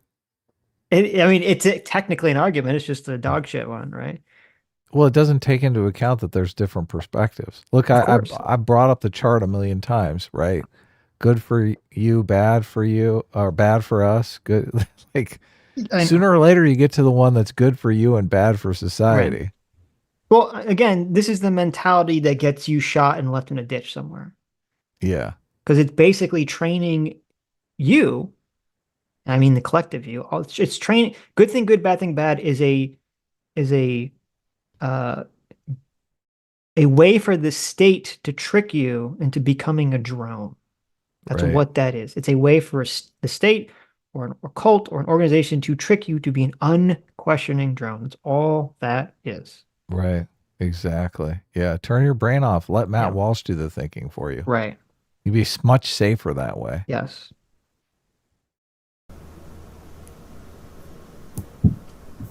Honestly, I don't care if that's what he wanted. If that's what he wanted or didn't want, I don't care anyway. But you're incorrect on what the founders would have wanted. He had to throw that in there because he realized it was a stupid argument after he said he's like, well, maybe that was a stupid thing, so he had to change his He's argument. like, but I don't even give a fuck about the founders. Yeah, right. Because he's like, well, wait a minute. This argument doesn't make sense because the founders didn't, his position is that religion should be theocratically embedded in law, which obviously the founders didn't say.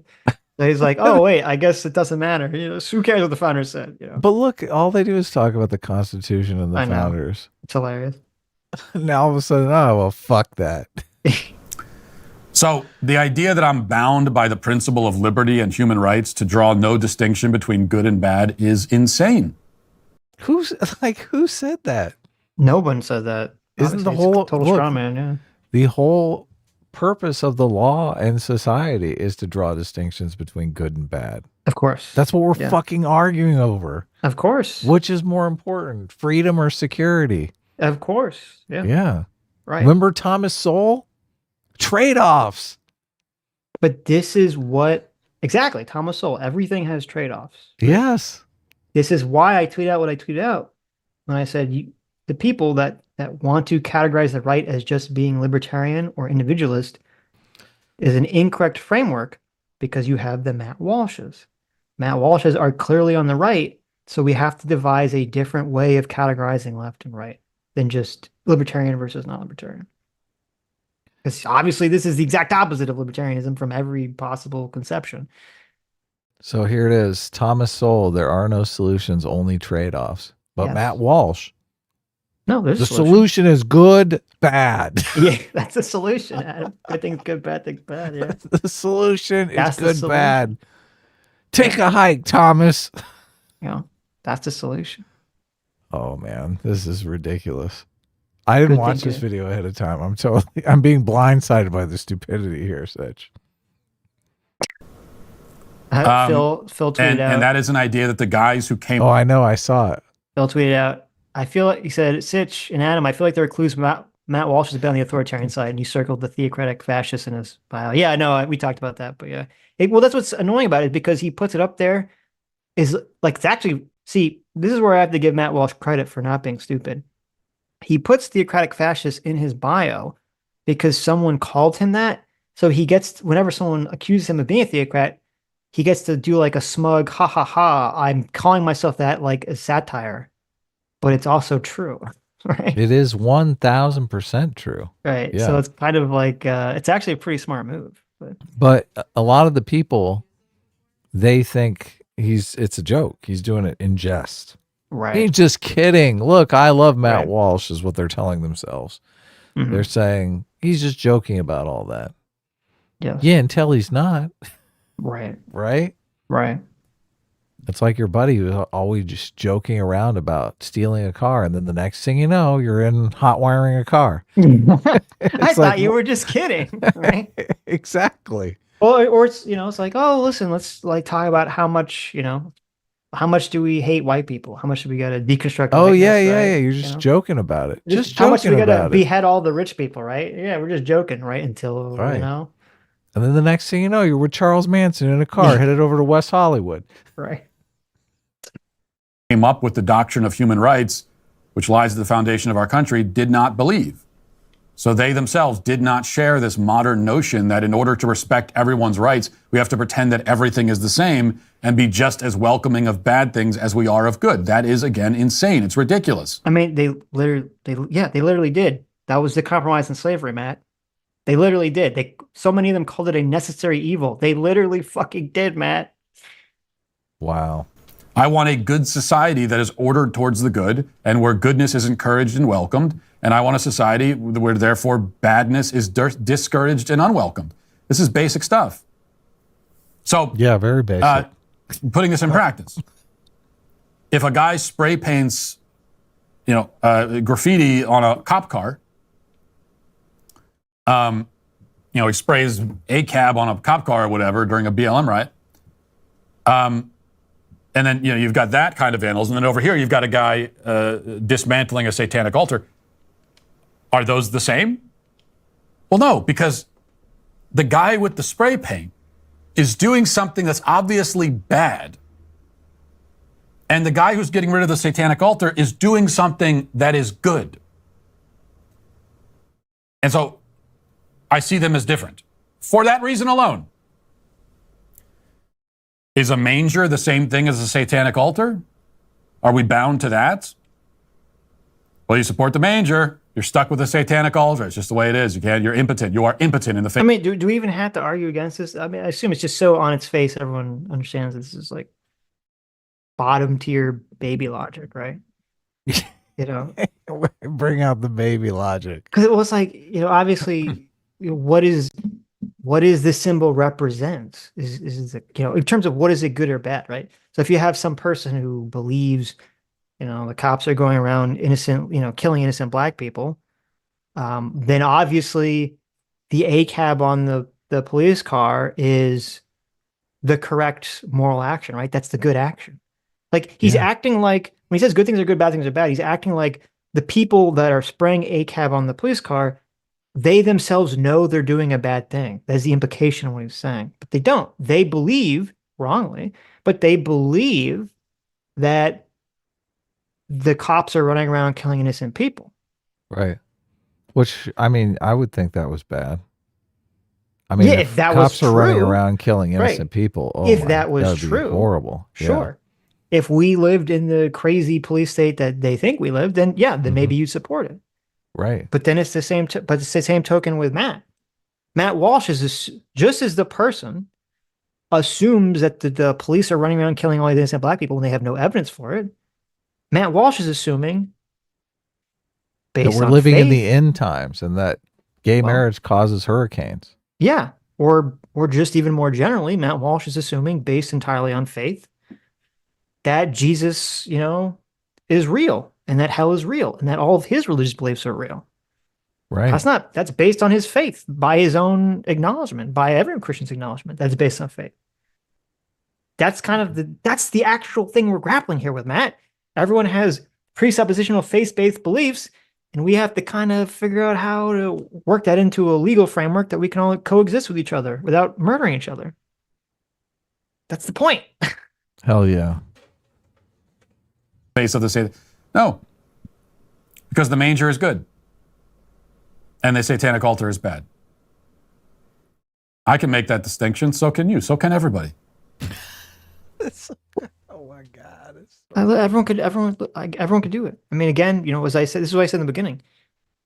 Does the manger, does a Christian symbol not also represent to a person that's not Christian that they are going to burn in hellfire for all eternity? Well, look, I would point out that he's arguing the same position in his What is a Woman documentary that the atheists are arguing against him in this position, in this situation. They're saying, look, I believe in truth. You can't make me lie about the manger. None of that shit actually happened. And the fact that you're making people make declarations that this is the truth offends me. Right. It's the same exact argument he makes in What is a Woman. He says, look, I am in favor of the truth. The truth is the good. Well, what about this situation? All of a sudden, the truth is, the good is what my personal belief is, even if it's not true. Yeah. Yeah. Exactly. Now he's in the transposition. Right. Yeah. Right. No, I mean, that's a fantastic point. Because this is the way that people always operate, and you have to be eternally vigilant too. And this is why extremism, regardless of whether it's religious extremism or extreme communism or something like that, is always dangerous. And this came up, I even said this on Twitter. This was in, because I got into this Twitter back and forth with the Distributus, who has the exact same position that Matt Walsh does about the statue and everything. Just saying, well, God's law is what's most important. That's all that matters. And I said, and this is true, is exactly what you're bringing up with the What is a Woman thing is exactly what happened here. When Matt Walsh believes that logic and science supports him. Yeah. Yes. And the accepted frameworks of our liberal society support him, he will argue within that framework. But as soon as he thinks or knows that it doesn't, in terms of the Satan statue, he throws it all away because he never cared about the framework in the first place. It was all an illusion. It was all a lie, right? The entirety of What is a Woman is a lie because Matt Walsh doesn't actually care about any of the information he presented in it because he's really coming from a presuppositional position of, well, God said this is a man and woman, and that's all that matters. Everything else is just a lie to try to trick people who don't agree with Matt Walsh's presupposition. Truth. That's it. Truth is a powerful justification, though, and he does use it in the book, in the movie. Yes, but he doesn't care. Look, but he doesn't care about it. He doesn't believe. I would argue that truth is probably the most important justification, if not the most important. I agree. Objective. I guess truth. it'd be hard. Yeah. What is more important than objective truth? Yeah, but he believes objective truth. he believes objective truth is based on God's word, right? Right. So I guess if the objective truth was going to destroy society, that would be the toughest problem to adjudicate. Survival over objective truth. Obviously, survival is more important. Right. Which is, I think it was hilarious. I like literally had the exact same interaction with Distributus because I talked about the Satan statue. And then he responded to it, you know, out of the blue. And he said, the Satan statue does not qualify for freedom of religion set aside to begin with. They exist only as an extension of animus against another religion. And I responded by saying, but that has nothing to do with why the display was allowed. And I posted a picture from a Republican congressman who explained the rules and procedures to allow a statue up, and it has nothing to do with that position. To which Distributus immediately says, I literally don't give a shit about a bunch of meaningless words that a gaggle of bureaucrats wipe onto a piece of paper and call law. Okay. Right. And so that's why I said, you know, I like that when he originally when Distributus tries to explain why the law supports his position, and then when I show it does not, he instantly decides that the American law as a concept is garbage to be thrown away. One cannot create a better example of how the extremist mind operates. And this is exactly what we're seeing right now with Matt Walsh. And when you brought up, you know, one is a woman, he thinks the framework of law and science and liberalism promotes his argument. So he argues in it, and truth. You know, so he uses that framework to argue within it. And now as soon as it doesn't and it becomes inconvenient, he throws it all away, and you can see what is the actual true belief underlying it, which is I don't give a shit about any of those things whatsoever. It's just whatever my Christian theocratic aesthetic is all that really matters at the end of the day. So. Yeah. And then you're left, well, who's to say what's good? Who's to say what's bad? Oh, okay. Well, listen. We have 1 minute left in the video. Do you think he's going to give a cogent argument on who's to say what is good, who's to say what is bad? Hell no. He doesn't We have 1 minute one. left, right? I think we could get there. Who knows? He's addressed it. Listen, he's finally addressed it. Who's to make the determination of good and bad, right? The whole point. Let's see. Let's see what the answer is. Probably God. If you find yourself saying that about Satan, well, who's to say that Satan is bad?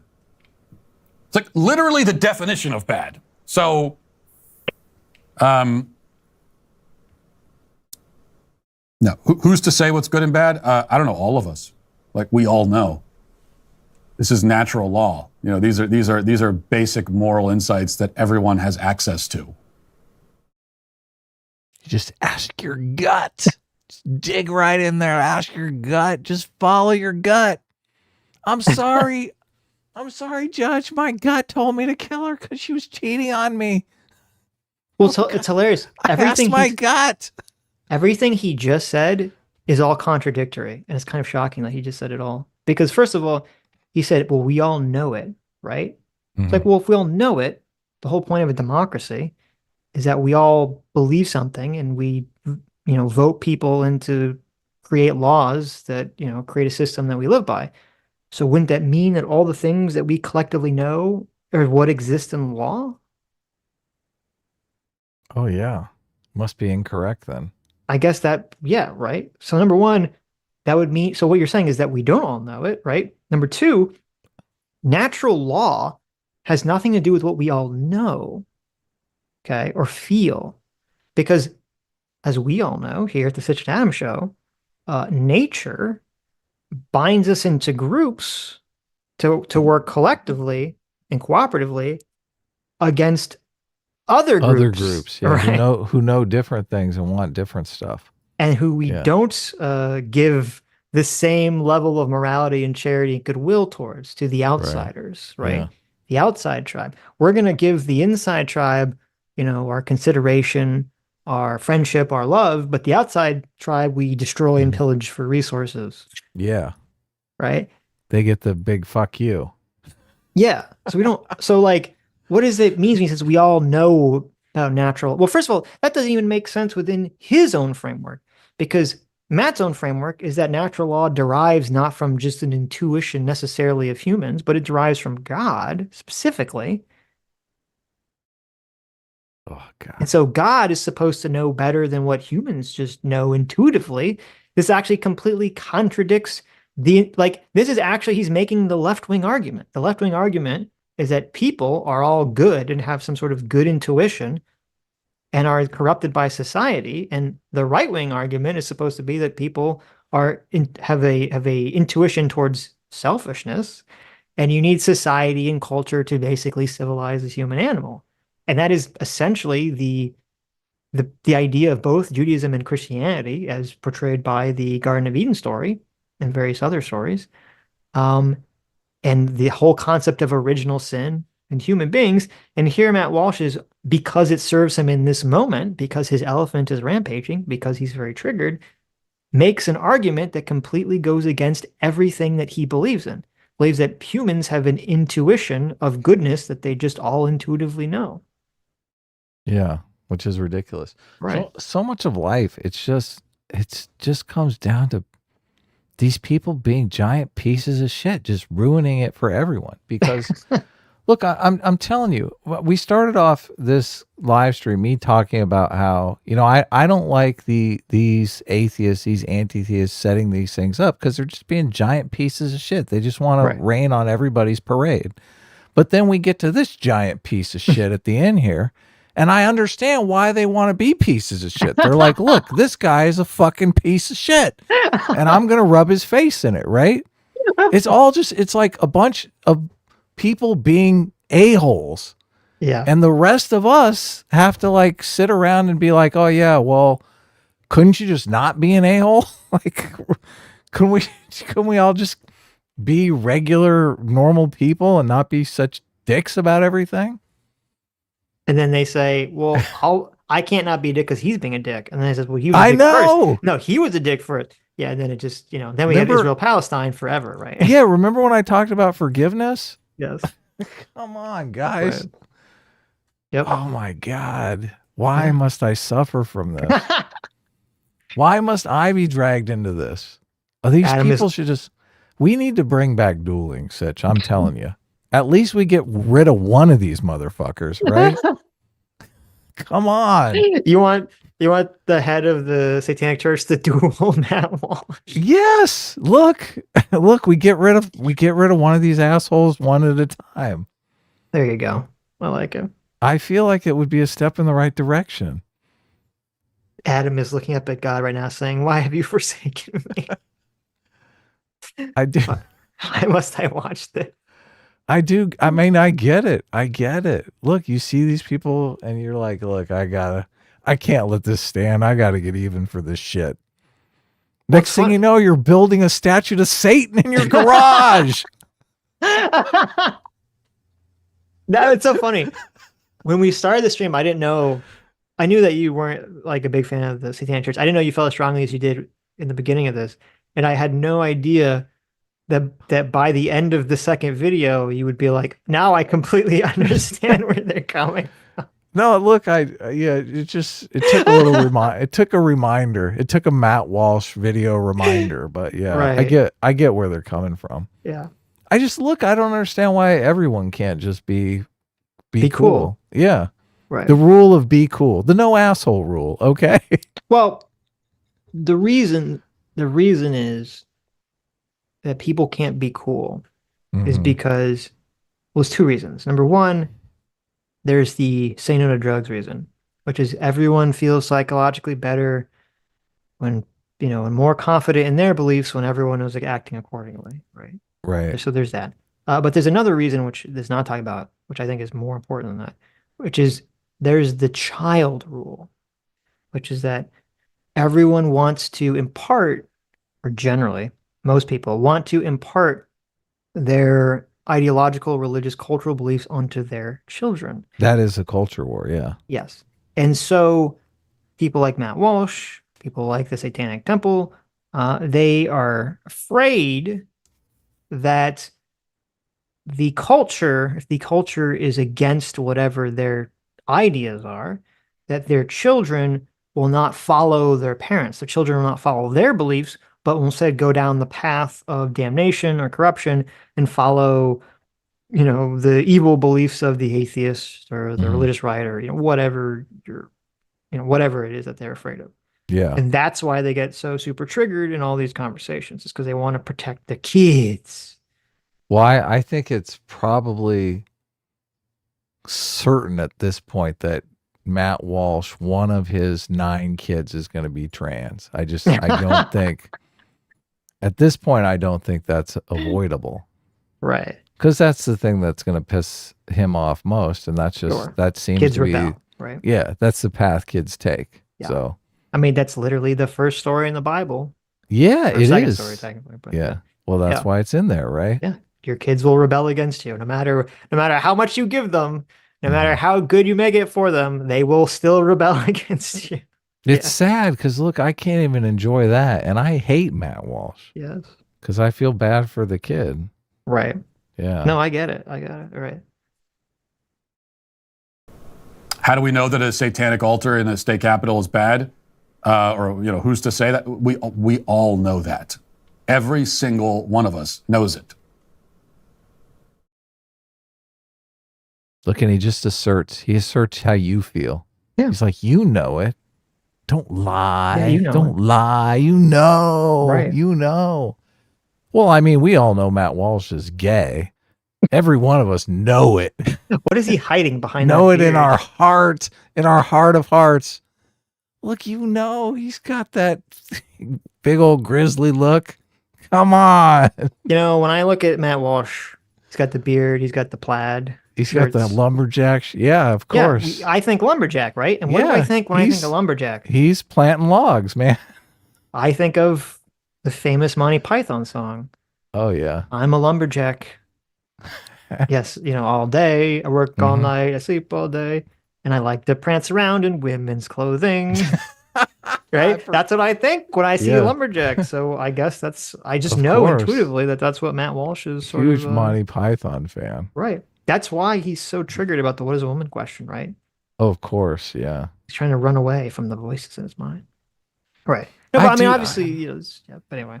I don't like it when people tell me how I feel and think. It's just Right. it's so presumptuous. But Adam, Mhm. you know, Oh yeah. you feel it.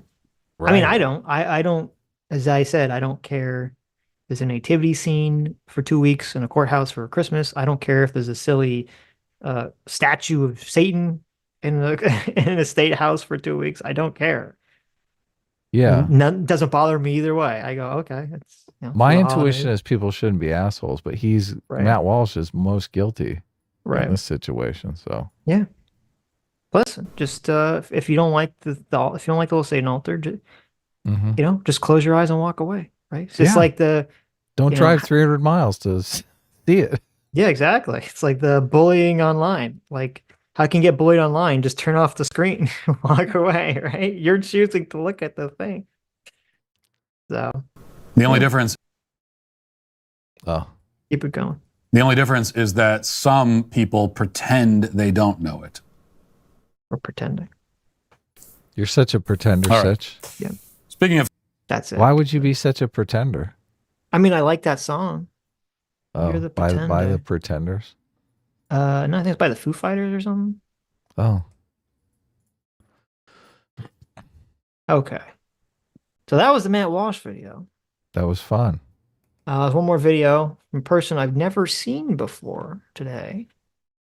Unfortunately, Michael Knowles was on vacation, so he couldn't get his take on this.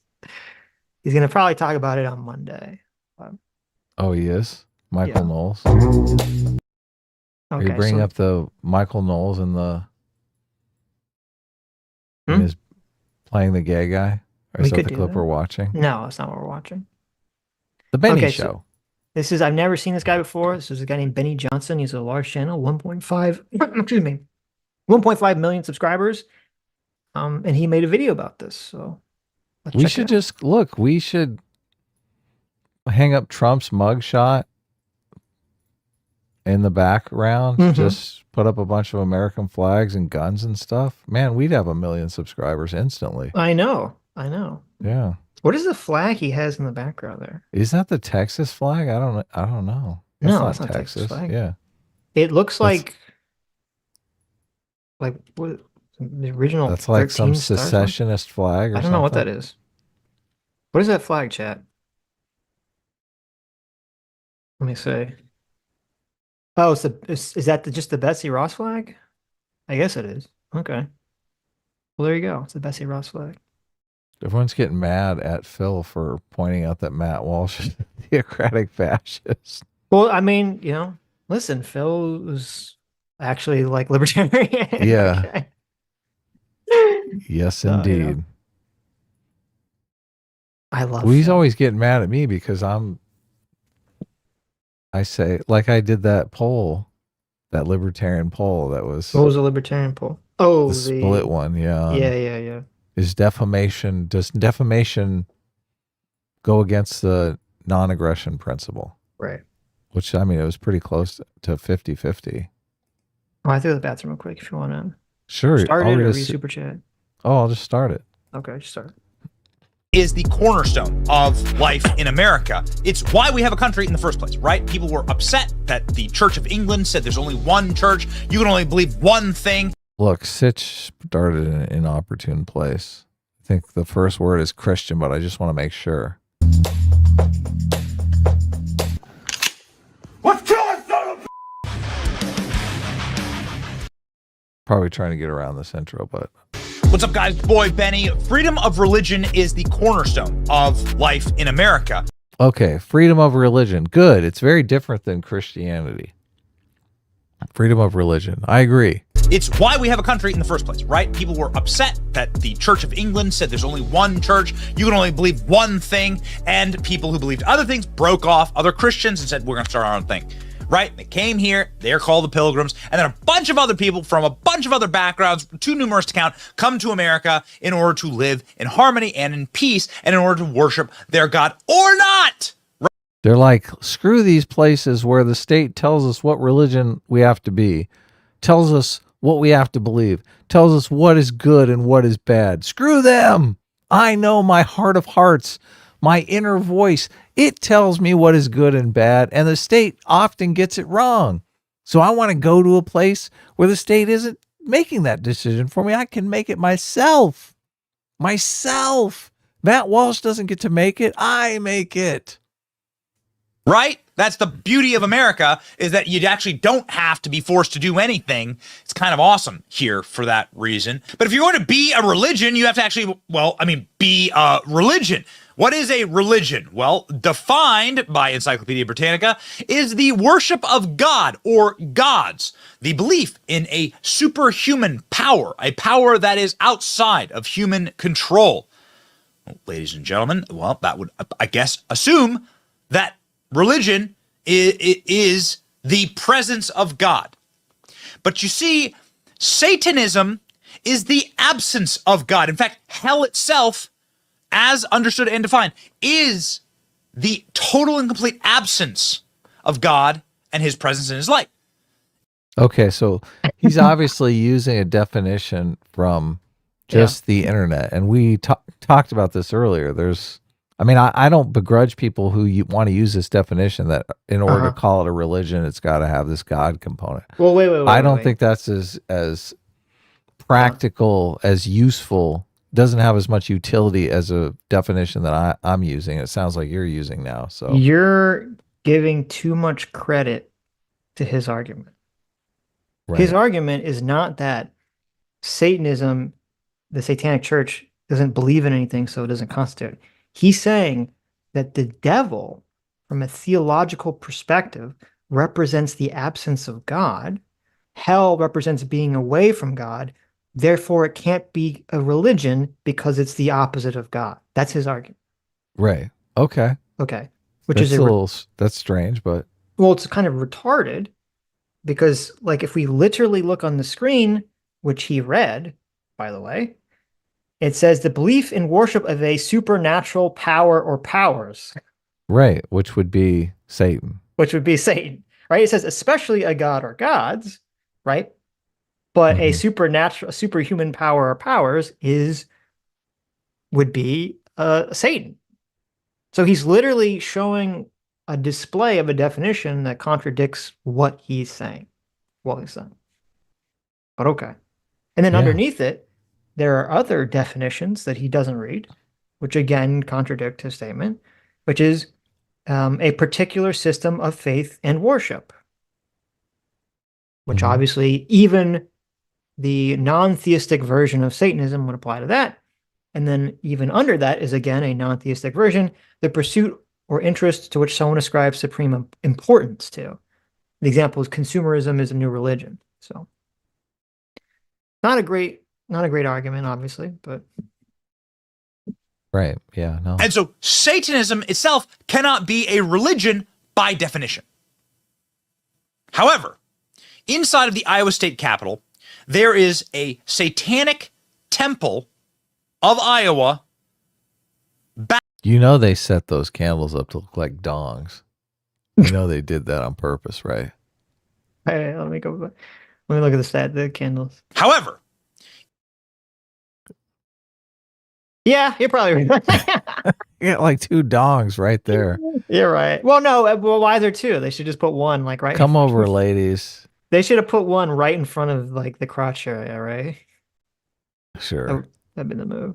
inside of the Iowa State Capitol, there is a Satanic temple of Iowa, Baphomet, meaning a goat head man statue, that has been placed there with the pentagram based on Satanism being defined as a religion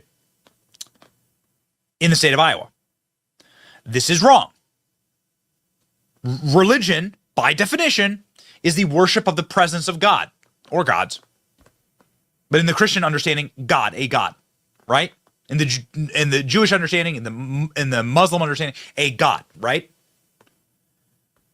Satan is the absence of that God, and therefore Satanism is not a religion. Nonetheless, the cowards inside of the Republican Party of Iowa allowed a satanic display to be presented quite prominently inside of the State House of Iowa. I'm from Iowa. I know exactly where this is. This is like right kind of in the dead center of the building. Well, that's all. This is terrible. But something wonderful has happened where this Satan statue has been beheaded and the entire display has been destroyed effectively and shattered and thrown into the garbage. Those cowards for obeying the law I know. in the Law and Order Party. Cowards! I mean, and I'm glad you pointed that out because it is super weird. It's like you're a coward and you're strong because you're so offended by a statue. Oh, I know. You have to violate the law, violate, principles of, freedom of speech. You get to violate all that. You're so weak that you're so triggered by the statue, right? But we consider the weakness a strength, a virtue, right? Yeah. But this is why, Such a snowflake. right, but that's what's so kind of wild about a lot of the reaction to this is that I'm like, it's literally all the same arguments that the woke left was making about hate speech. Of course. We have to tear down the statue of this guy because the guy represents racism to us. The statue means this to us. It's offensive. You're just putting the statue there to be offensive. Bah, bah, bah, bah, bah. It's all the same arguments. Like, just because you're offended means you get to tear something down. You don't have to follow the law. You don't have to follow the rules or procedures that we've set out, through our legal system. Boo to boo to boo. Hell yeah. Christian veteran. And what did we say to the woke left? We said, listen, we have freedom of speech in this country. You're not going to agree with everything everyone says. If you don't like it, you don't have to look at it. You don't have to listen. Go somewhere else, right? Yeah. Just deal with it. I remember that argument. Just deal with it. Stop being a little bitch.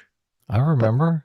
Right. You don't like these jokes? You turn the TV off. Right. But suddenly now it's like, well, no. We have to destroy this thing. But you don't understand, Sitch. This is about our religion. Okay. Well, This is insulting our dignity. How many times have we said that wokeness is the new religion? Oh, a million times. Yeah, right. Well, now we see why. This is why we were. It's so funny. This is literally why we would compare wokeness to religion. Is this reason. This is why we'd say that they have their own blasphemy laws. It's because this reason, right? Oh, of course. Yeah. The Satanic statue in the Iowa State Capitol.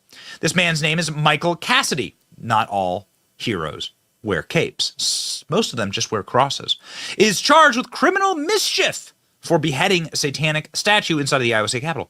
A congressional candidate was charged with criminal mischief for allegedly destroying the satanic temple's display inside the state capitol. Michael Cassidy, 35, was arrested for beheading the controversial statue of the Baphomet, a goat-headed figure that represents Satanism.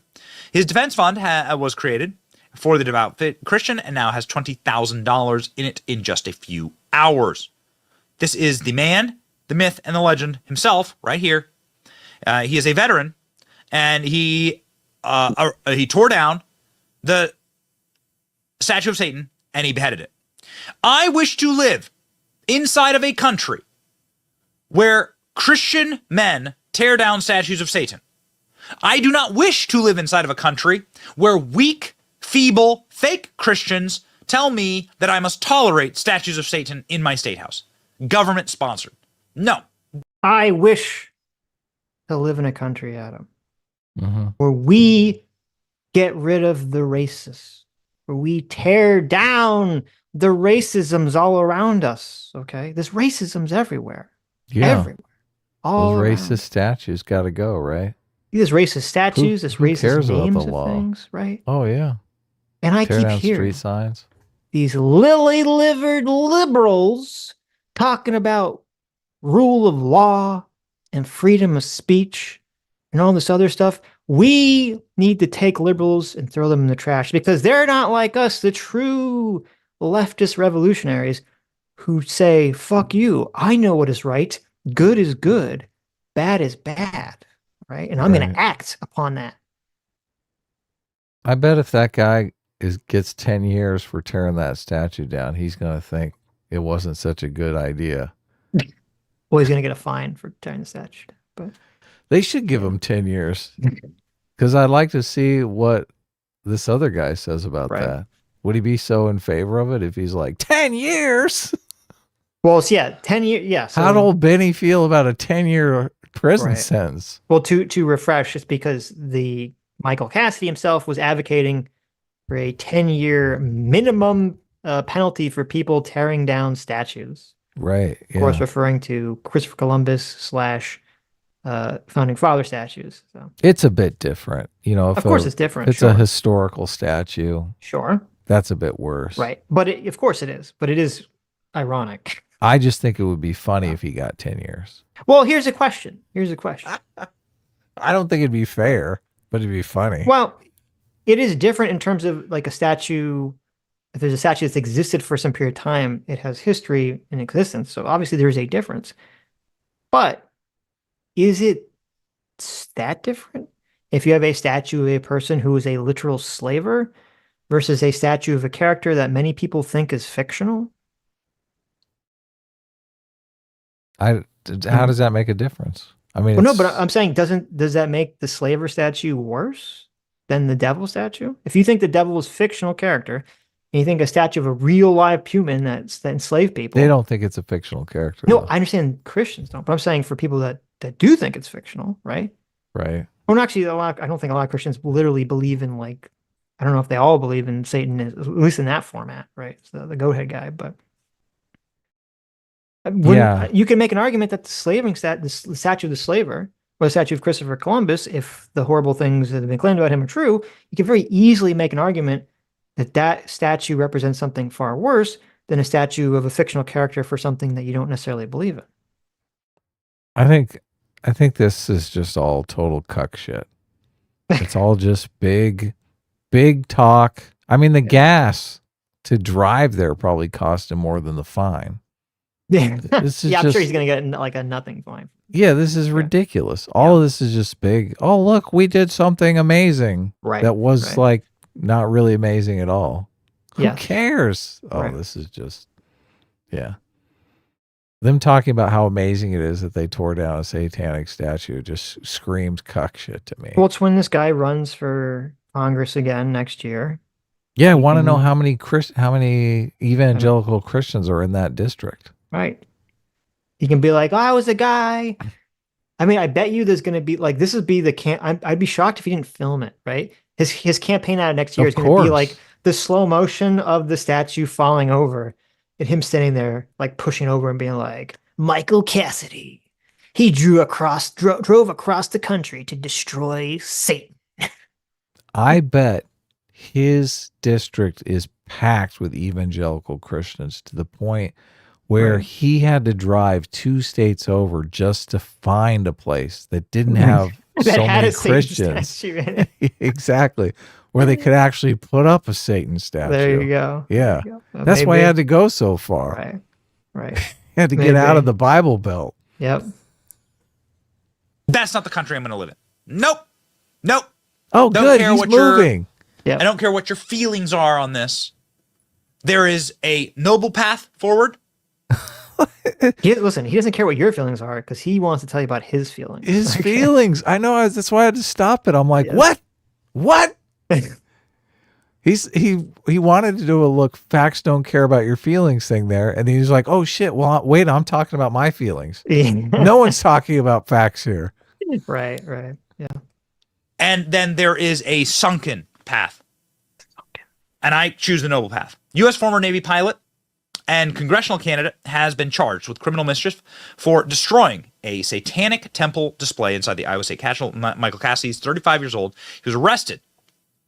Iowa State Police confirmed that he will be charged with criminal mischief. How many people that tore down statues of Christopher Columbus were charged with criminal mischief? Christopher Columbus brought Christianity to the New World. Do we know how many people were charged with criminal mischief? So this is why I looked up in that story that I told you about with the Native American guy.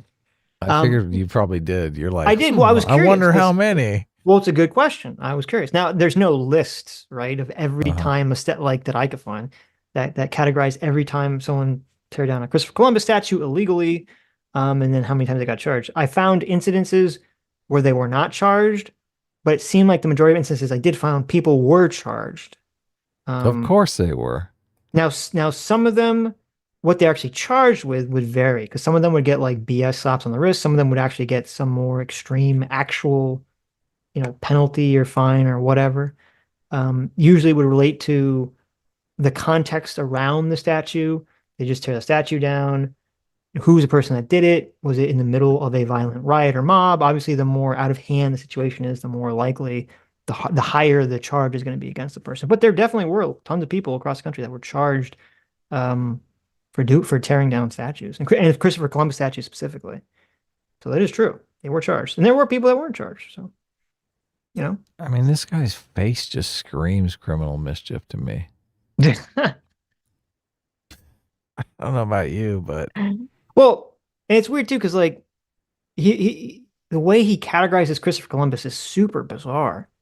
He's like, well, they want to tear down the statues of Christopher Columbus, the guy who brought Christianity to the New World. I mean, is that how we categorize Christopher Columbus? It's the guy who brought Christianity to the New World.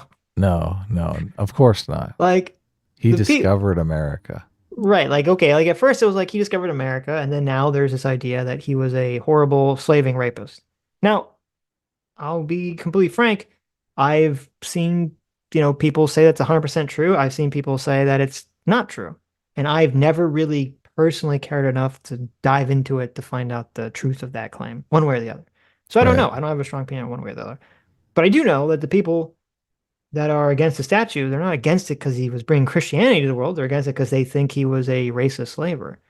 Now, even if he was a racist slaver, that would not justify anyone illegally tearing down the statue of anyone. People should not be illegally tearing down statues. If you have a statue and you think it's shouldn't be there, you have to do what we all do in our democratic society. You have to get a bunch of people to agree with you, and you have to, petition your local representatives to get rid of the thing or to change the thing. That's the process we live under. You don't get to just say, fuck the process. I get to use violence now. Yeah. By tearing down statues of Christopher Columbus, you are effectively attacking my faith. You are attacking Christians everywhere. You're attacking any Christian on this American continent or around the world. So Oh, it's wow. interesting. He says his point, but this actually destroys his entire argument. Because essentially, he's saying, well, I view Christopher Columbus as an attack on my Christian faith, right? That's his Right. perception. But obviously, the people that are tearing down the statue, they have a different perception. They believe that they're tearing down a symbol of slavery and racism. Right. So, but then how does that argue? So if that's the argument he's going to buy on or lean on here is that, well, everyone interprets the statue differently. How does that not also apply to any Christian symbol? Say, well, your symbol of the nativity scene is like a symbol of forgiveness and redemption and blah, blah, blah, blah, blah. But if someone's an atheist, it's a symbol of, damnation and hellfire and repression and oppression, right? Or the same thing with the Satan statue. The Satan statue is going to mean different things to different people. Everything's so complicated. It's kind of the whole conflict we're talking about here, right? Oh yeah, super conflict oriented. So he was an Italian Christian, and he is credited with bringing Christianity to the New World, and his statue's been torn down in multiple cities across the United States. Will they be charged with hate crimes? Was anyone charged with criminal mischief for that? Yeah. Or is it just when you tear down a statue of Sitch Satan? looked it up. How Yeah. completely and totally f***ed is our society? Unbelievable. This man's a hero.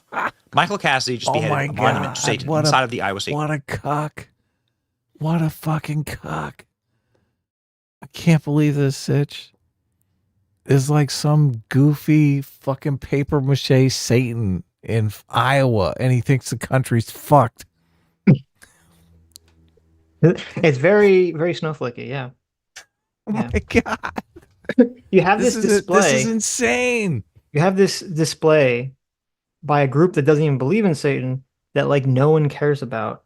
And now a lot more people do care about it because you destroyed it, but no one actually cared about. And people would walk by and be like, that's fucking weird. And then they continue on with the rest of their day. And it would have been gone in a couple days anyway, And, How is this any different than, look, I got misgendered on Twitter. Fucking America's fucked. I mean, it's the same. It is essentially the same thing. Yeah. America's fucked. Yeah. Oh, please. State capital, Satanic Temple. Turning Point USA is proud to pledge $10,000 to his legal defense fund. We stand with the Satan Slayer. Michael Cassidy is a devout Christian and military officer. Michael just tore down and beheaded the Satan statue. Not all heroes wear capes, but they all wear crosses. The post-millennial is saying that... Dude, it's like, this is just, I can't stand this, Sitch. They're like content farming all this nonsense. I know. Yeah. Well, we're content farming them, I guess. So, it's the circle of life. The circle of life. Okay, that's fair. This is bad content here. Yeah, no, it's the really bad. fund to assist the Satan Slayer is popping. Listen, this guy, Adam, this guy creates like 1 billion videos a day. Okay. And they'll get good views. Like he just pops these videos out. Like he literally does like 4 to 6 videos a day. Like he just boom, boom, boom, boom, boom. Right. He's got to like look for everything he can. Right. And just say whatever comes off the top of his head. I get it. Yeah. Off now that has raised an enormous amount of money. Death to Satan is what Jack Posobiec says. Cassidy says, I saw this as a blasphemous statue and was outraged. My conscience is held captive to the word of God, not bureaucratic decree, and so I acted. Well done. Cassidy ran for Congress in Mississippi. No word here on if he was like living in Iowa or if he traveled up here just to do this. Display to He traveled up there just to do it. Oh man. Well, that's what's funny is like, even if you don't like the statue and you like the guy tearing it down, I mean, you at least acknowledge, at least have the self-awareness to acknowledge that he did this for a publicity stunt reasons, that it's, he's just doing it for his own selfish purposes. Obviously. Morality binds and blinds, man. Right. They can't acknowledge that. Come He's on. the Satan Slayer now. Right, Come okay. on. Okay. I mean, if Satan was so easily destroyed that any random person could just go knock it off its little like flimsy altar, like Yeah, was Satan as big a problem as he's been made out to be? Yeah, right. Doubtful. Right. Drew outrage with Iowa lawmakers saying, I'm calling for our governor to have this blasphemous display removed immediately based on the grounds that is unconstitutional, offends God, upon whom the state of Iowa depends on blessings. That's exactly right. Satan is the absence of God. It is antithetical to God. It is not a religion. It is the absence of religion. It is not light. It is the absence of light. I'll be right back. I am calling for clarity on legislation adopted in accordance with the state constitution that prohibits satanic display in our capital. That's exactly right. And in our public schools. Do you understand what happens next? Cassie told the Sentinel, this is a publication, a newspaper, that he destroyed the satanic altar to awaken Christians to the anti-Christian acts promoted by our government. Yes. The world may... So that's a weird framing here. With to destroy the statue to awaken to the anti-Christian acts promoted by our government. So obviously, the implication would be that this statue has something to do with broader culture war issues, which, you know, you can kind of frame. You can take almost any issue really and force it through the lens of, is it a pro-Christian or anti-Christian thing? You know, you could talk about, you know, gay acceptance, transing the kids, any of this stuff. It can all be kind of thrown through the lens of, is it pro-Christian? Is it anti-Christian? I don't think that's really like a valid way of looking at it. People that are, you know, doing the transitioning children, they're not doing it from a theological perspective. That's not their motivation here for why they're doing that. They've basically been tricked because their kid is, you know, well, obviously there's some people that legitimately have gender dysphoria, but I think a majority of them basically been caught by a social contagion, and their parents are basically told by health workers that don't have their best interests at heart that, you know, they have to do this very experimental thing in order to you know, make sure their kid doesn't commit suicide. But it's bad. It's especially bad if you're going to put free speech, if you're going to categorize free speech as an anti-Christian act promoted by the government, because it's essentially what Cassidy is saying here. It's like, this statue is put up for free speech. I'm destroying it because this shows anti-Christianity is promoted by our government. So you're saying that free speech itself is an anti-Christian thing promoted by our government, which, you know, that's not really a great argument to make, but. Ouch. Tell Christians to be submissively accept the legitimization of Satan, but none of the founders would have considered government sanction of satanic altars inside of the Capitol buildings as protected by the First Amendment. Anti-Christian values have steadily been mainstreamed more and more in recent decades, and Christians have largely acted like proverbial frog in the pot of water. Correct. Michael Cassidy Legal Defense Funds has launched, ladies and gentlemen, and is where right now? Let's check. It is at nearly $30,000. Its goal was to raise 20. Well, boom. Oh, we got to do shaka, this, Sitch. laka. Satan was a Private this video. I have a plan. We want to go find a Satan statue to destroy, and then we can raise money off of it. Is that what you're saying? Yes. This Okay. seems like the ultimate grift here. I mean, let's do it. Listen, if you guys know any more Satan statues that we can go destroy, right? Go send us a message. Call right? me the Satan Slayer from now on. We'll go out there. We'll destroy all the Satan statues, okay? Completely because of our moral convictions against freedom of speech, not because we want money. prolific slave owner, having his statue in the Iowa State Capitol is an affront to African Americans. Well, that's one way to look at it, for certain. I haven't a slave owner, right? You'd assume a slave owner, the owner of souls, right? The owner of souls, depending on your understanding of the story of the origin of Satan, right? As a fallen angel who is here to corrupt, kill, and destroy God's good work on this earth.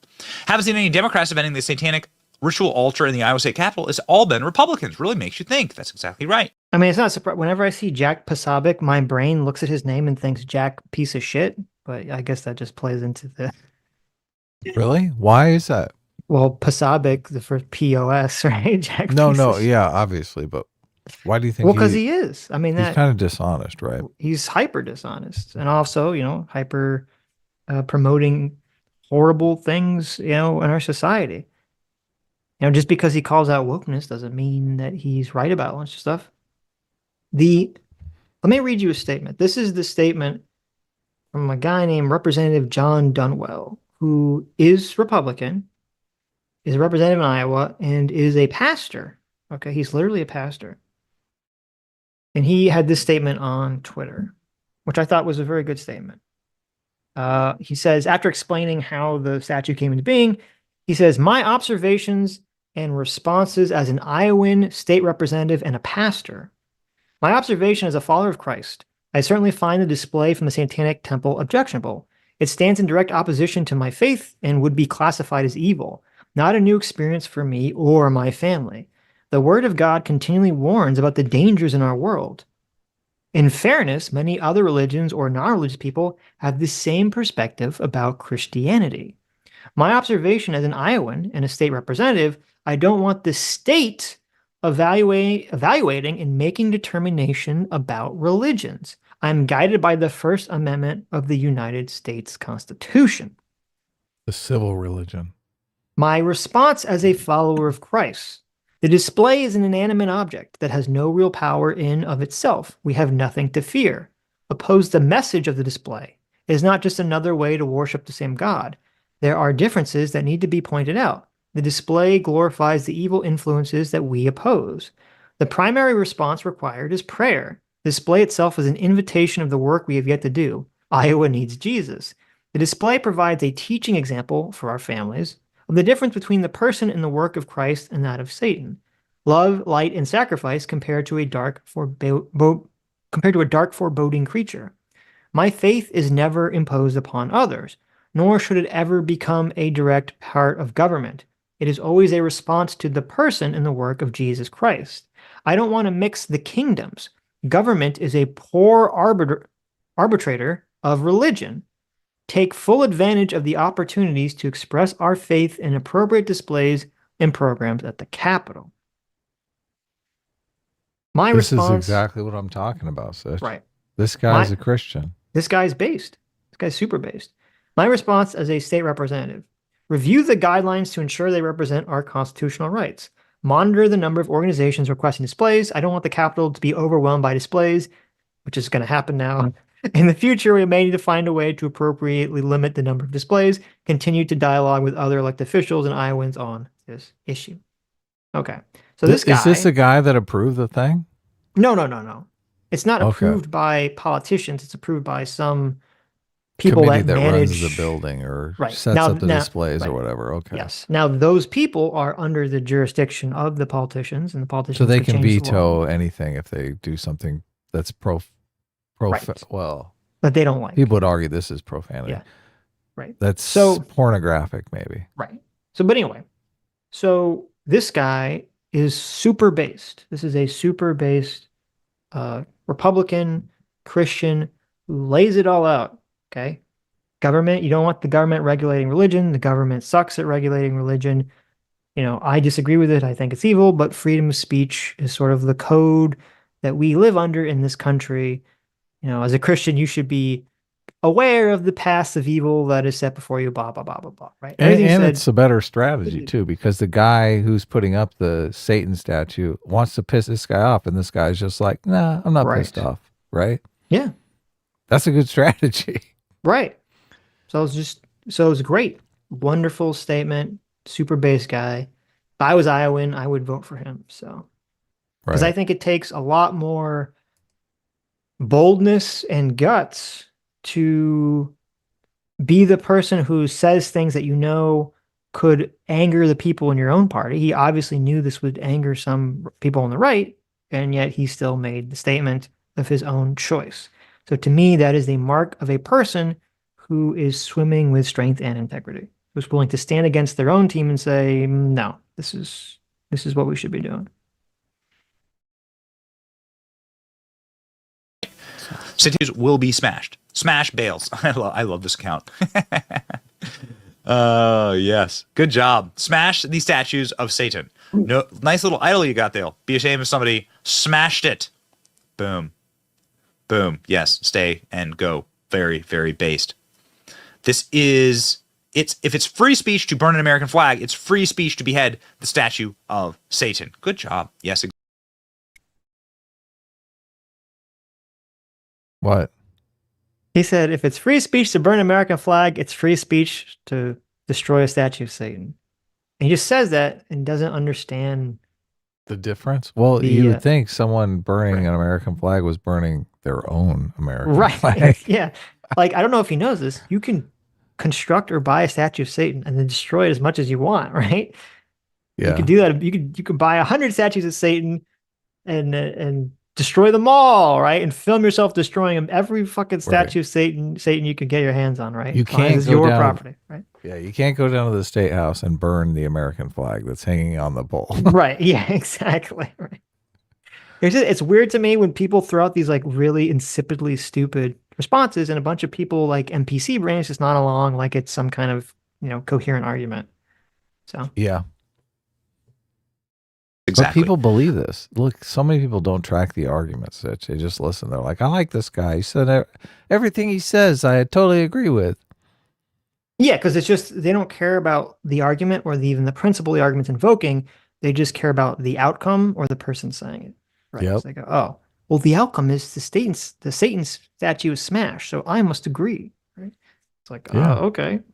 Not quite, but sure. I prefer to live in a country where Christian men tear down statues of Satan instead of tolerating true evil.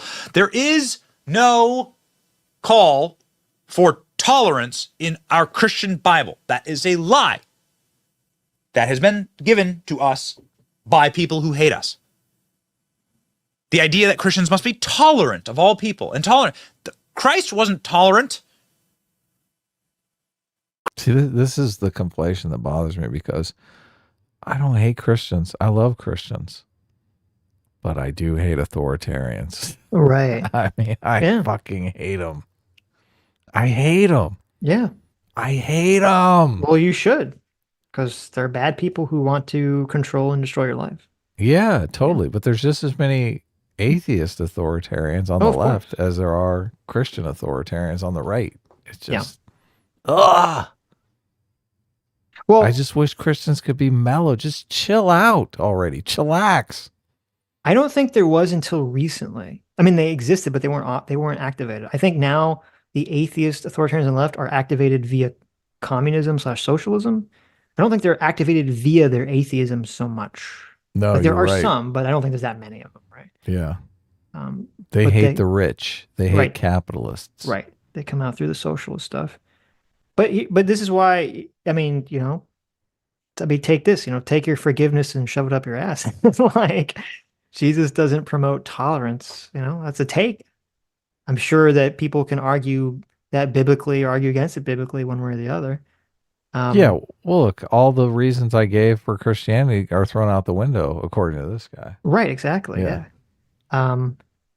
Yeah, I mean, this is, this kind of goes into, again, what you were talking about with this is why the Satanic Church people exist. They're reacting to Matt Walsh, they're reacting to Benny here. That is who they are trying to trigger. That's who they're reacting to with their Satan statue. So that doesn't necessarily justify it, because I think it's still a stupid thing, because it basically turns off, most people that aren't Benny, who are not Matt Walsh, who are far more moderate. But, Yeah, and it activates the authoritarians, so it's just a lose-lose. Right. Yeah. Well, on one hand, I mean, I agree. I think it's stupid. I don't think it's going to help their message. But on the other hand, I'm happy this happened, because sometimes I think you need to activate the authoritarians so people see them and go, oh, that's right. Those people are authoritarians. They still exist. They're still on all sides of this issue, and they could be on my side. They just kind of haven't been activated at that moment. So sometimes you need to push the boundaries a little, just so you can get the little Marco Polo on who these people are.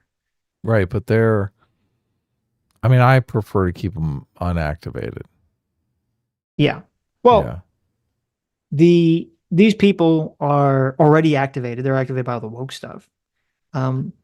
But what I mean is it helps to like show what they're, let the mask slip, do something that makes the mask slip a little bit. So you can go, oh, okay. Right. So they can't hide behind like, well, I'm against wokeness because it's anti-liberal. It's like, okay, well, you don't believe in liberalism or liberty. So even though this guy begins, this is why it's so weird. This guy begins his video talking about how freedom and liberty is so based, and now he's taking the exact opposite position. Right. Popped off in the Bible multiple times. He asked for people to be redeemed, to accept that they had a sinful life and they were on the wrong path and sin no more. Christ was not tolerant of sin. He was intolerant of sin and also of desecration of holy places. I'm not sure you'd call a state house a holy place, but you certainly should not be defiling places with statues of Satan. It is quite clear what Christ would have done in this situation, as the man who has torn down many, many statues of Satan, including Satan himself, as you understand the temptations of Christ. Facing Satan himself and destroying Satan himself. Do you not think that Christ would have also been here to tear down the statue? Satan has no place in our society and should not be recognized as a religion by the federal government. I'll chip in to contribute to this Veterans Legal Defense Fund, says Ron DeSantis. Good prevails over evil. That's the American spirit. That's the correct take. There you go. Ron is getting in on the whole. See, Ron's always like looking for that money on the table he can grab. Yeah, He's like, oh, of course, yeah, fuck free speech. What do I care? You know? Okay. As well, and good on you. Ladies and gentlemen, I would say to Ron DeSantis, who has been endorsed by the governor of Iowa, somebody named Kim Reynolds, that he should call her and tell her that the statue should not be in the state capitol no matter what. Period. You're the governor. Come on. It's my home state, so it stings a bit, this story. I don't want to see my home state tolerate this. Go do what you want. This is state property, right? Like, you're not allowed to, like, erect a statue of Satan. You know, march around the mall, local mall with your little Satan thing. You know, whatever. Go stand in a parking lot somewhere.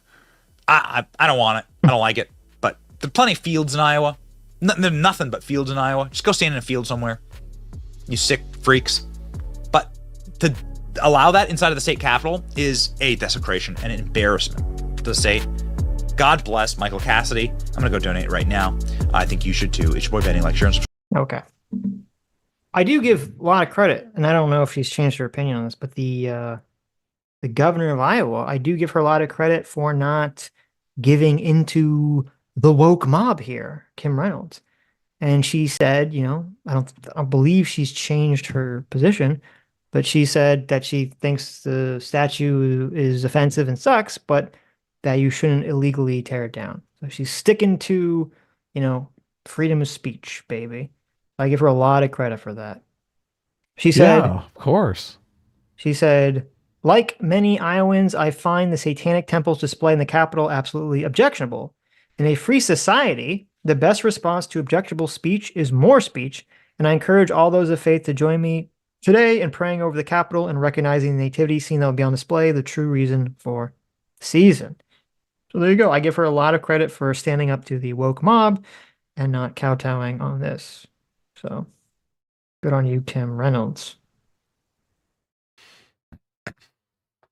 Yeah. Excellent. Excellent, Kim. Yep. Kim Reynolds. Sorry, CT she said, how many Columbus statues are there in America? I don't know if maybe it's an American thing. I guess not in Canada. There's a lot of statues of Christopher Columbus in America. They're like all over the place.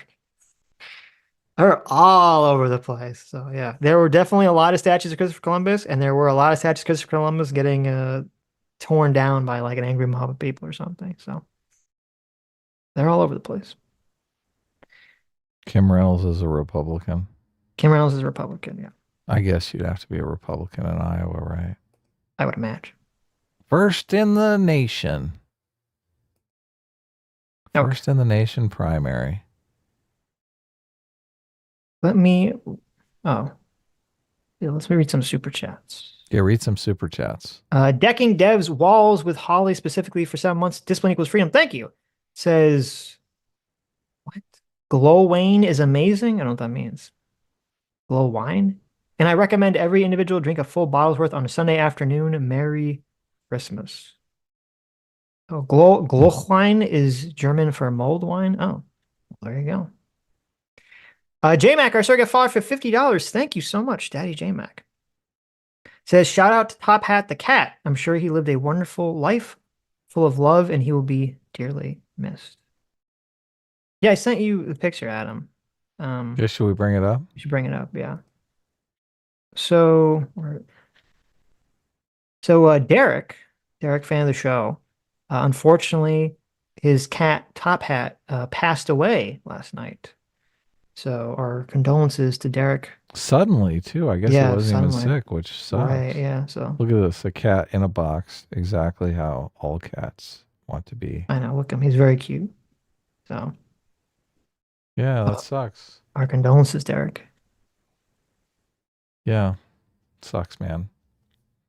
Derek, before this, had done something else that you should probably bring up a picture that? of. Well, he modified some Sitch and Adam. Oh yeah, he gave me some big old tiggle bitties, right? Yes. Can we bring that up? Is that like, yeah, you is that should. you two acceptable? Well, I don't know. Look, We'll see. yeah. I guess we'll find out. I mean, there is nip and stuff like Right. that. Well, if you want to cover Probably it up, not bring it up. Yeah. right. I don't really have a way to cover it up. So, Well, okay. Well, anyway, but just imagine me with beautiful, big breasts. I'll alter it while we're streaming so you can bring it up. Okay. Basically, he took the little Sitch and Adam plushies and he was kind of asking people on Twitter who should get the pair of tits. Right. It was decided by vote. Was it? Adam, was there like a poll or something? Well, there was a few of us that made a decision. Okay. Well, I didn't see like a poll or anything. There was not a poll. There was a handful of us. So the decision was made to give Adam tits. So I think it was a good decision. I think they look great. On Adam. Do. They look nice. Yeah. I would play with them if I had them. There you go. But sucks about your cat, man. Yes. Obviously. Yeah. God, I don't know. Like, I'm in that stage myself. I'm like I'm trying to pre-mourn the death of Wormy. Yeah. Yeah. The death of Nibbler bothered me more than I expected it would. Because I hate that cat, just always bugged the shit out of me. I was like, I'm not gonna miss Nibbler. But then you do. Right. You're like, oh, she used to sleep in all kinds of weird places. She got super loving too before she died, which was like, I think she was like messing with me because she wanted me to miss her. I was like, I want Adam to mourn me, so I'm gonna be real nice to him all of a sudden. Yeah. I know, that's what it was. It was like out of the blue. She used to scratch and bite me all the time. Really? And all of a sudden she was like, yeah, sleeping next to me and stuff. She knew. I was on the couch. She'd curl up next to me, and I'd think, "What the fuck? This cat hates my guts." I don't know. Maybe she knew. She could sense What's going on? Right. Yeah. So. Oh, so sad. Yep. Crimson King for 1 month says A-Team is the best. Love the show. Keep it up. Any thoughts on Alan Watts? Alan Watts is great. But I really only know Alan Watts through Akira the Dawn from listening to Akira the Dawn. Oh, does he have Akira the Dawn Alan Watts quote song? He does. I have his Alan Watts album actually. Oh wow, look at that. So I've listened to a bunch of Alan Watts through that. But I guess, I'd probably like the talks if I listen to the talks. I do like the Akira the Dawn stuff. I don't. But yeah, he's like a philosopher. Know if I've ever heard anything. I haven't heard that song you're talking about. So I don't know. I see that. Oh wait, that's not true. Wait, is he? No, he's not involved with that. Never mind. Oh no, wait, it is true. I played the game Everything, and apparently the game Everything has all these Alan Watts like narrations and quotes. So okay, I do like Alan Watts then. He's pretty based because I liked all the stuff in Everything. So there you go. So good on Alan Watts. Everything's an interesting game to play. Decking Devs Walls with Holly specifically for $2 says they worship that guy from Dragon Ball. That's right, Mr. Satan. Mr. Satan's a great character in Dragon Ball. So I sent you a link. Destiny debated Jank. Yeah, exactly. Right. Read this thread. I was looking at his Reddit, his subreddit. So to yeah, see, of course, to see right at how it 4 went. p.m. today, Destiny's debating Cenk on Israel as we go to stream. I mean, look, the reason why I sent you this is because it's interesting, because we debated Cenk on Israel Palestine. We interviewed Cenk. Well, we didn't really debate. We interviewed him, and then we were talking to him. Like, so it was not set up as a debate in any capacity. Obviously. We debated Cenk on Israel and Palestine Okay. towards the end of our interview with him. Uh-huh. And we ran kind of into the same problem that is articulated here. You want to read that subreddit, or you want me to read it? I'll read it because Okay. Destiny's mistake in the Cenk debate. Destiny made one small mistake in the Cenk debate, in my opinion, that ceded control over to Cenk. There was a point in the debate about an hour in. After letting Cenk ramble for 10 minutes, Destiny started his response by saying, "Cenk, if you disagree, feel free to jump in."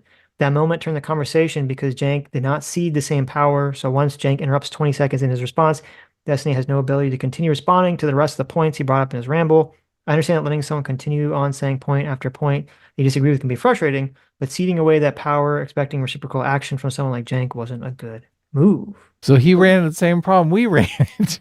Like, Cenk, well, that's interesting. let us respond. That makes sense. Cenk is a rambler. He goes on and on and on and on and on and on and on and on and on and on. And on. Hey, look, you have to break levels of decorum, Right. or you just have to like let him go. Yeah. No, sure. Right. That's why I said, like, to me, I mean, the thing was with Cenk was pitched to him, I believe, and to me as an interview. That was my headspace. It was not a debate, where he'd be like, "Let me interrupt you every 2 seconds to try to." Well, but I did. I every told point. him, and Right. I talked to you beforehand. Yeah, I said, so. look, Cenk seems cool to debate Sure. Israel Palestine. Okay. Right. And I said, I mean, I think even if you go back and listen to that interview, I say we're gonna treat this like an interview, and then towards the end we're gonna debate Israel Palestine. Fair enough. Right. And I feel like we did debate Israel We did. Yeah. Palestine. We did. Sure. I mean,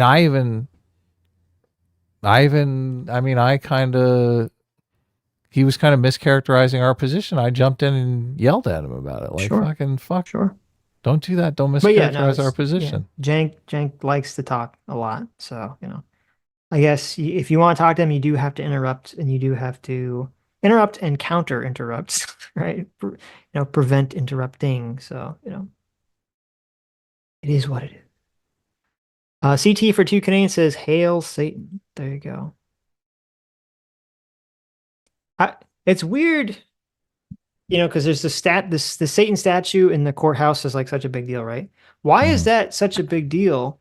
But having one of the most popular shows on Netflix be called Lucifer and be about the literal devil actually being not a bad guy, why is that like accepted?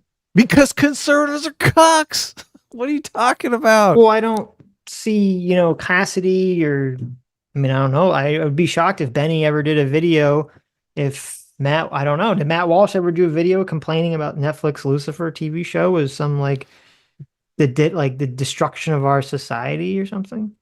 Look, I don't want you to think I'm calling conservatives cucks. I'm saying the Matt Walshes and the Bennies of They're the saying world. conservative cucks are not fighting against Yes, they're the ones that are saying. Matt Walsh is basically saying all of you conservatives are cucks because you allow these things to take place, and that you should all rise up and smash everything you see that's against you in religiously.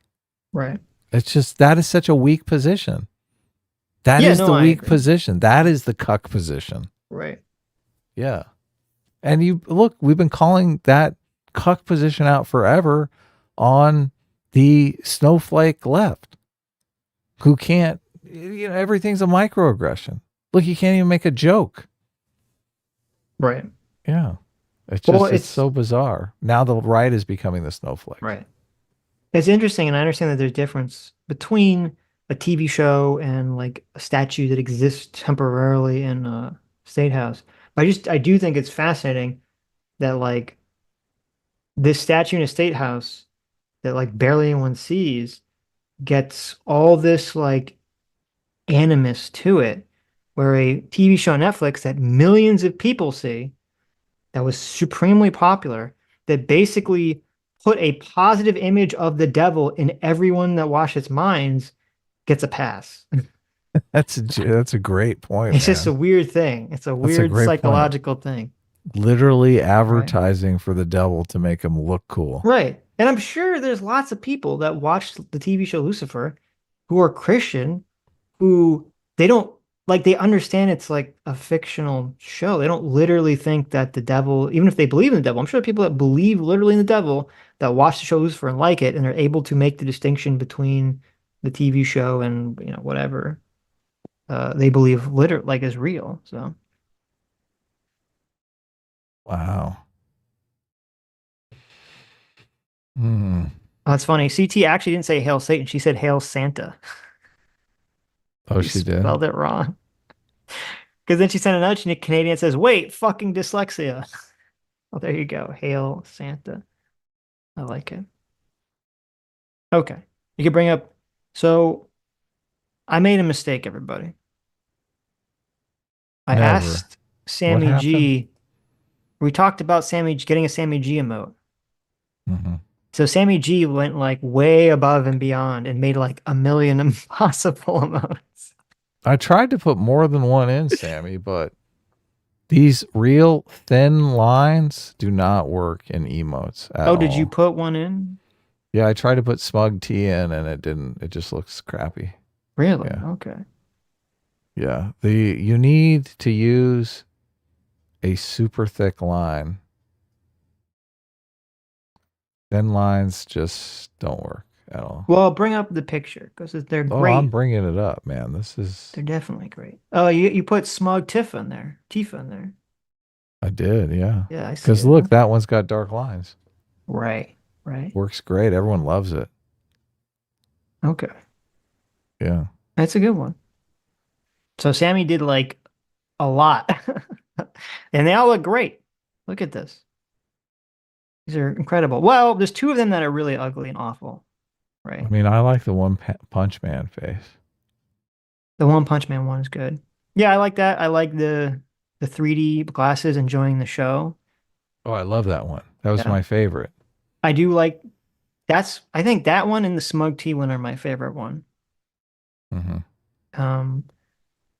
I guess I should shrink it down, but I kind of don't want to shrink it Then down. we, of course, have the Sitch Chan faces. Look at I that. have to. For all the Sitch Chan fans out there. Mm-hmm. Look at that. And of course, the Smug Tifa. And Sammy says, I made a variety to choose from. It's up to you, Adam, to decide the new Sammy G emoji. I can always draw new ones if needed. PSA Sitch, similar to an 1800s housewife, has no voting rights on this matter. Maybe I'd listen to him if he put on cosplay or not. Who knows? Women are quite fickle. Oh, yeah.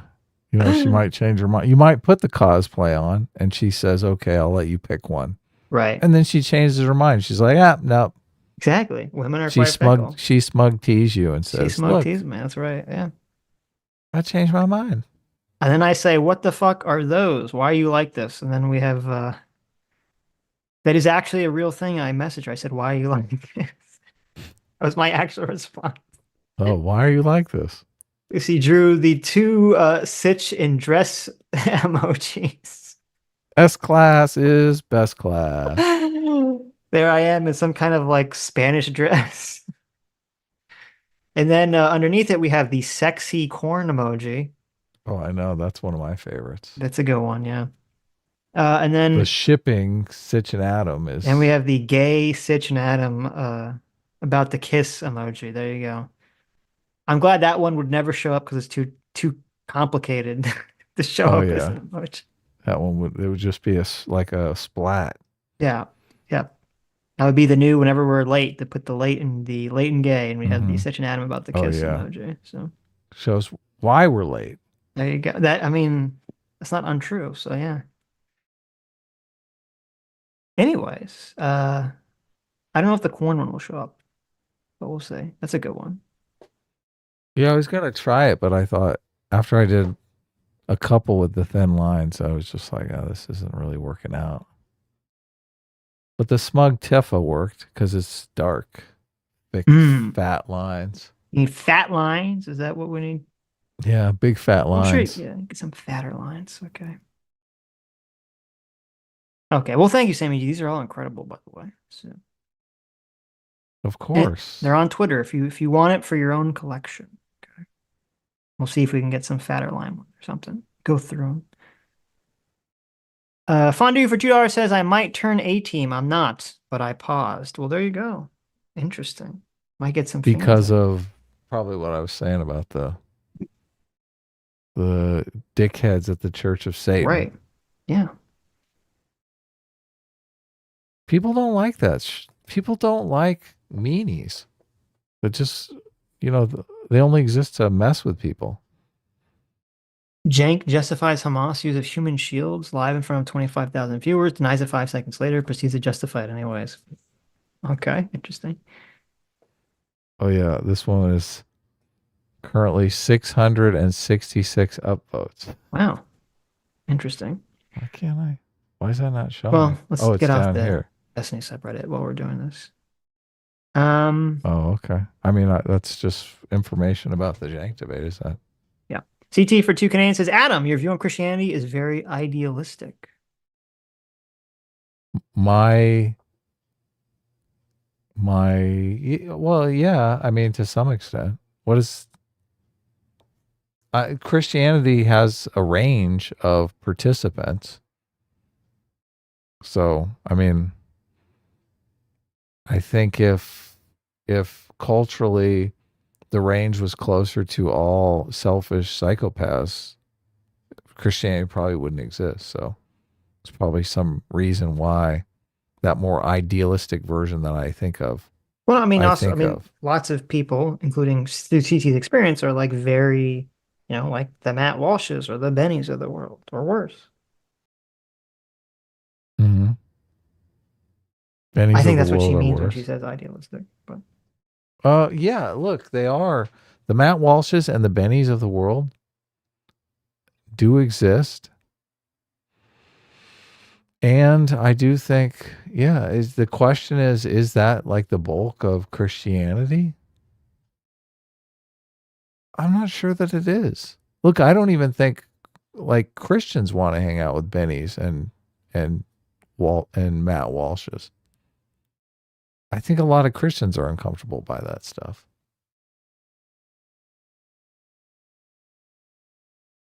I mean, if you want to pull up a poll or something and say, look, 90% of Christians agree with Matt Walsh. Well, I don't think that poll's been done. But anyway, Understate for 20 Canadian, thank you. Says, hey, gents, what do you think about the courtings hysteria over Dave Rubin buying babies? Yeah, I mean, we talked about this. I thought we talked about this a little bit in the Matt Walsh surrogacy video that we put out. But I think the quartering, like losing his mind over the buying babies and surrogacy thing, I mean, it rubs me the wrong way. Obviously, it seems kind of insane to me.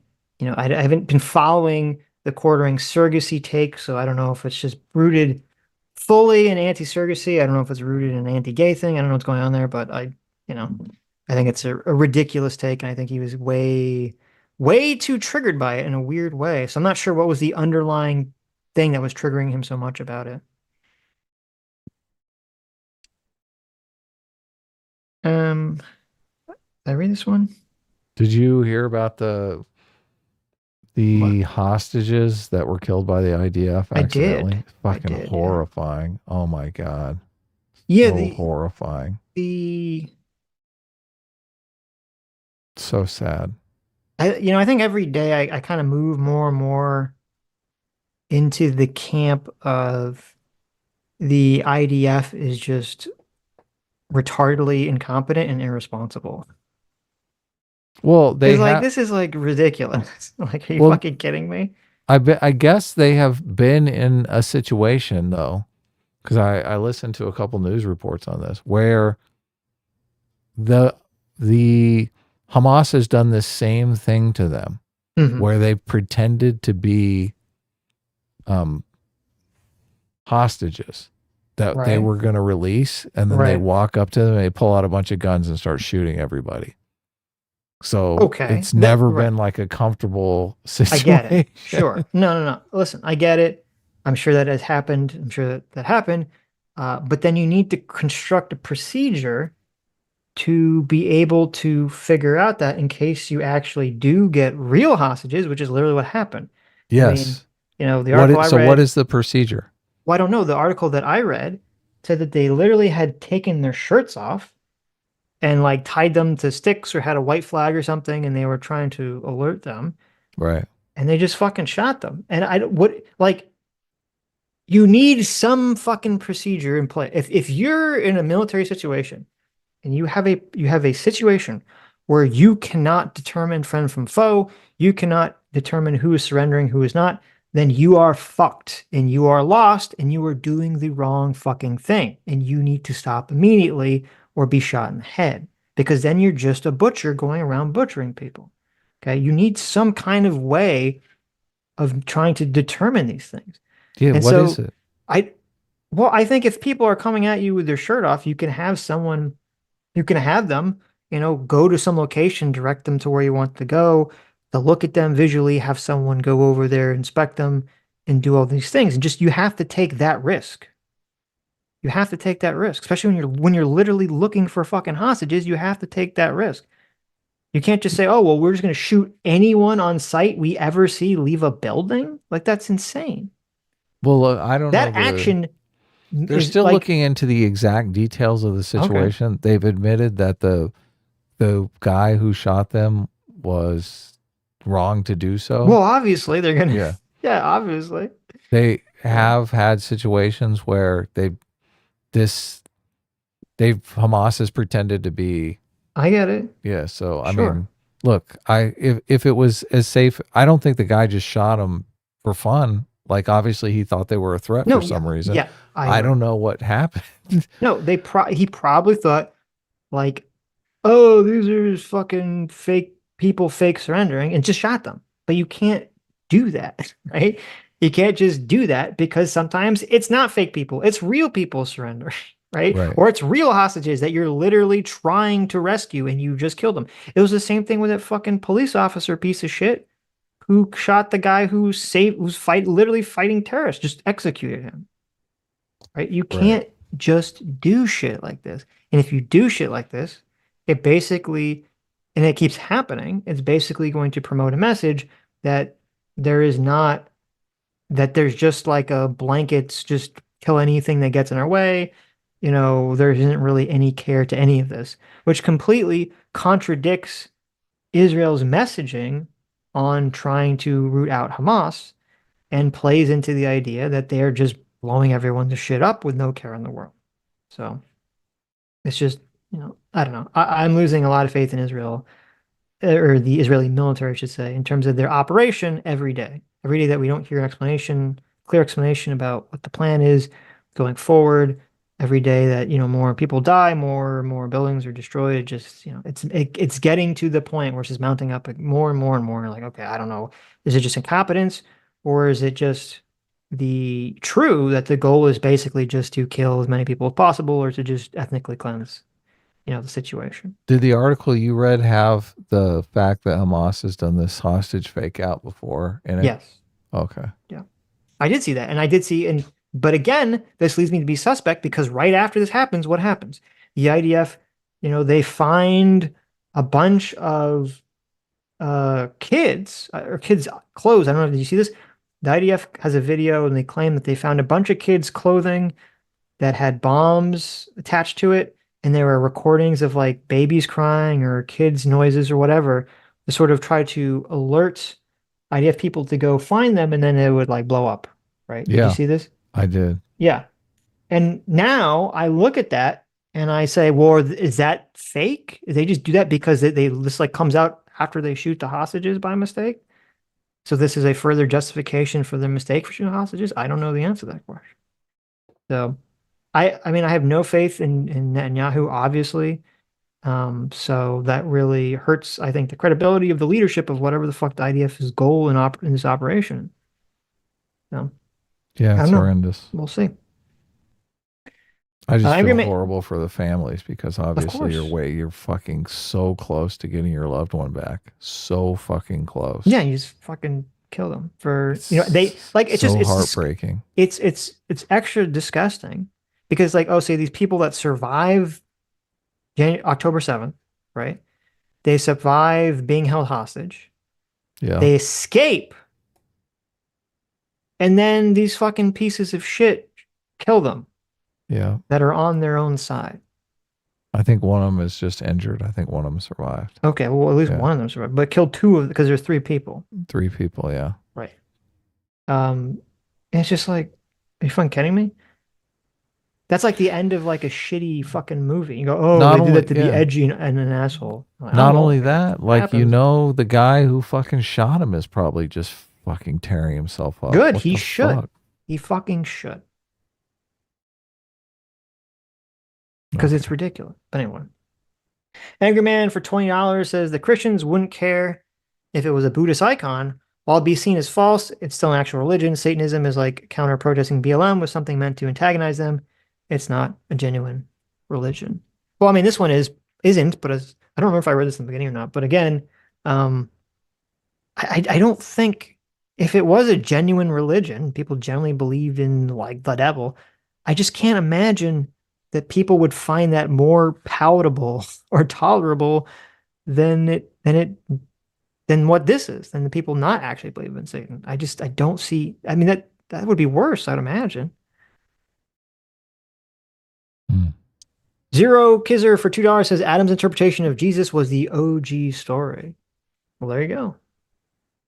Yeah, I mean, is there a different one? I mean, I was raised Baptist, not Catholic, Right. so I don't know. Is the new G story the Mormon story? obviously. Come on Jesus now. came to America, Yeah, coming to America. proselytized the Native Americans. Jack H for 14 months says the Iowa State Capitol Satanic Temple display got my elephant really going for a minute. Still kind of does, to be honest. Sure. I mean, I get it. I definitely get why it would.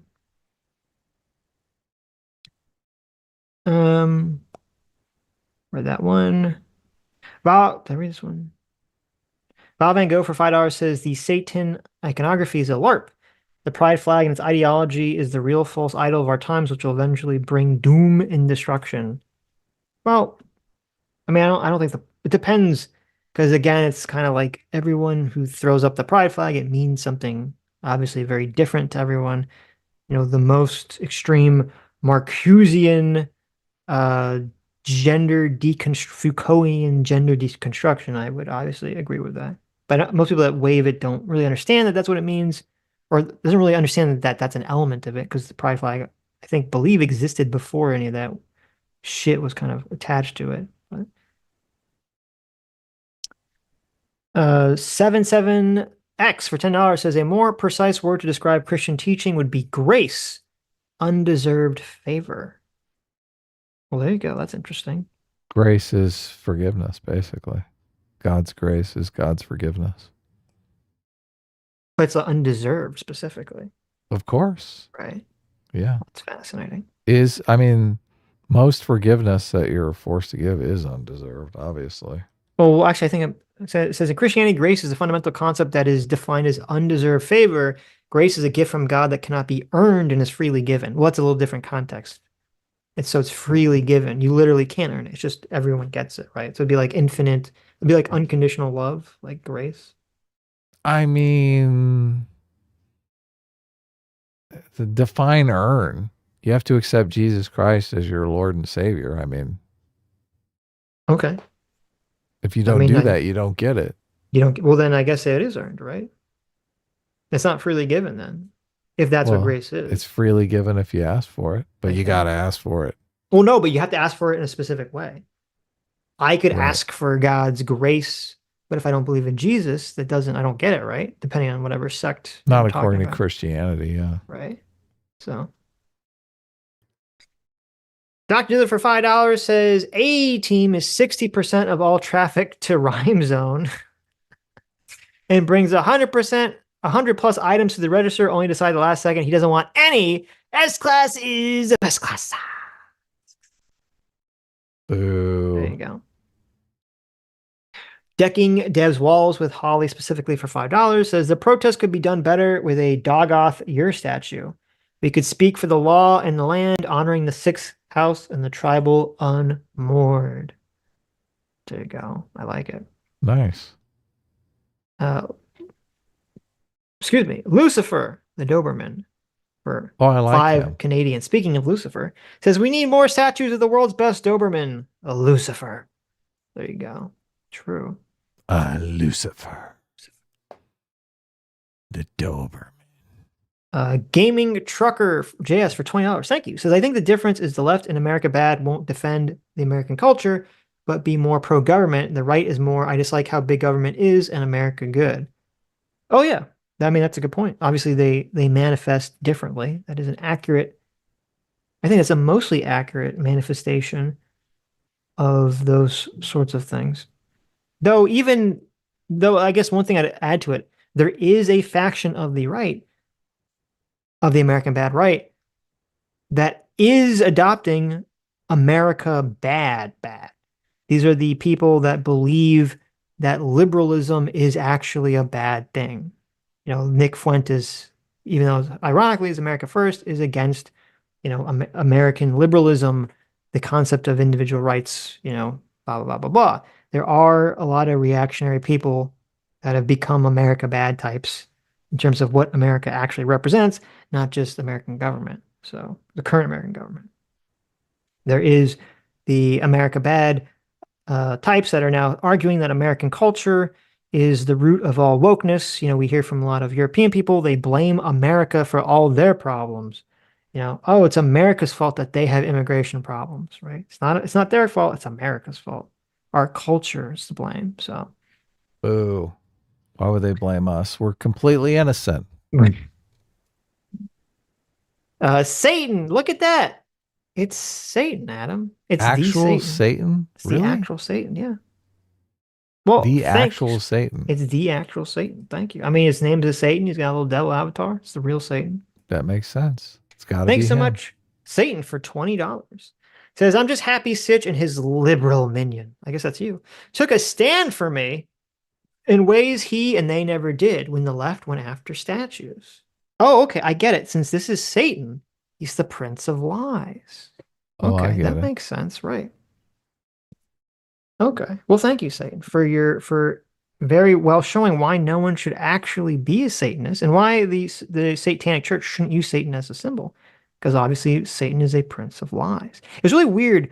There were some people on the right who were like hyper triggered by their elephant and thus were trying to claim that I was hypocritical regarding the statue thing, saying, well, Sitch, you said they should take down the statues of some of these Confederate generals. And my response is, I did say that. I also said they should not be torn down illegally and people should follow the legal process. I said that every time. Right. Every single time. I never supported anyone ever illegally tearing down a statue and always said no one should. I would never ever support a statue of Satan becoming a permanent fixture in a state capitol building. I would never support that. And they also, it's really annoying because the people get really triggered and they become an NPC. They lose all semblance of thought because, again, my position was never with what the thing that bothered me with the Satan statue was not what the Satan statue represented. It was basically seeing a large contingent of people on the right throw away the entire concept of free speech, which I don't know if you've been fucking paying attention, but that's kind of been a big thing that we've been talking about the left has been doing for the past few years, right? That the left is willing to throw away the concepts of free speech. I don't know if you watched the channel, you might have noticed we spent quite a lot of time, pretty consistent on that principle here. But I guess that's lost if your elephant's rampaging. So, but thank you for the $20. Be nice. Don't be sick. a meanie bobini. Sick Fox for £5 says there's a 1-minute clip on YouTube that encapsulates the speech aspect of this dispute titled "A Man for All Seasons the devil's speech? Well, maybe we'll check it out. Adam brought up something. What is it? We'll watch a little clip from the Turning Points USA when you're done. Right. Or, Oh, Or I know what you want to talk. yeah, well, come on, Okay. it'll be fun. Right. Puck 971 for $20. Thank you. Says Church of Satan is a satirical group that tests free speech. They aren't really Satanists. They are a free speech group. I mean, that's definitely a big, they're not just a free speech group, but that is definitely a big element of what they're doing. So yeah, that is true. Ostracy for $20. Thank you, Ostracy. Says, it seems that one of the big issues with the whole Satan statue thing is there are several similar arguments being made at once. Hard to keep them all in line. All have different barriers on free speech and how it applies. No, I mean, that's a great point. This is the convergence of many different issues happening simultaneously. And usually when people get emotional about something, it can be very difficult for the person to sort of parse out what exactly is the issue that's affecting why they feel the way they do and to analyze it appropriately. So that is a good point. Let's see, there is one. I read that one, yeah. Zamazi for 1 month. Thank you. Says, by its very nature, Satan symbolism is deceitful, treasonous, and fraudulent. So the symbol innately is designed to trick you into taking it. And I agree. And that's part of why I said from the beginning, the decision by the Satanic Temple to use the Satan symbol is very stupid. It's a very stupid thing. The Satanic symbol, I don't believe, can be rehabilitated or appropriated in a way in which they want to use it. So everyone will just look at it and interpret it as exactly as you said. So very poor marketing decision. As Satan? Right. Val Viva Reason and First Amendment for $5. Says, Adam, why aren't you defending the Establishment Clause of the First Amendment as strongly as you defend the Speech Clause? The Establishment Clause About the state is not having any religion established. Right, not having a state established religion. This doesn't seem to have anything to do with that. Iowa is not trying to establish a state religion by letting these holiday dioramas go up in their foyer, right? I mean, yeah, but if you said that you think it should be acceptable to have a permanent 10 Commandments or Jesus in a courtroom or state house, I think that's what they're alluding to, that would violate the Establishment Clause under their idea. I don't think just because you're using Christian iconography, you're establishing a state religion. I think establishing a state religion is saying you must be a member of the Church of America or I mean, just because they use that iconography doesn't mean that you're not free to reject that iconography. I don't think it's an establishment. Well, I think literally in England, they have the Church of England. Sure. Yeah. Okay. That you're forced to pay. Right? Well, no, you're forced to pay dues to. I'd say that's closer to a. Well, they're a monarchy. They're a cuckarchy, right? Right. But look, what would you say crosses the line for you? I guess you'd say just putting the iconography up crosses the line for you, not for me. Yeah, because it shows. I want the law of America to be distinctly disconnected from religion. Now, obviously, morality, I understand it's like impossible to completely disentangle these ideas. But look, 10 Commandments, blasphemy, adultery, honor thy mother and father. There's a bunch of bullshit in there that has nothing to do with American laws. These things should not be attached to American law. And I think if you have a symbol like that in a courtroom, it's a permanent fixture of the courtroom, it is sending a very clear signal that this courtroom, that the entity that has the monopoly of violence in our country is being motivated, adjudicated by religion rather than the U.S. Constitution. And I don't support that or agree with that. I think it does violate the Establishment Clause. Some would argue that this state power is being kept in check by a power greater than the state. What's your take on that? Well, the state power is being kept in check by the ideas we have of liberalism and of the people that in the voting in the voters. That's what keeps state power in check. It is the chain Leviathan. The chain Leviathan is chained by all American citizens are holding a chain on Leviathan on one hand, but the chain Leviathan is also like, you know, the whole elephant tied to a pole thing. Yes. You have this idea, or when you have a baby elephant, you tie it to a pole, and the baby elephant is unable to, I don't know if it's true, it's the myth, right? The baby elephant is not strong enough to pull out of the pole, or every time it tries to pull, you hit it or whatever. And as the elephant gets older and big enough so that it literally has the strength to pull out of the pole, by then it's learned to not pull out of the pole, try to pull its way out of the pole, because it's learned from the beginning that it could not do it. So it mistakenly believes it can't do it as an adult. That's kind of how American culture operates on restraining our government. That's how culture operates and tradition operates in restraining anyone's behavior. Yeah, but God is the pole. God is not the pole. God is not God. I hate to be the bearer of bad news here, but if Joe Biden declares that he is the God King of America and is able to use the military force to try to take over control, the hand of God is not going to descend from the heavens and, strike Joe Biden down from where he stands. Okay. It's going to rely on people to fight back. The people who are really holding the chains of the Leviathan to fight back.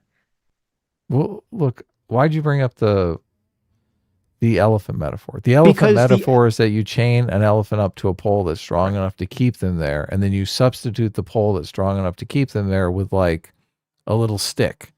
And they will believe that the stick is as strong as the pole that once kept them there. My point is that the stick... And they won't try to pull it out of the ground. And I'm arguing that God is that stick. Right. Yeah. I'm saying that their belief that God will come out and strike them down or torture them or torture their family for all eternity. God is not the stick. Liberalism and the principles that there is a presuppositional belief that people should have the right to vote, people should have the right to freedom, we should all live in democracy. That's the stick. That's the stick that holds the elephant and the monster in place. All those ideas, all those concepts. I say God is a stronger stick. Do you disagree? Well, no, because the problem is that God can either be a stronger stick or could be the opposite. God could be the thing that destroys the stick and says, no, go rampage, elephant, because you're not living according to godly principles. That's what we see when we look at Matt Walsh. That's what we see when we look at Benny. Right. I understand what you're saying. Right. You're saying God can whisper in the autocrat's ear and say, I want you to nuke everyone. And then he would say, oh, God told me to nuke everyone. Right. Yeah. But God can also whisper in his ear and say, you shouldn't kill or lie or steal. Yes. My argument is, do you think that there was ever anybody who lived that wanted to steal or rape or murder and heard a little voice in their head of God, and God told them you shouldn't do that, and they didn't do it? They were like, I'm not going to murder that person. Yes. I'm not going to. I agree. Yeah. Okay, so it has checked some behavior before in the past, right? Yeah. Well, a lot of people would argue that when you get people as powerful as kings who can do anything that they want, the only thing keeping them in check is this belief that there is a higher power than them that will torture them for all eternity if they turn around and gas all their people.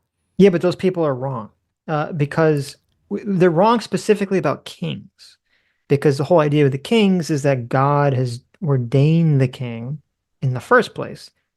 And so therefore that means that the king's actions, it's very easy for the king to rationalize that their actions and their will is therefore an extension of God's will. It's way too easy for them to rationalize that as opposed to be afraid of following.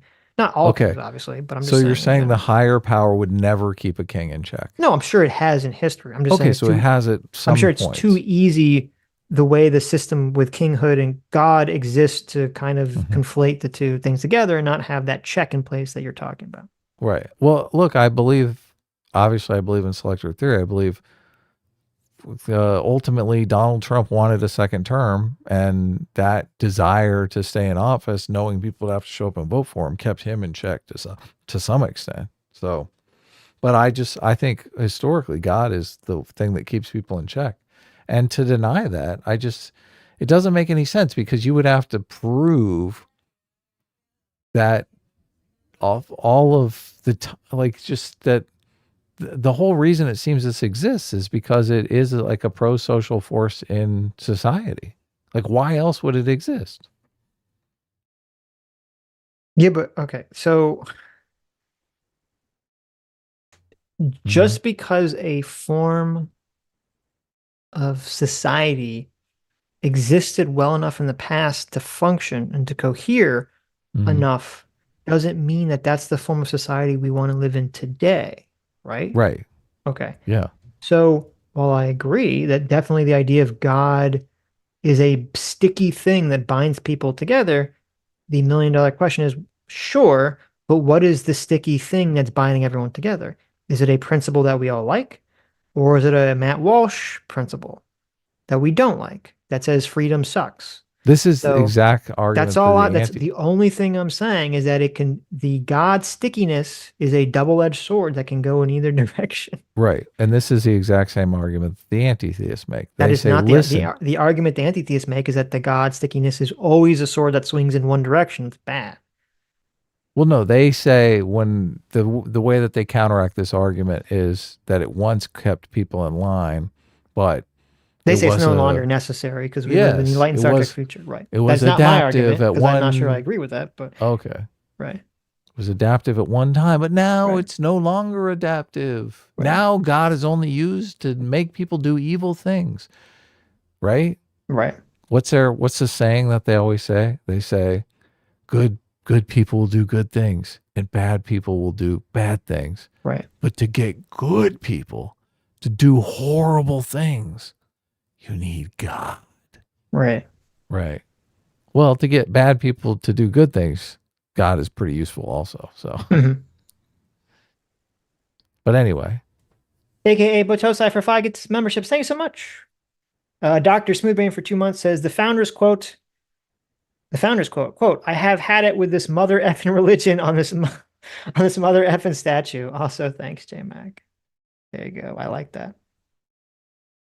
D5280 for 5 months says, thank you. Says the idea that December 25th was taken from a pagan holiday is not true. December 9th is 9 months after the month Mary became pregnant, her earliest Christian theology. I thought Jesus was supposed to be born. I thought Easter was when Jesus was supposed to be born. Or Christmas. Now I'm fucking confused. No, Easter's when he rose from the grave, right? Okay, Adam left. Whatever. No, yeah, no, I'm here. What? Okay. Jesus is supposed to be born December 25th, right? Yeah. Easter is supposed to be when he rose from the grave, right? Yeah, yeah. Okay, gotcha. And I think Ash Wednesday is when he's buried, and 3 days later is Easter Sunday when he rises. Is that it? Right. I guess so. I'm asking you. Listen, I don't know this shit. Look, he gets killed and rises 3 days later, man. It's like a miracle. Yeah, I've heard people talk about, I don't know. I've never really cared. I've always heard people say, oh, it's a pagan winter solstice, blah, blah, blah, blah, whatever. Doesn't make a difference to me as someone who doesn't believe in the actual event occurring, but sure.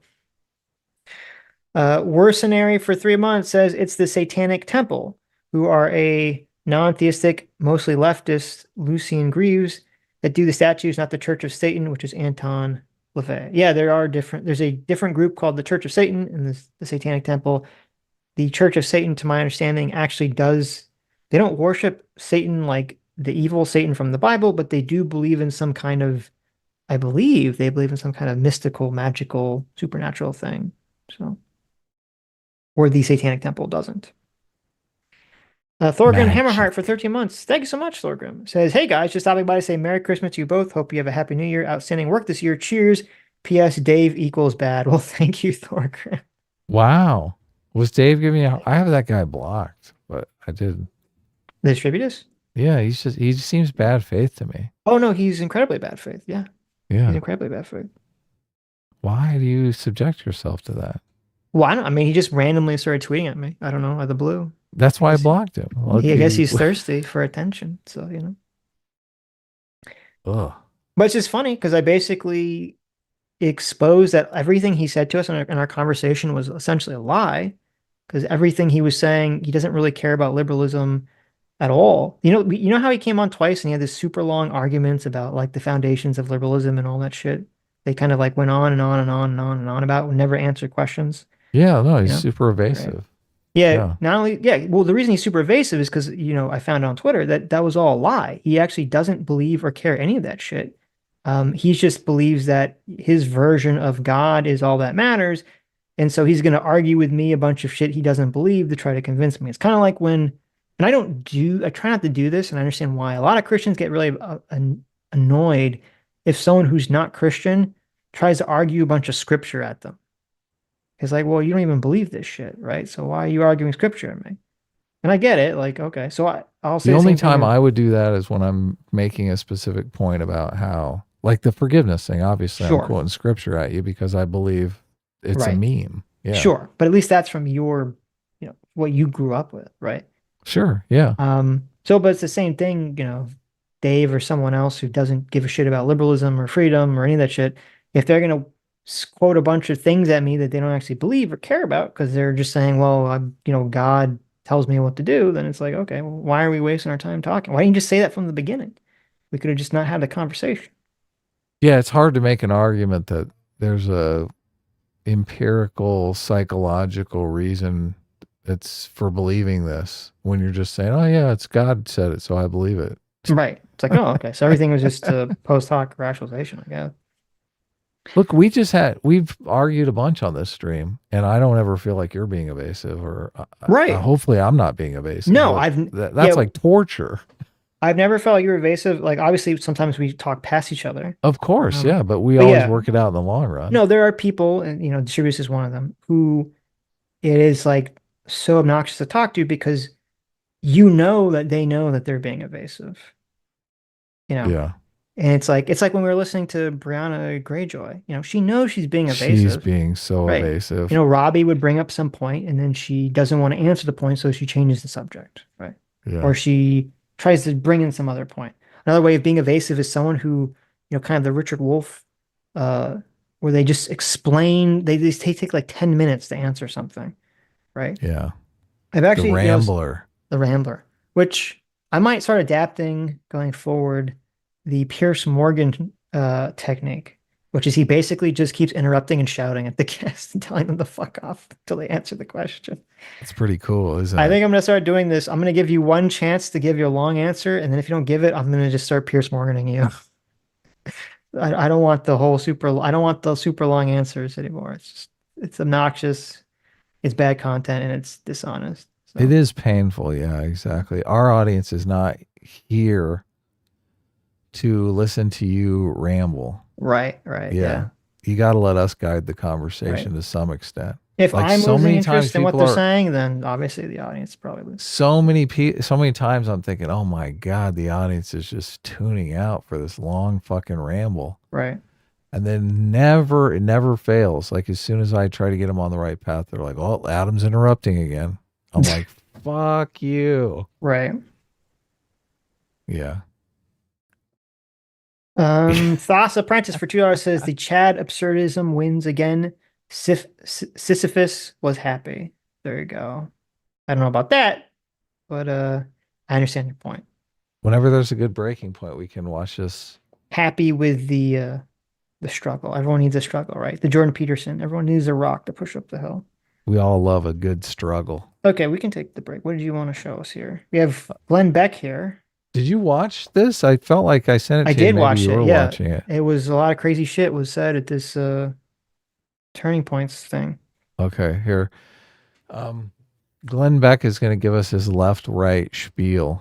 Back and forth, and hopefully they can hold themselves in the middle long enough to have a breath that they claim is freedom. Okay, so he's talking about left and right politics. And he's just came out as a big fat centrist, right? I don't know. He's like, there's these two poles that we're trying to hold ourselves between. Oh, okay. That's what he means. This is the European model. In America, communists on the right or the left? Communists on the right or the left? Let's see what they say. The left. The left. We're Okay. fascists. The left. Thank you. Fascists are on the left as Okay. well. Communists and fascists are on the left. Sure. Okay. I've heard this argument. Right. He's like, yeah, what's on the right? Yeah. Freedom. Trump. What does that mean? Yeah. What about Iran? Is that right or left? A theocracy. Oh, Is a right wing. theocracy. Right wing, obviously. Right wing. I'm Is a buzzing theo- in. Right wing. Is a Matt theocracy Walsh. right Matt or Walsh. left? Beep, beep, beep, beep, beep, beep. Matt Walsh. Right wing. Right or left? Right, Is that wing. right or left? It is a left. Wait, what? Wait, what's going on here? Somebody switched the cue cards on Glenn. Somebody call Matt Walsh and be like, listen, Matt, I know you're on the Daily Wire, but Glenn Beck says you're a left wing, you're a far left winger now. Okay. The theocracy Yeah. on the left. This isn't from like a You year heard ago, it. right? Look, you heard This it. happened No, yesterday. This is yesterday. Yeah, This I watched is this yesterday. live. I watched this live and I was like, you fucking kidding me? after the whole Satan statue debacle, which I believe was brought up at some point in this Turning Points thing.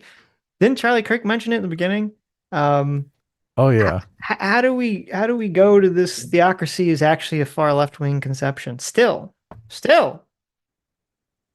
Look, we've got nothing on the right yet. Okay.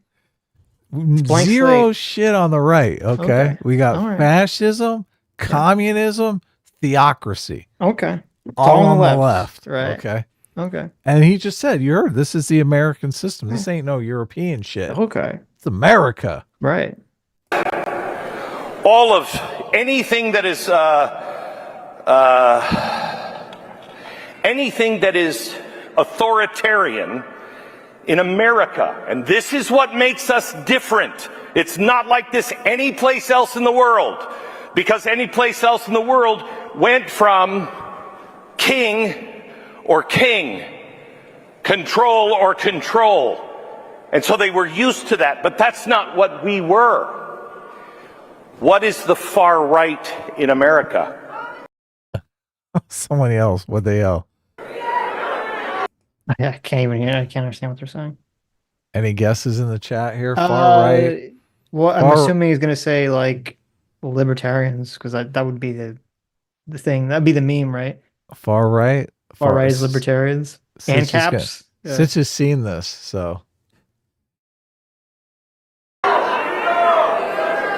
Freedom. he says freedom. The extreme right. Thank you. Anarchy.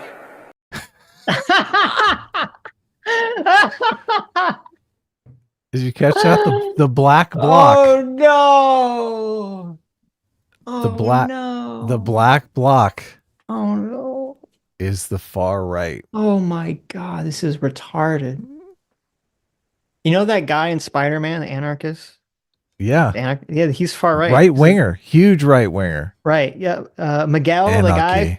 the guy who was like the head Spider-Man who was trying to implement his like a strict code of law and order.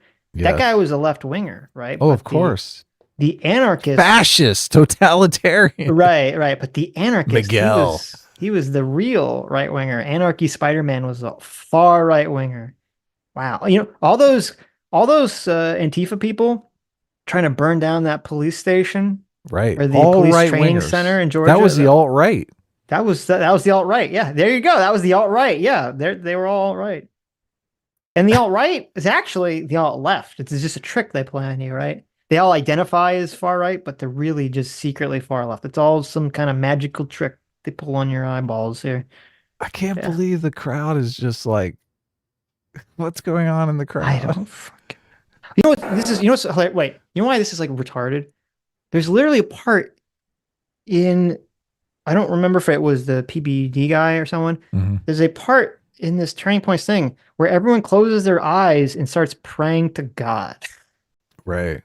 And yet that means they're on the far left. that means they're a far left, I guess. Like, this is so absurd. This is so ridiculous. That's the extreme right. So when they say, oh, these right-wing extremists, they just want to be Nazis, they might be talking to a crowd in Europe, but not here in America. If you're a right-wing extremist, you want no government. Well, to be fair, there's only like 3 people cheering. Did you hear that? There's like, woo! It's like I think like most people are like, well, I don't know about all this. I love the fact that there are people cheering.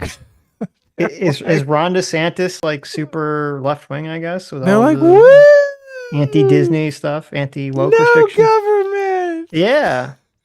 Yeah, there you go. So now where were we at the beginning?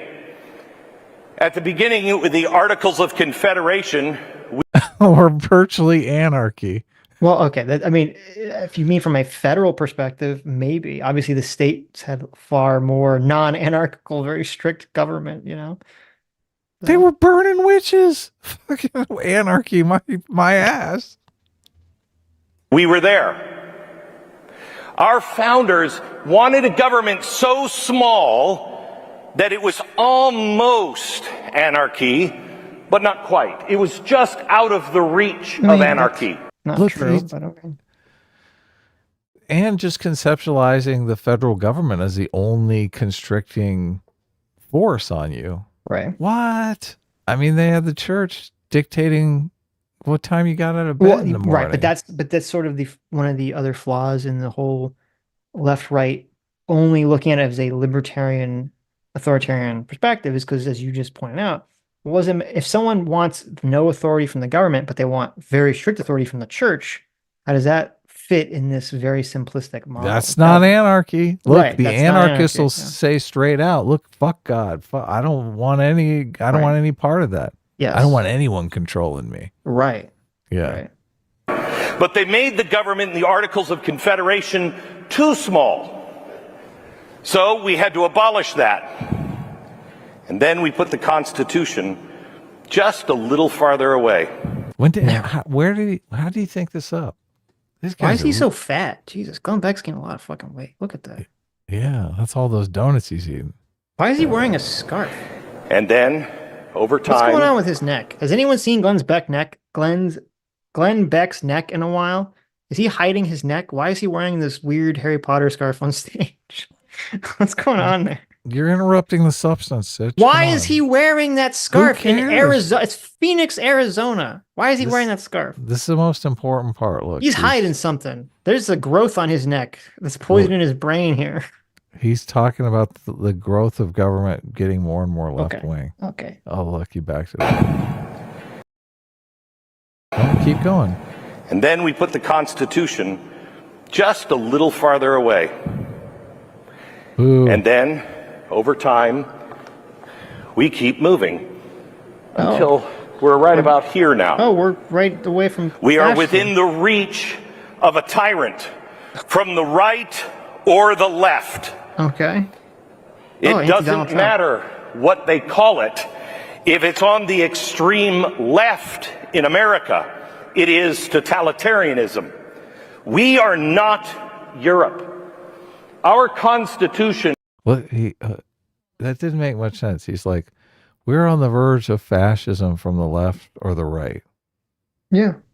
But look at according to your chart, there isn't any fascism. No, on no, the he right. means like, right. what the fuck are you talking about? What he's trying to say is that the Overton window of government has moved so far to the left that even the right in America right now is really on the left.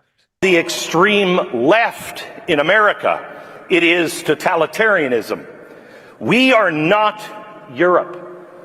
Our Constitution, it's on I wanna hear of that a one tyrant. Time, we keep moving until we're right about here now. We are within the reach of a tyrant from the right or the left. Okay. I mean, is this a tyrant from dig the at right or Donald the left? Trump? So Or is wouldn't it a that dig at the tyrant- right-wing deep state? I don't know. Wouldn't that tyrant be an anarchist if he was on the right? No. It's what I said. What he means to say. He's not saying it well. Okay. What he means to say is that we've shifted it's like, when the communists say there's no left-wing party in America. None of this makes any sense. Okay. I mean, it's stupid. Don't get me wrong. He doesn't understand how charts work. Okay. Please. Remember when J-Reg came on and talked about charts? I mean, and how this people should stop making charts. I This is what finally J-Reg agree is with him talking now. about. This is what J-Reg was talking You about. should send this clip to J-Reg, the Glenn Beck's chart. Yeah. Look, you don't work well with charts, Glenn. Give it up. Right. It doesn't matter what they call it. If it's on the extreme left in America, it is totalitarianism. We are not Europe. Our Constitution is supposed to put us here, but what happens is left and right in America, they start having an argument.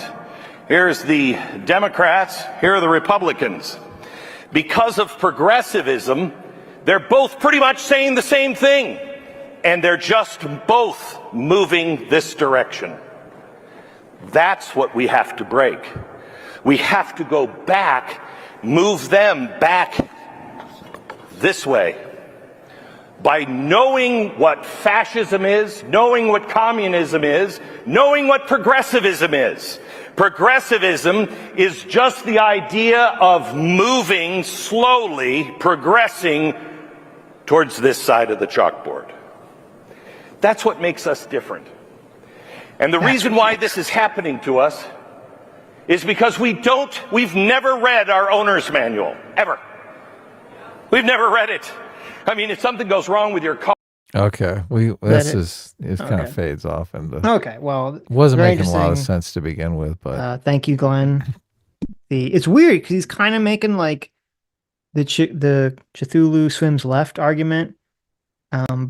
He's making kind of the reactionary right argument, but those guys are advocating for a monarchy or something, which would be completely the opposite of what Glenn is advocating for, because he's saying the right is an anarchy. So I mean, it's kind of an interesting, he's kind of like using that argument, but I'm assuming to a completely different end. So interesting, very interesting, but stupid. yeah. But ultimately, not really helpful. No, I mean, it's funny. I mean, it is fun. When we're done with this, I'm gonna clip that and I'm gonna tweet Matt Walsh and say, listen, You're a somebody left winger. someone needs to tell Matt Walsh that he's left wing. Okay. You're a giant left winger. I know he's a super left winger. I don't know if you knew that. This is Kyle for $10. Thank you so much. Says, I think the God-shaped hole exists because most of humanity is too afraid to admit to themselves that all of reality is random and none of it has any inherent meaning. I mean, I think that's part of it. I think the God-shaped hole exists because in order for the human mind and consciousness to operate in an effective manner, essentially it has to have a map of reality that it's using to operate. And we evolved to protect that map so we can make quick decisions when we're dealing with situations and feel confident in them. So Yeah. I definitely think what you're saying is part of it. I have some clips to listen to on Tuesday from Jeff Bezos. He was on Lex Friedman's podcast. I don't know if you listened to it. I did not know. Oh, okay. Well, I have some cool clips to listen to on Tuesday. Are we talking to anyone on Tuesday? Well, we were supposed to talk to Stephen Michael Davis, but he made other plans. Oh, really? Yeah, Okay, that was my fault. it was, but that's okay. That was quick. I thought, geez, That's the holidays. Of course, my people God. there's a bunch of shit to do. terrible. That's my bad, everyone. Yeah, because at first I thought I wasn't gonna be around the stream on Tuesday, and then I was. So sorry. That's okay. Sorry, That's Stephen no Michael worries. Davis. Look, he's cool with he's going to talk to us in January. We're going to talk about Okay. generations theory. Right. Should be fun. Miss Sparkles, thank you, Miss Sparkles, for being a member for 6 months. Thank you so much. Says, gentlemen, I'm starting a club of middle-aged women to find younger men to take home and do it in front of their husbands. Jesus Christ. Called the Ku Klux Klan. The good one. Like the cougar, the Ku Klux Klan. The Wow. Cougar Kux Klan, I think. Yeah, get it? The CCC. Right. Yeah. But I think the Cougar Kux Klan is close enough People would get it. Yeah. and still would be, yeah. Right. Yeah. Well, That's good. That is very funny. It's a good Excellent. pun. Yeah. Yeah. So there you go. Well, it's more than just a pun. Well, it's I don't know It what is- it is, but it's It fine. is surprising, Yes. offensive, Yes. all kinds of, yeah, no. Right. So there you go. Look, message her if you want to be part of the Cougar Kux Klan. If you want to be part of the Ku Klux Klan, okay. The Cougar Klux Klan. There you go. The creature formerly known as Sperta. Thank you so much for joining the Free Will Seekers. Yes, welcome. Faulty Talks for $10 says, I feel like religion can be described as this, a moral system that derives its authority by invoking the presence and consent of a metaphysical higher power. I mean, I understand that definition. I mean, that's definitely a definition. I think there's something a little bit more to it than that. I'm trying to figure out what the intuition is that people are, what is the underlying emotional intuition that's motivating people? Because what you're describing, I would argue, is like describes 95% of most religions, but especially Western religions. There are some Eastern religions where the metaphysical part kind of gets removed or downplayed, which is interesting. So, Artemis Fowl for $10 says, Sitch, just because the founding fathers were uncertain on the ideas of a particular version of worshiping Jesus doesn't mean you can claim that somehow that allows for the worship of the devil. Well, that's not really my argument. My argument is that because the founding fathers were uncertain on what version of Jesus to worship, or even if you should worship Jesus, or even if Jesus was even metaphysical, as presented by Thomas Jefferson's Bible, that shows you why simply trying to invoke an originalist argument about the law doesn't work. That was my point. I was just saying that they didn't. You can make an argument about why you don't think people should be allowed to worship the devil or use the devil statue or whatever, but you have to make one devoid of trying to lean on saying, well, the founding fathers believed X, because that's not really an appropriate argument, because they couldn't agree on what the fuck they believed. Artemis Fowl for $5 says, so it's a political party, not a religion. You are wrong. They do not have religious protections. It's weird, or actually, so it's a really good way for you, I don't know if you're still around, Artemis, or for people listening, to check for cognitive dissonance. Oh, no. And elephant. Uh-oh. Your elephant. Because I said multiple times throughout the stream, from the beginning of the stream, this is kind of late, well, not super late, but this is later in the stream. We said multiple times throughout the stream about the religion argument, whether the religion argument matters, whether it's a free speech argument. And we kind of went through all the various arguments. So it's weird. We kind of go through all the various arguments, and then someone just comes in and they either didn't hear that or they were too triggered to process it. And then they just sort of repeat something that was already addressed in the conversation, right? So that to me is a good example of cognitive dissonance. Is when someone just repeats an argument without, you could disagree with my argument and try to add some new information, but if you just repeat it again and again and again, it doesn't mean anything. It just means you didn't hear when we talked about it the first time. So.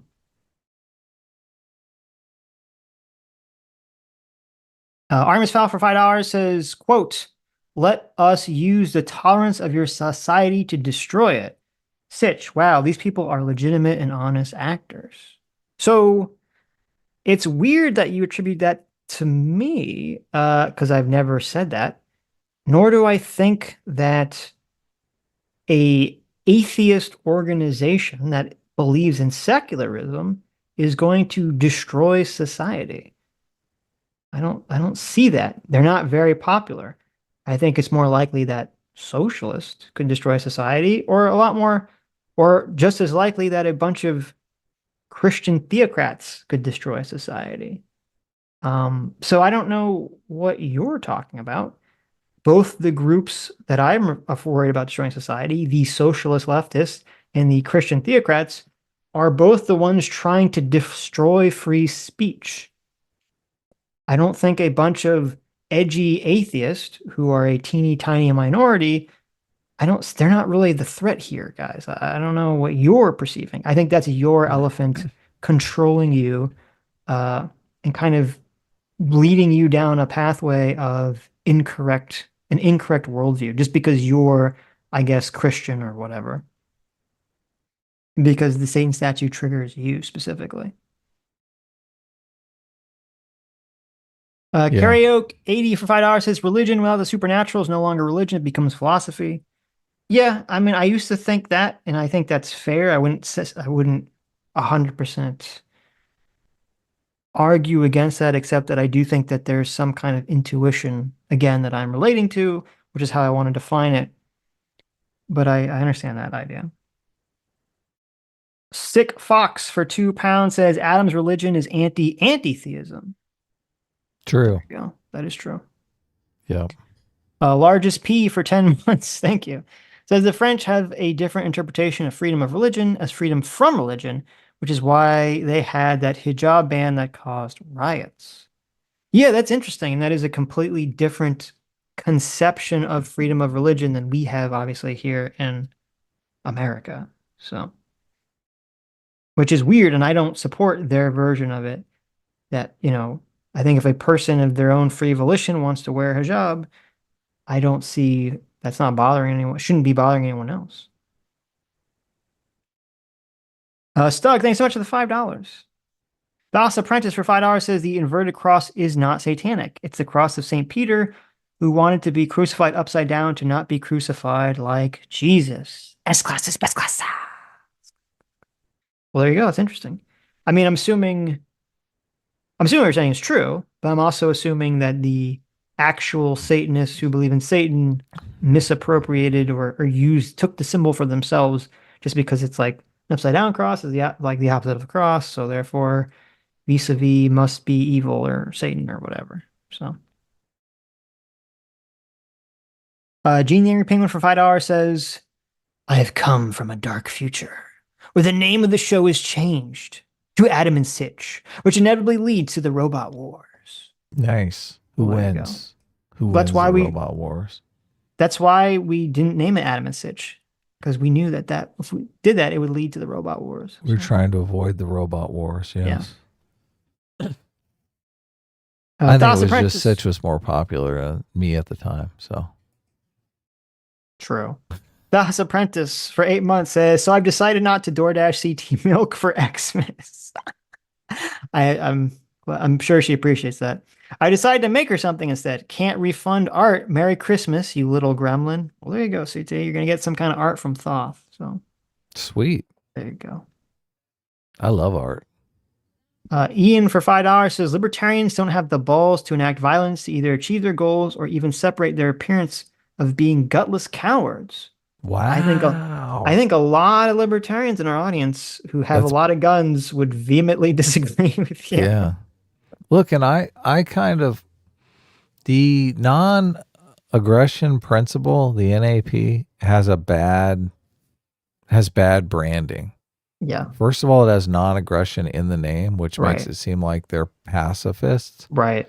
It spells out nap, which makes it seem like they're asleep at the wheel. Yeah. Right. It's not, you're right. A lot of bad branding there. Yeah. All these things just totally work against it. Sure. But yeah, they insist that if you do something to them, they're more than happy to enact self-defense. Now, this is where I sometimes disagree with them, because they say, it has to be proportional. And I think, well, if you scratch my car, I want to kill you. So like, I'm maybe not so down with the proportionality part, but I get where they're coming from. So, and I said this before, but it pains me to admit, I've never actually seen The Big Lebowski.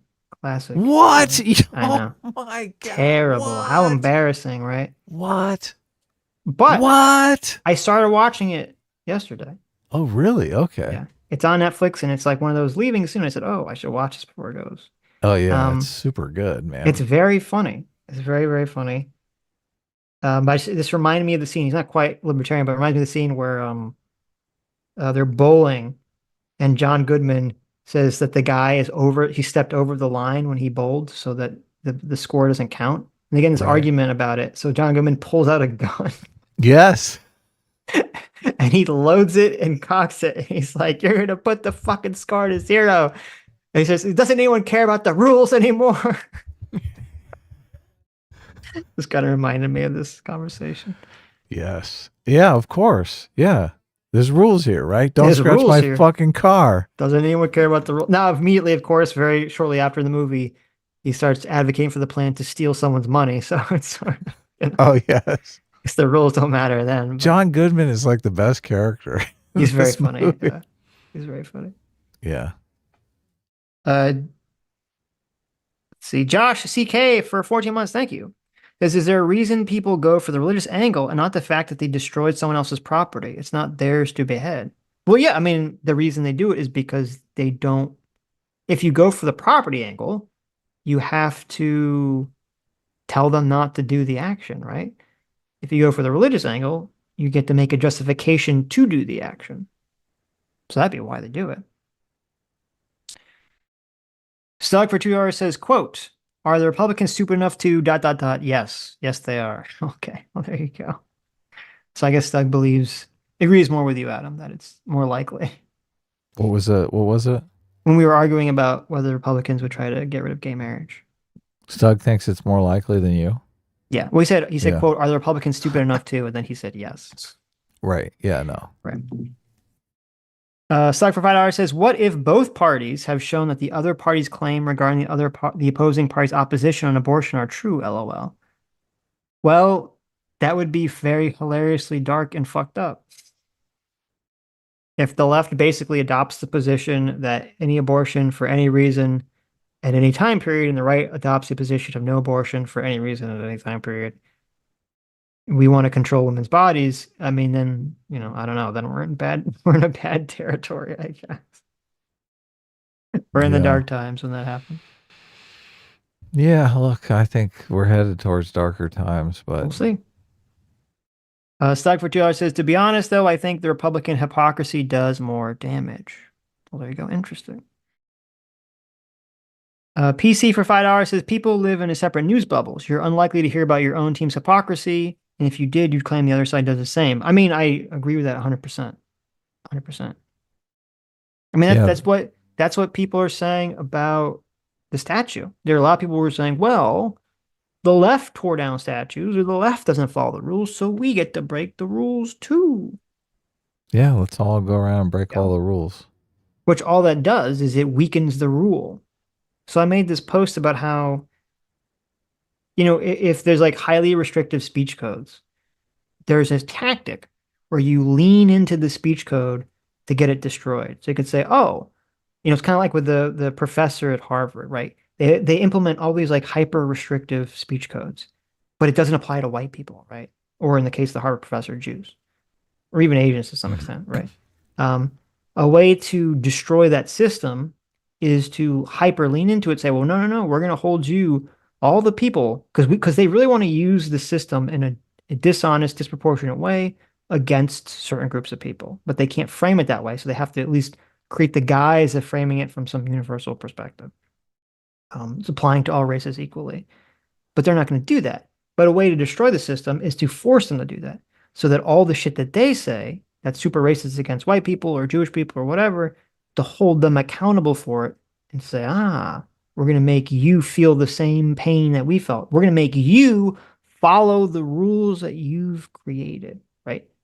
But the important thing to remember there is the point of doing that action is to weaken the rules, to destroy the rules. That's the point. If you do that with free speech, that's a bad idea, because all you're doing is weakening the rules of free speech. If you say the left is not following the rules of free speech, i.e. destroying statues, tearing down free speech in a dishonest or illegal way, therefore I get to do the same thing, all you're doing is weakening the balance of free speech. You're not accomplishing the goal of strengthening free speech. So that action doesn't actually make sense. That is that is you operating because you want revenge, which I understand on an emotional level, but you're not really accomplishing the logistical goal if you want free speech, presumably. So, Hmm. Lunar Crowd, thanks so much for joining the Free Will Seekers for 10 months. Says, celebrating birthday with my family. Thank you for your enlightened centrism this Christmas, Hanukkah, and New Year's. Well, thank you, Lunar, for being a member for 10 months. Twitter sucks for 11 months. Thank you so much. Says, as a conservative, gay marriage isn't even on the table. Stop touching kids, trans lies, stop killing babies, abortion. This shouldn't be hard. We'll see. We'll see. I mean, I would tend to agree with you. So I think it's going to be mostly trans stuff and abortion stuff. Don Peter XX for $2 says, Matt Walsh is just SJW classic, a repeat of the 80s. Very true. 1W for $5 says, even Nick Rakita knows Matt is no good. Conservatives, time to look again at Matt's. There you go. Interesting. Yeah, I was super disappointed. Sitch and I both covered Matt Walsh when he did his What is a Woman movie. Right. And I was like, why couldn't this movie be made by someone more centrist? Not retarded? Yeah. Yeah. Just because it's like it takes so much credibility away from it when it comes from a fucking fascist theocrat. You know, it's funny, and we said that at the time. And you've made that exact point. You said, I wish it was someone more reasonable that made this because that would lend credibility to it. The fact that Matt Walsh made it makes it a lot of people just dismiss it outright. And that happened. And that did happen. And some people said, oh, well, Matt Walsh is at that extreme. And then here we are, right? Yeah, he is that extreme. Yeah. So, yeah. Doug for $2 says the Daily Beast documentary titled "What Is a Religion?" There you go. Oh no, yeah. Look, it's the utmost hypocrisy. I think if you go back and listen to our coverage of the "What Is a Woman" stuff, I'm sure I brought that up then. Yeah, maybe. I believe in truth, as long as it doesn't interfere with what's in my Bible. Right. Get out there, yo, for 3 Aussies. Says, fun fact, Scientology was banned in Australia. Really? That's good for them. Yeah. I think Scientology, it's difficult because I think if someone wants to believe Scientology, I think they should be allowed to. The problem is that it's obviously a manipulation tactic to scam people out of money. And so you say, well, I mean, is that just up to the people? Some would say all religion is a manipulation tactic to do that. Well, not all religion, but obviously, like obviously those gospel churches are that, right? The sure. Give me all your money. Like, I mean, I don't know. So it's like, I guess people have free will. The decision to do that. Gospel. The prosperity gospel churches, yeah. And those things they're scams, and I guess people want to make a decision to be scammed. It's up to them. I guess if it has some societal benefit that I don't think it does. That we can find through empirical study. I'm like, show me the truth here. Is this religion helping people? Is it making their lives tangibly better? Is it making society tangibly safer? I guess you could check. I'm guessing Scientology and the prosperity gospel churches are not accomplishing that goal. Right. So then I would be like, ban it. Fuck it. Okay. But I just think you got to do a cost benefit analysis, obviously. Sure. I mean, I think we need a more stricter criteria. All religions are not created equally. I agree, obviously. Yeah. Gene Entertainment for $5 says, quote, good thing good, bad thing bad is all YouTube debate boiled down to its essence. It's why every debate needs to occur in a Saw-style trap. There you go. Yeah, of course. Right. You've got to gnaw off your arm to get to the key. Nolan Gams for 2 months says, is your argument about porn pointed at schoolyards partially based in good things good, bad things bad? A-team, go Bills. Well, no, my argument about porn, first of all, I bring up the porn in schoolyards thing. I don't know if I've ever really brought up about why, the morality of why it's bad. I always bring it up in just as an example of why, people are not free speech absolutists when they say that they are, because generally everyone agrees that shouldn't be allowed. The morality of why it's bad doesn't have anything. Well, you can make an argument that presuppositionally everything at the end of the day has some element of good, partial good, good, bad, bad, because obviously all presuppositions are built on some kind of faith claim. But my argument for that, for the moral question of the porn in school, would be number one, does showing children porn create negative outcomes for them? Yes.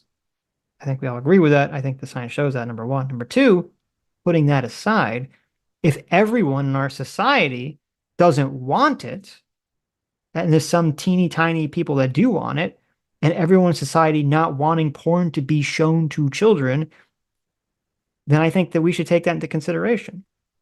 The rights of the time you have to protect the rights of the minority from the tyranny of the majority is when it's infringing on someone's right.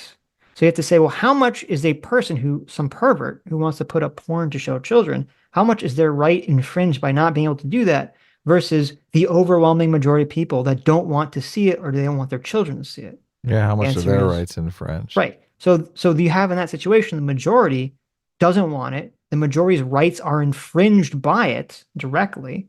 And the person who wants to put it up is not really infringed upon it by at all. So that would be my argument against the porn in the school thing. Tor for 5 months says, if there was a church called Muhammad Cartoon, could they have a religious image of a giant cartoon of Muhammad in public? A-Team reigns supreme. Of course they could. I mean, anyone could have a picture of, you don't need to be a church. Anyone could have a picture of a giant cartoon of Muhammad in public in America. So, well, I mean, yeah, you could have a church established based around that idea, I guess. Yeah. Thanks for the A-Team. CT for 2 Canadian says, Benny, too old to be sounding like a Fortnite player. There you go. That must be the video guy. Yeah, that was Benny. PC for 50 months. Thanks so much for being disciplined equals freedom for 50 months. Says, so, quote, so what are your plans over the holidays? Oh, we're going to behead some statues so we can set up a donation fund for a legal defense. Such an Adam, probably. True. That might be fun. Right. Equishidox for $5 says free speech isn't defacing a statue. Free speech would be to erect a bigger, better statue of a crucifix across the street. Build up, don't tear down. There you go. Yeah, True. I like that. Adam Unfriended for $5 says Benny isn't a faithful Christian. He really wants to smash Satan. Get it? Get a room, Benny boy. S-class is S-class. I think you're right about that. Yeah. Remember that rapper who did the gay Satan music video? Yes. Yeah, he saw that where he gives Satan a lap dance. That guy's name? I don't remember.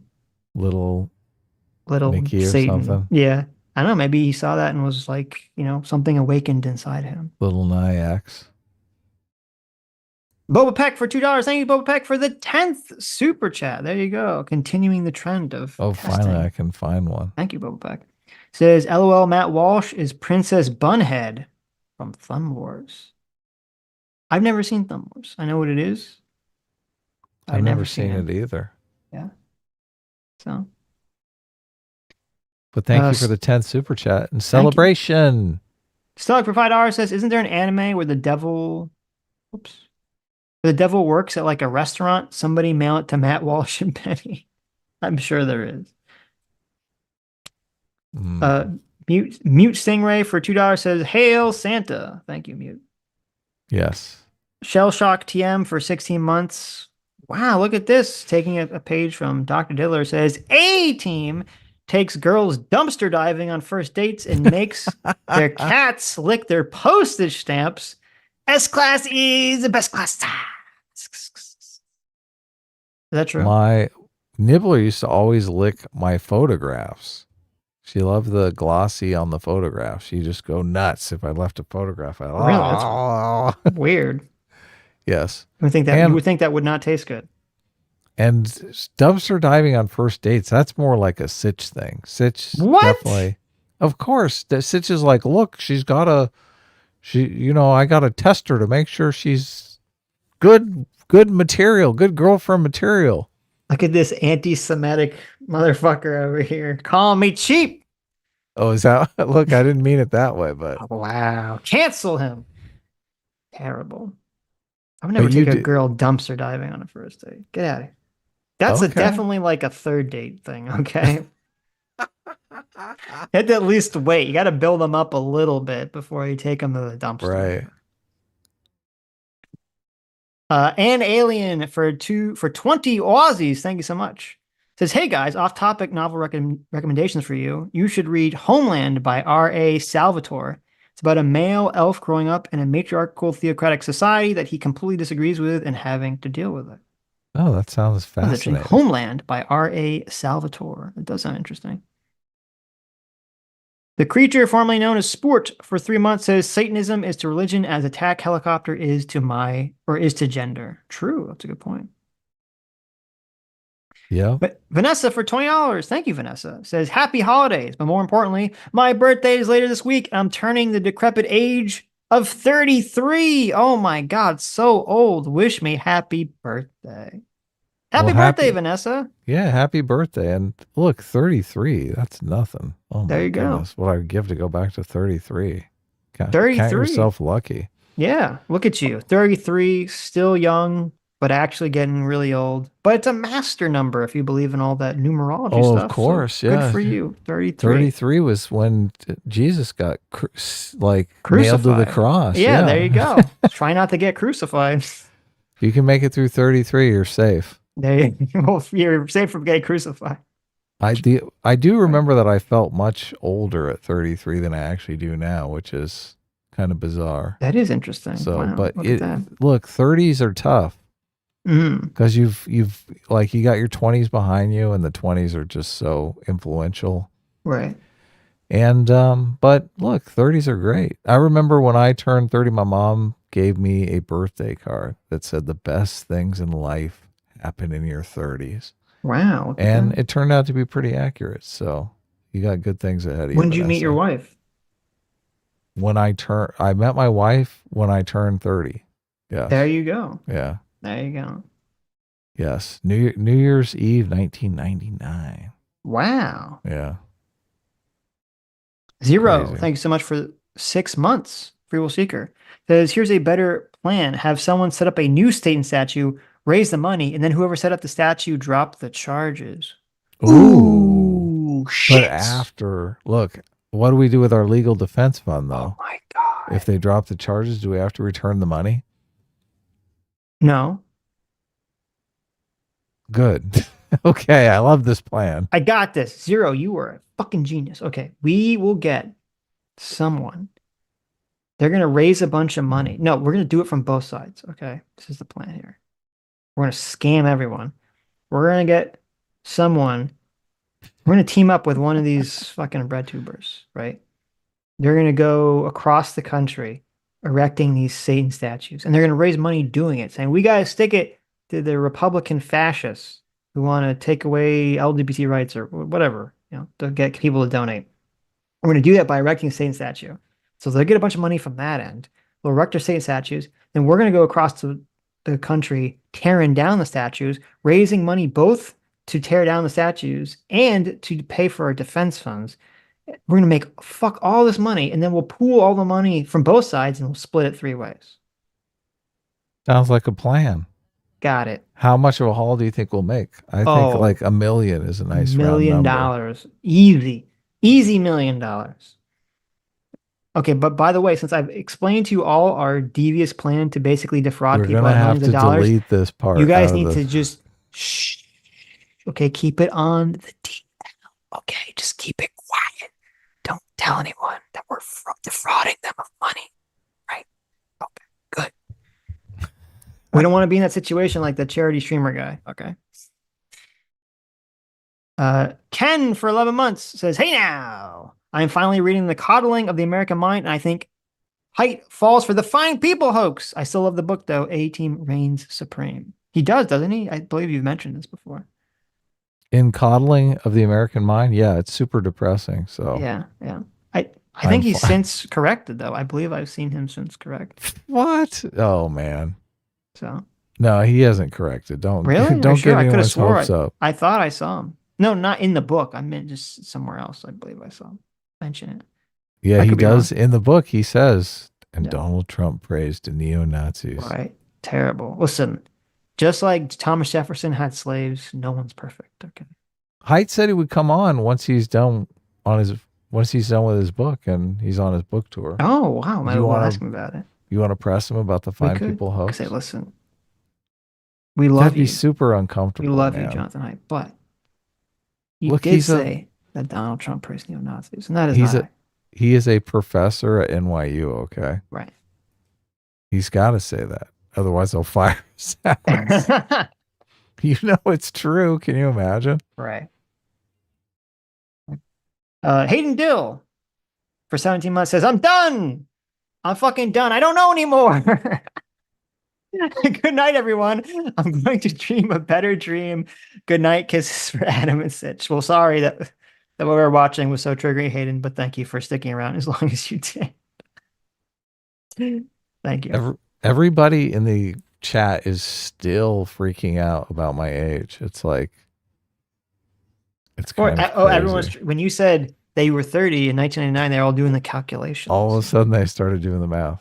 Right. I believe I'm the same age as Gary of Nerdrotic. Yes. Gary doesn't look that old either. Yeah. Looks pretty good. There you go. That is true. I am 13. That is accurate. Yeah. Sitch is 20 years. Actually, he's 19 years younger than me. So I'm 13. What are you talking about? Well, mentally, we're both 13. So that's why the Okay. show works so well. Right. Blue. Stug for $2 says anarcho-statism is my preferred system. It's a classic JREG. Thank you. Anarcho-statism. J-Mac, our surrogate father, thank you so much, Daddy, J-Mac. Yes, look at this 50. J-Mac coming in with the memberships. early Christmas present. Thanks. Right. Thank you so much. Silk Fox for £2 says, watch A Man for All Seasons, The Devil's Speech. Is that good? I don't know if we'll get in trouble. But everyone watch it on their own. Okay? Right. A What's Man the for All Netflix- Seasons, The Devil's Speech. Sitch It's and on I might YouTube. have to watch Rebel Moon. Everyone's talking about this Rebel Moon show. Mhm. Oh, Okay, it's we'll a watch big- it. It's supposed to be awful. Yeah. Okay. Yeah, I know it's a clip. I see it. It's like I have it open. Like a 52-second clip.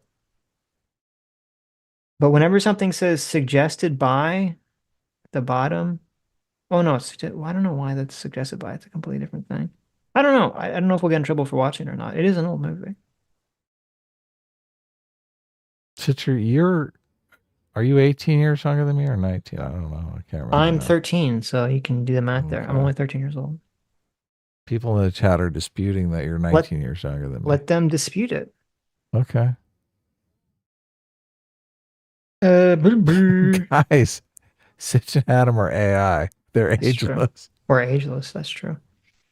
J-Mac for $20, our surrogate father. Thanks so much. Says the societal benefit of Scientology is it keeps a bunch of crazy celebrities preoccupied. Also gave us a great South Park episode. Now that's a fair point.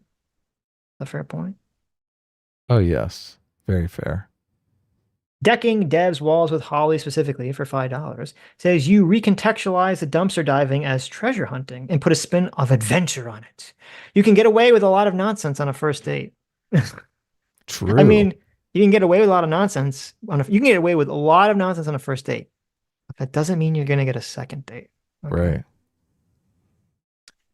But isn't that the point of your taking them dumpster diving on a first date is to kind of, this is your testing them? Testing them for what? Well, you were saying you like fart in front of them and stuff on the first date. No, you have to fart on a girl in the first date and then like just really just waft it right on her face. That's the move. Yeah, I never said that. I never fucking said that. What are you talking? I figured while you're dumpster diving, I that was never said that. you're dumpster diving. I mean, listen, you want to fart in front of a girl before you get married, okay? I don't know if a first date is the best place to do it, but listen, If Look, she no, really you cares said about you. Look, you said something that was the equivalent on a first date, and I was like, Sitch, I did you're not. crazy. I did not say that. I'm like, Sitch, you got to pick. Look, Sitch does not understand branding at all. You got to brand yourself as like something special. Listen, here's the move. First date, you want to roll out of bed with your hair all crazy. You want to get your most tattered clothes possible. You don't want to shower. You want Mhm. to smell.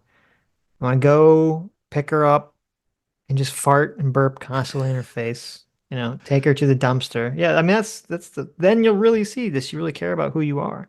I mean, who you are is disgusting, but you know. I know. But somewhere in that I- disgusting mess, there's something deeper. Right? You did say something that was, I was like, this I is said disgusting. something tongue in cheek that I think you're relating to. I don't remember what exactly I said, but Okay. So. Okay, good. you should try to make a good impression on first dates, guys. It I was don't know tongue if in any cheek. pieces- Good. yeah. I'm glad to know look, it sounds like you were kidding. Yeah. And I just thought, Okay. I was like, oh my God, Sitch. No wonder you're Should single. not be, yeah. So. Okay. Be nice to your first dates, guys. Okay. Take them someplace nice. Don't take them dumpster diving and fart on them. Okay. No, that's it. As I said, it's at least the third date. No, don't do that. Just don't do it. Right. Right. Okay. Oh, that's Um, hilarious. Metalworks 41190 for $5 says Lucien Greaves, the leader of the TST, might be anti-woke as he has many dust-ups, cancel culture from the left. Really? Interesting. I don't know.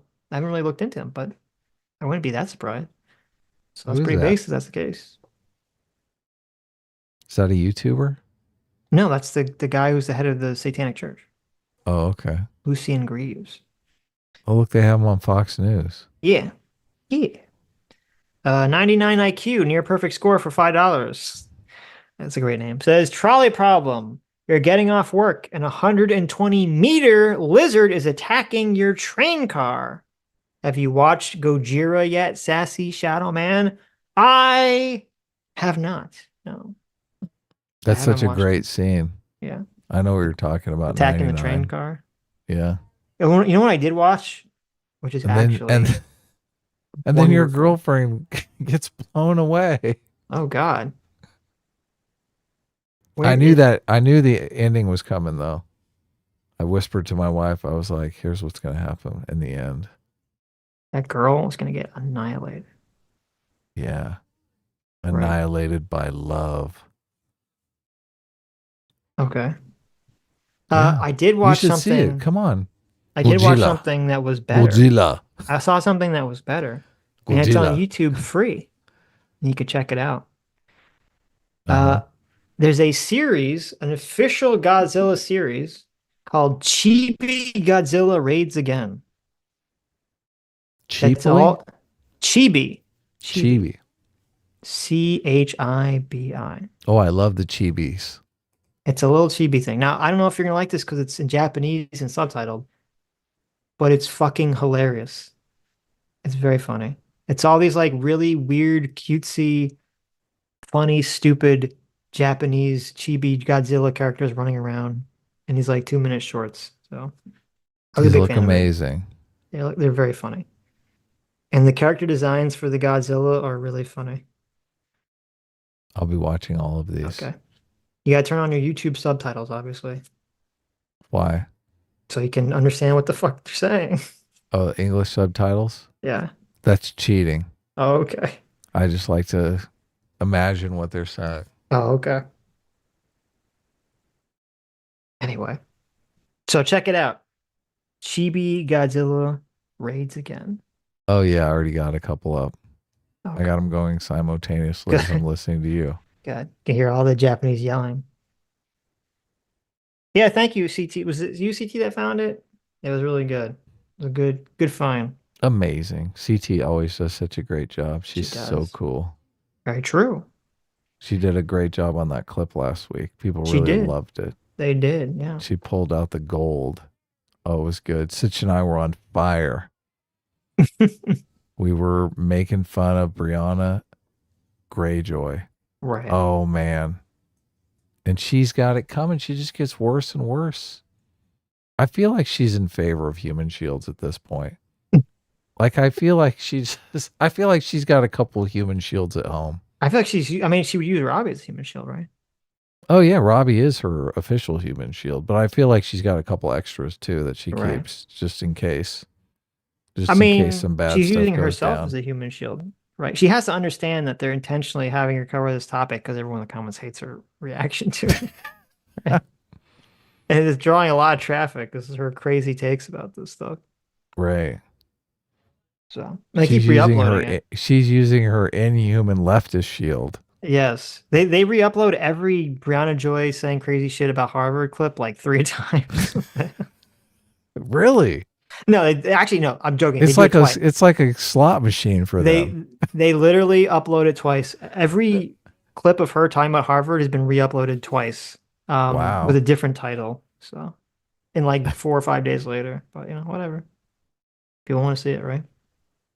There are leftist audiences so dumb that they a different title. Well, no, I think it's the same thumbnail, just a different title. I don't know. Convinces them that they're watching a new clip. Right. How do they do that? They don't I've been remember? tricked. I click it and I go, oh, look, they're talking about this again. I go, wait a minute. And after like 30 seconds, I'm like, this is all familiar. I think I was tricked once, but then I Right. realized, oh, look, they use the same thumbnail. Cheapos. Muggy for 30 MYRs says, Mpreg is much more messed up than Fuda.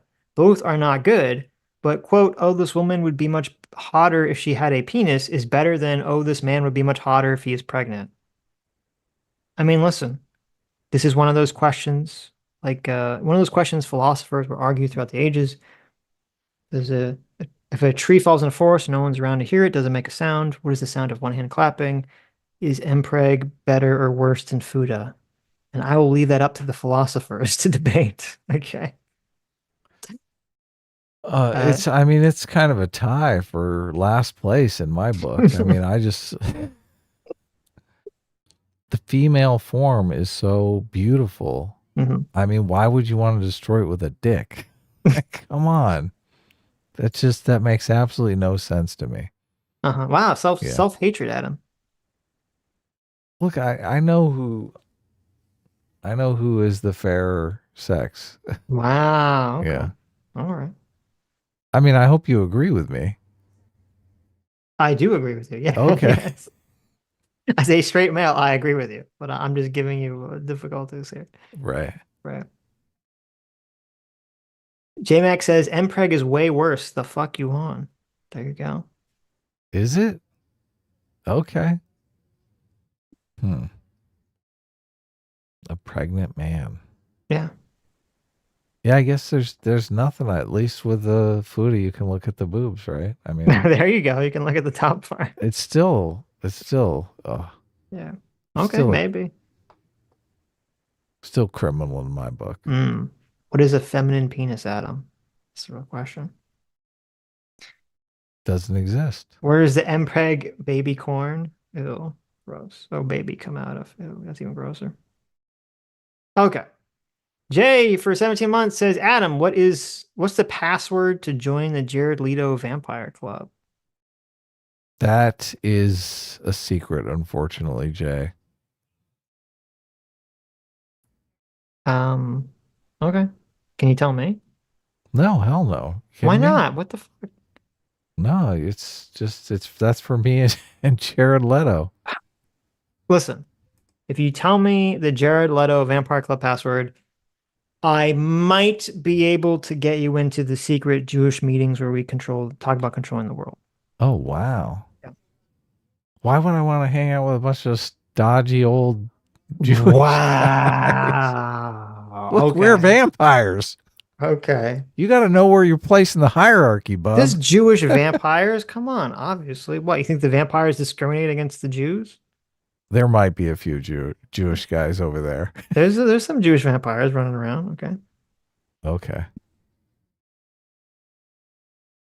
Lives at what? Decking Dev's walls now? What happened to Dev's balls? Did you move out of Dev's balls? He did. Now he's decking the walls. Oh, okay. CT for 2K says the LA trip sure was an experience, Sitch. I don't. What do you? Yeah, What are you what referring happened to? there? I don't know what you're. I mean, it was. Did you go dumpster diving and fart in CT's face? Is that what she's implying? What I did neither of happened? those. First of all, we weren't on a date, so no. I only do that for girls I'm dating, Adam. All right. First of all, there was a group of us at the LA trip, so I don't even know what you're talking about. Oh, hilarious. Hilarious. I say farting in the face and dumpster diving for dates. Okay. We were hanging out with you, Adam, and other people at the zoo. All right. That's the mating call of the Sitch. That's the main call. It's going dumpster diving. Yeah. So we were going to the zoo and the escape rooms. All right. Yeah. And Dr. Hoggly Woggly. It was fun. It was fun. It was a lot of fun. But I don't remember. I don't know what you're referring to in that context of the super chats. Went to the zoo too. It was fun. Right. And we saw Adam get to commune with animals, which was kind of Yes. crazy. Yeah. I'm like a regular Dr. Doolittle. Right. Right. Decking devs walls with Holly specifically for $5. Says, for a first date, you want to do something nice. Talk about the history of the Israel-Palestine conflict while your co-host tries to wingman awkwardly. Oh, that's good. That is I mean, good. that's a good way to do it. That's true. That is some excellent lore. That's a good way to do it. That's true. You forgot the part about Anna Kasparian coming on and teasing him out Then, to yeah, the next week. Yeah, that's true. That's another good way to do it. Oh, that was fun. Oh, that was great. Lucer Doman for 5 Canadians says, Adam, have you ever joked with your friends about how your wife farts when she sleeps? I haven't, but I have seen that in a movie. There you go. In what's that movie? Good Will Hunting. I don't remember them talking about that, but I wouldn't be surprised. Do you know they did in the Good Will Hunting script, the original script was written by Ben Affleck and what's the other guy's name? Matt Damon? Matt Damon. I almost said Jared Leto just to put something in. Right. So in the original script, they wrote it themselves and they're sending it around. Mm-hmm. They put a hardcore gay scene where Matt Damon just to see if people read it and Ben Affleck have sex. Just to see if people would actually read the script. Yes. Yeah. Because they'd say, "Oh, the script was great." You're like, "Really? Oh, that was wonderful." You're like, "I guess they didn't read the script." Yeah. Yeah. Exactly. Right. Exactly. Yeah. And the guy that ended up producing the movie, when they had their first meeting, he was like, "What?" He's like, "One thing, like, what's up with the gay scene in the middle of the movie? It's like they fuck and then nothing ever becomes of it." Yeah. They're like, he actually read the script. He's our guy. Yeah. Yeah, exactly. Right. Yeah. That's so funny because that's the way this is the way Hollywood producers read scripts. They're like, this script is almost perfect, but why did they fuck in the middle of the script? It's like, we can fix that. We got a near perfect script here. We'll just take that out. Right. Right. I think they bought the script for Alien just because it had the one scene, the chest cracker scene. And that's literally like the only scene that remained in the movie from the original script. Wow. Really? Yeah. Yep. Interesting. Happens a lot.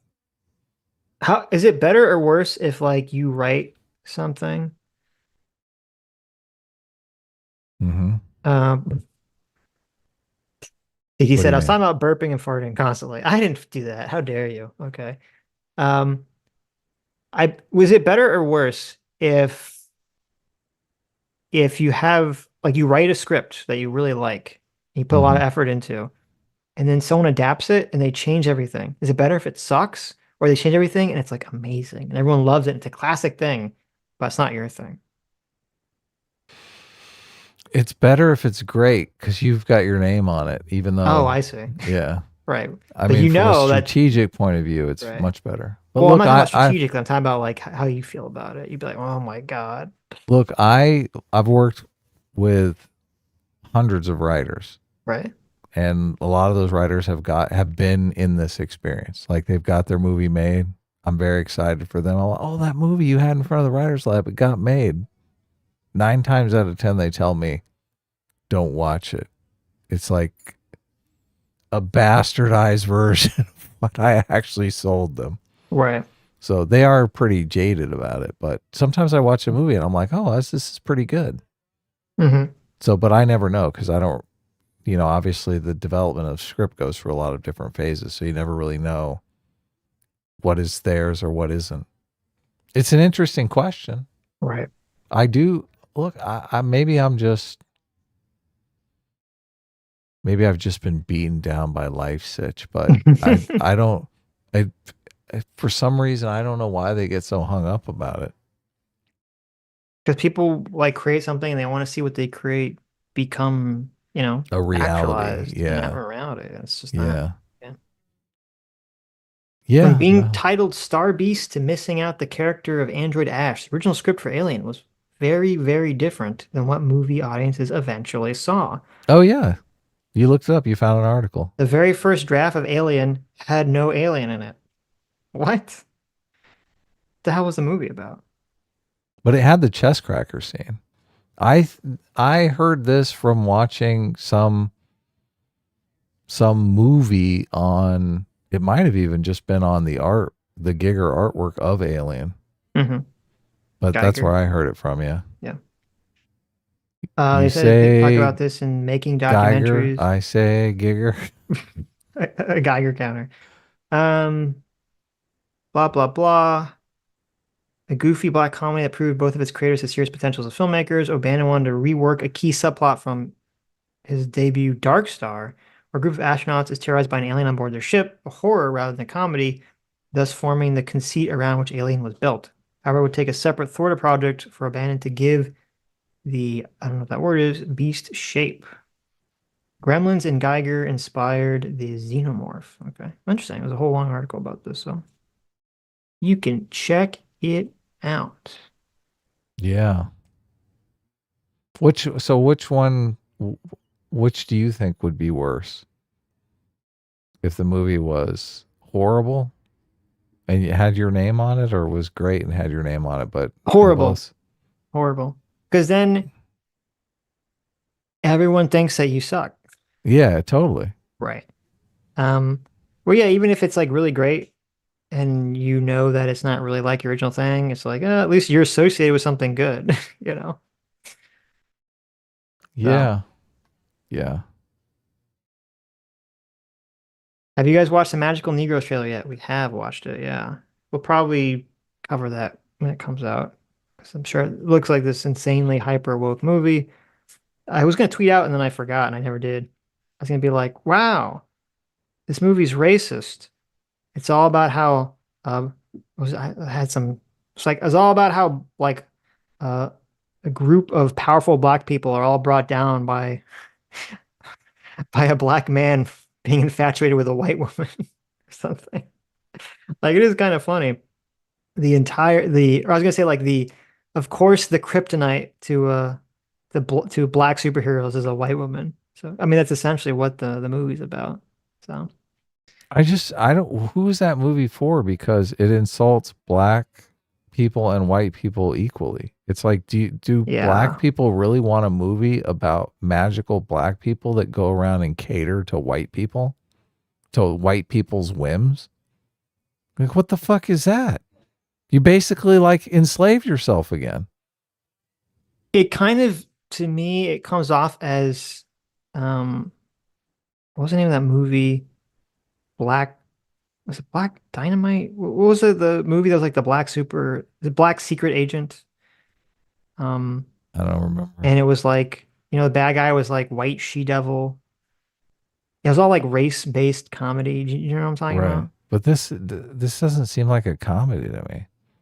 No, I'm just gonna be. It feels like they tried a fantasy. It feels like they tried to do that, and then they kind of did it, but through the lens of wokeness, is what it feels like.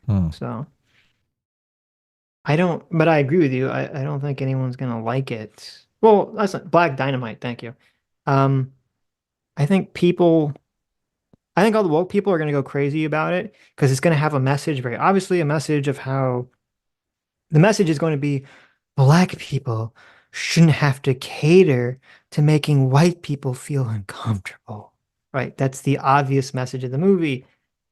What is the point of a movie where you see the trailer and you already know the entire movie? Like, what is the point of that movie? That's the chick movie, right? They have like the chick movie and they show you the entire movie. The entire movie of that is in the trailer. A black guy learns there's a magical group of black people who have magic powers, and they use their magic powers solely to try to prevent white people from feeling uncomfortable, because when white people feel uncomfortable, they enact violence against black people. Black guy is induced into this order, or inducted into this order. He's supposed to help a white guy become less stressed out about black people. He falls in love with a white woman who the white guy also falls in love with. Conflict arises. The black people, part of the magic group, tell him to not fall in love with a white woman because the white guy has to. He says, fuck you, white people should learn to not fear us regardless. I'm going to find true love with this white lady. Movie ends, right? You know, everyone learns to not hate black people. White people learn to be not racist, right? Movie ends. Wow. Right? Even though the entire movie is hyper racist against white people, and no one is going to point that out in the movie, but you know. White people learn not to be the stereotype that the movie places on them. Perfect. Right. Yeah, exactly. Hey, you white bigots, can you stop being so fucking racist and adhering to this stereotype we've thrust upon you? It's like, oh, well, thank you. That's wonderful. Great. I think we should make a movie about how blacks lack impulse control and how Ooh. we teach them in the movie to find it. Yeah. Right. I think that's like not really a recipe for success, but that's basically what it is. It's like this movie is about how white people lack impulse control, and they have to have magical people come around and tailor the world so that they don't explode and make things difficult for black people. Right. Yeah. How they don't go all colonial on your ass. Right. However they screw this up, I'm sure we could make it 10 times better, Sitch. Because it would be a full-blown comedy if we did. Sure. When are they going to remake Pootie Tang? Now that was a movie. Mm-hmm. What was the name? It's like this, like very famous. Oh, The White Man's Burden. That's what the movie would be. You can make a movie, Adam, called The White Man's Burden. Mm-hmm. There you go. And they have to, fix the bad impulse control of the non-white races. I mean, that's essentially what the magical Negro movie is doing, right? For white people. So you better stop saying that. You're gonna get canceled. You can't say that. It's in the title of the movie. I get to say it as much as I want. All right. That's part of the scam. Oh, okay. If you hate the movie, they are gonna cancel you for saying the N-word. Oh, okay. Yeah. Well, there's like the first joke in the trailer is like, hey, should we not call it this? Because this, should we not call it Magical Negro Society? Because it's offensive to say, Negro instead of black people. Right. So they say that in the trailer? Oh. That's in the trailer. Yeah. The main character, he says, can we call it like Black People Society or whatever? Magical Black People. Right. Right. But they're like, but we've been around since the NAACP. Right. There you go. Mm-hmm.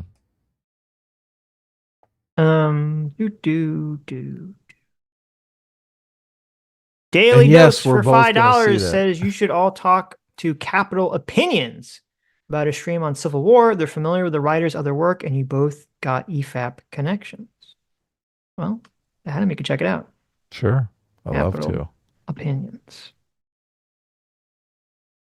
Jay for $20 says Methuselah is a classic Jewish vampire. He still runs the world today. Well, there you go. I love it. Methuselah. Maybe I'll change my name to Methuselah. I don't know anything about Methuselah, so I like it. Methuselah. He died in the Bible at the age of 969, having the longest lifespan of all those given in the Bible. Wow. Sweet. Methuselah was the son of Enoch, the father of Lamech, and the grandfather of Noah. Well, there you go. Good for Methuselah. Adam Methuselah. Capital O opinions. Right. How do people live so long back in the day? This guy is. What's up with that? 900 Adam lived to be 900. Yeah, how long did Adam live to be? there weren't all as many carcinogens in the environment. Oh, you're right. Yeah, that makes sense. Did he do a review of the Big Lizard movie? Who? Capital O Opinions. I don't know. Probably. I mean, look at this guy. Lamech had no. You know how old Lamech was when he had Noah as his son? You know how old he was? 500. No, not quite. He was 188. Oh. That's pretty good. At 188, this old Dodger could, produce Still a son. popping out Like, babies? yeah, I'm impressed. At 188, damn. Still popping out little I know. ninas. There you go.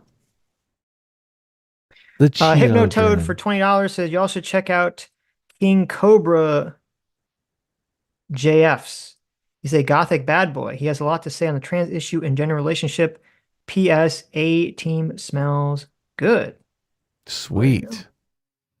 King Cobra JFS. Yeah. Look at this. What's he all about? I don't know. Oh, he's got a ventriloquist dummy. That's cool. Nice. Mike Hassange, thank you so much for the $5 and the first ever super chat. Well, thank you, Mike Hassange. Even though I know it's in your name, so I don't know if you were a member before, but thank you. Look at this.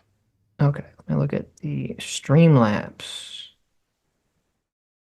Dill's Evil Elephant Statue for $2 says, "Hey, Bro6. Interesting hearing your takes from my Christian perspective. I think the statue should be allowed because it only makes the Satanists look silly and people would become more stone-skinned, unlike Matt Walsh." That's a true. Yeah, I agree. Point. Magor for $2 says, "If I walked into my local government offices and was greeted by a statue of Buddha or Zeus, I'd be cool with it. But if it was Brigham Young or some other Mormon figure, I'd hate it." Well, I mean, it's an interesting thing, like the Buddha and Zeus thing. I think like the Zeus thing. If you walked into a state house, courthouse or state house, you saw Zeus, you're not really thinking that anyone in there literally believes in Zeus, right? You don't think, oh, like obviously the people that run this government literally believe in Zeus. You wouldn't necessarily think that. You think it's just an aesthetic thing. So I would imagine that's why you would look at that and it wouldn't bother you. But you might look at something like Brigham Young, which you think, oh, well, maybe they are Mormon and maybe they do believe this, and it's affecting, I should say, their judgment or the laws here. So that would be why it would bother you. I'd guess. McGore for no $2 says, "So apparently I'm fine being judged by other cultures. I don't care. But if it's my own culture, I don't want it. I want the secular system. I got some stuff to think about now." Yeah. Well, I think it's what I said. I think it's because you're assuming that the other culture has no sway over, our culture. So that's why it's okay for it to exist as an aesthetic thing. Like, people walk around with yin yangs all the time, right? Doesn't mean that they necessarily believe in whatever the religious, spiritual idea of the yin yang is. Same thing, Matt Walsh is super triggered about people doing yoga because yoga is tied into, I guess, Hinduism, even though I think that the overwhelming majority of people in America doing yoga don't know anything about Hinduism and are not doing yoga for any sort of religious or spiritual reasons. So, but he is vehemently against people doing yoga because it's blasphemy. Dr. Diller for $2 says, "These people and their dumb display exist purely to piss you off and rile you up, and you took the bait hook, line, and sinker. Well done, boys.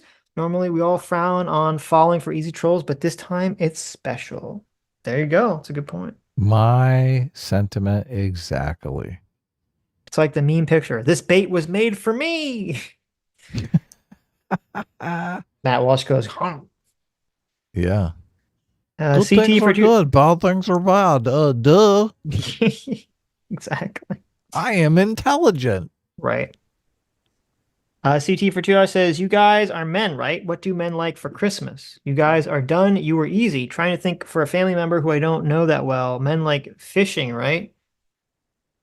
I think you should get the guy a subscription to like a porn website or something. Yeah, get him on OnlyFans. No, don't get him an OnlyFans. Get him a subscription to OnlyFans. Some OnlyFans person, right? Just get him a bunch of porn. Yeah. Get a box of porn. Or it's the internet, so get a subscription to a bunch of porn sites. How about that? Just ask him. Say, "Hey, look. What kind of porn do you like? Do you like titties?" Say, "Listen, I know we don't know each other very well, but what's your favorite pornographic category. Right. Right. Just ask him that. Yeah. So, listen, I know we don't know each other well, but like, is there an OnlyFans model you really like? Oh my God, that's so embarrassing. CT, this is terrible advice. CT, be okay? like, listen, is there an OnlyFans model you really like? Can I buy you a customized pornographic video for Christmas? I hope all of you know. Tis the reason for the season, Adam. I hope all of you know that we're joking. And I'm being serious. What are you talking about? This is terrible advice. You don't want to ask a male family member that you don't know very well about their pornographic consumption habits. You don't think that's good advice? Look, I don't think you should be giving OnlyFans as Christmas gifts. Yeah. Does that help? Buy him a cookie. I hope that helps. Buy him a fucking cookie, okay? Cookie? What kind of gift is that? Delicious. Everyone loves cookies. Get him a delicious cookie. Don't Get listen him to a Adam. chocolate chip cookie. No. It's the most popular cookie of all. No, don't listen to Adam. Get him porn, okay? Oh, please make it stop. What's the problem? Why are you such a prude, Adam? When did you become such a prude? I've always been. Okay. I'm not in favor of this stuff. Right. You kids and your pornographic websites. Yeah. Okay. There you go.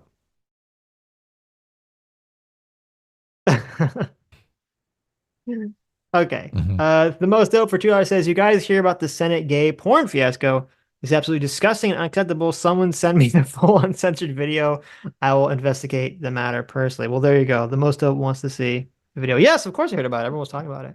So, it's obviously gross. People shouldn't be having sex in Senate buildings or Congress buildings, wherever the fuck this was. Many funny jokes were made, usually revolving around the idea that why is anyone surprised? They've been fucking America for years in that room. Ha ha ha ha. So yeah, gross. I believe the 2 people involved are fired, right? I'm assuming they're fired. They should be fired. People shouldn't be having sex in the probably promoted. They're probably all senators now. How did the video leak? I thought he published it on his Facebook account or something. Intentionally? Yeah. You don't do something like that unless you intend to go viral, right? Congressional. Look, I know nothing about this. I just saw some. Right. I saw some people sharing pictures on Twitter, and I blocked all those people. Adam was so afraid of seeing the picture that I started blocking people like crazy. A video appears to show a Senate senator having sex with another man in a hearing room. Aiden Mays, Jesus, Kurzpowski, Eastern European name, suspected being in the video, has been let go. Shocking, right? Yeah, what's up with that? The video was published by Why would they let him go? Isn't that anti-gay? No, only if they were like, if you had straight sex, it'd been fine. Right. It's anti-LGBT. Gross. What the fuck, Daily Caller? They're showing me I just wanted to know information. They're literally showing me the video. Yes. Oh, wow. I can't believe the Daily Caller has literally... You officially have watched gay porn now, Sitch. I guess. That means you're gay. There you go. I caught it. It is blurred. It is. I'm pretty shocked. The Daily Caller, the very conservative organization, you click on it and it's just gay sex. It doesn't, you don't have to, it doesn't click it. So like, there's nothing to stop you from just clicking it, but okay. Adam's finally turning into a boomer. What? What do you mean? Leaked amateur pornography shows a congressional staffer having anal sex with an unknown man in a Senate hearing room. Video obtained by the Daily Caller shows. So they could, if it's an unknown man, they didn't fire the unknown man, right? Because he didn't have a job there. The man, or maybe that was his job. Yeah, but the unknown man who filmed it is the one that leaked it or gave it to the Daily Caller. Oh really? I imagine. How else could they get him up? How else could they get the video? He set him up. He's like, look, I'll let you do me, but it's going to cost you. Oh wait, never mind. Never mind. Here's how they got it. Daily Caller reviewed the chat where the video leaked and confirmed it was shared in a private group for gay men in politics, specifically. Wow. Wow. So listen, someone, I guess, filmed this. They put it on a gay Discord server and somebody leaked it. They said, "Wow, you should not be have." Listen, they're like, "Listen, I'm gay and I'm into politics, but you should not be having sex in the room." They gave the Daily Caller. Or listen, maybe here's what's going on here. I know that James O'Keefe is having difficulty rebranding after he got kicked out of Project Veritas, right? Mm-hmm. Here's the phase 2. Here's Project Veritas Reborn. James O'Keefe is going to start seducing gay politicians and having sex with them and then filming it and releasing it to get them fired. That's the Crazy. move, okay? Yeah, I'm uncomfortable about anything related to gay people. No, Duh. look, I'm just as long as you're enjoying yourself. Okay, You just keep going. I'll just keep going. That's what Adam always says at night. Dodums for $2 says, if you don't take them dumpster diving early, how do you find out if she will turn your house into a colorless beige hellscape before it's too late? True. Is that the test? That's the how you test. know they're That's like how you know. they're into art and stuff. They go dumpster diving with you. I guess so. Could be. Okay. Prostitute. Decking devs walls specifically for $2. What are you laughing about? His super chat. It's hilarious. Imagine not that 968 one. years of compound interest.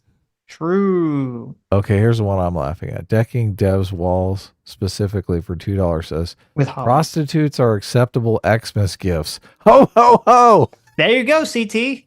Get him a prostitute.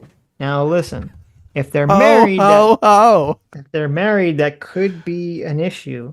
So you should clear it with the wife first, or you should get the wife a prostitute too, just so it's even, right? Oh man, just wrecking marriages. Good for you guys. I mean, I think that's a good Christmas gift. Okay. Ho ho ho! Oh ho ho. Oh, that's good. Sade Ray for 20 SGDs. Thank you. Says, do you think Christians or atheists would be more likely to support the death penalty? How does this factor into forgiveness? I think Christians are just as likely to offshore the task and burden. I think Christians are just as likely to offshore the task and burden of forgiveness to God. Well, that's actually a super interesting question that you brought up. I'm glad you brought it up. Mm-hmm. Because you would normally think that if you're religious, you would be more against the death penalty, right? Because you'd be more in favor of forgiveness. Yeah, you would. But I don't think that's the way it plays out. They're like, look, I don't have to forgive you. Let God forgive you. Right. So then, yeah. So that's kind of interesting because well, then you could say, well, maybe the atheists would be more against it because they don't believe in afterlife. I would wager the real thing that's going on there is that people that are more religious tend to be more conservative. People that are atheists tend to be more left, liberal, or leftist, I should say, left-wing, progressive. And people that are more on the right tend to intuitively believe more in karma. And so they would probably have a greater belief that the person who's getting the death penalty probably deserves to get the death penalty on average. And the person on the left would have a greater tendency to think that maybe the person that's getting the death penalty doesn't deserve it because people on the left don't believe in karma generally. These are all general statements. So that'd be my guess as to why that distinction occurs. So, but this is a very interesting question. Kind of throws a wrench in your argument. Not really. Okay. I mean, some people do. Some people forgive. I mean, Sure. if you're talking forgiveness, there's a range of forgiveness. I mean, if someone murders your entire family, I mean, that's going to be much more tough to forgive. But if somebody, steals a bunch of money from your company, let's say you have a business partner that robs you or something, it's still forgiving, I think, is you got to forgive and move on, right? Mm-hmm. At some point, you got to cut your losses in all kinds of different situations. There we go. Pew Research. This is from 2021. Atheists oppose the death penalty about as strongly as Protestants favor it. Wow. That's funny. Mhm. So let's see. The says Protestants as a category. Okay, so this is a category. 32% somewhat favor death penalty, 27% strongly favor, so 60% net favor. Of those religiously affiliated asked in the poll, this includes Protestant and Catholic specifically, I guess. It says 62% net favor, 37% oppose. For those atheist, only 35% favor it and 65 are opposing it. So that's interesting. The highest group to support the death penalty were, of course, the evangelicals, They support the death penalty. 75%. Yeah. Yes. I've read that the death penalty, places that outlaw the death penalty, it's never been outlawed by majority vote. That there's never been a vote by a population who's voted in favor of abolishing the death penalty. It's always been representatives or smaller elites coming together and outlawing the death penalty. Mm-hmm. Which makes me think the population is generally in favor of the death penalty. I'm in Right. favor of the death penalty. I think the death penalty should exist, and there are plenty of situations when you should use the death penalty. True. There are plenty of situations where there's overwhelming evidence that the person is guilty. Like we have these mass shootings on film. There's no question about who did it. Right. So a lot of the arguments that people make is, oh, there's mistakes that happen, bad DNA evidence. I'm like, dude, we got him on film. We caught him with a gun in his hand. Okay. Right. There's 20 dead families. Like the guy who ran through the Christmas parade, drove through the Christmas parade, right? Fucking put that guy in the chair. Fuck that guy. I don't. It would make the family sleep better at night knowing that he's not, eating meals paid for by their tax dollars. Mm-hmm. Sure. This came up on another live stream and everyone got super mad at me in the comments that I brought up that the families of the victims were an important factor in I remember this. these situations. Yeah. Right. And I'm like, Right. that's like such a brain dead take. That's like a total internet autism. If you don't think the family members, our entire justice system, who do you think they're getting justice for? The state? No, for the families. So sometimes people are just mental, Sitch. Yeah. But anyway, I mean, again, look. my position is unusual on the death penalty. So Are you against the death penalty? I don't even remember. no, my position is well, first of all, I don't care if you have a crime that's really heinous, that's like not a question of who did it, and you want to give them the death penalty, I don't care. But I think the death penalty should primarily be used for people who, once they're in prison, continue to commit crimes in prison. It Right. should be used as a deterrent for committing crimes in prison. Because I think one of the biggest problems we have is that prison doesn't actually rehabilitate most people or even attempt to rehabilitate most people. It just makes people worse.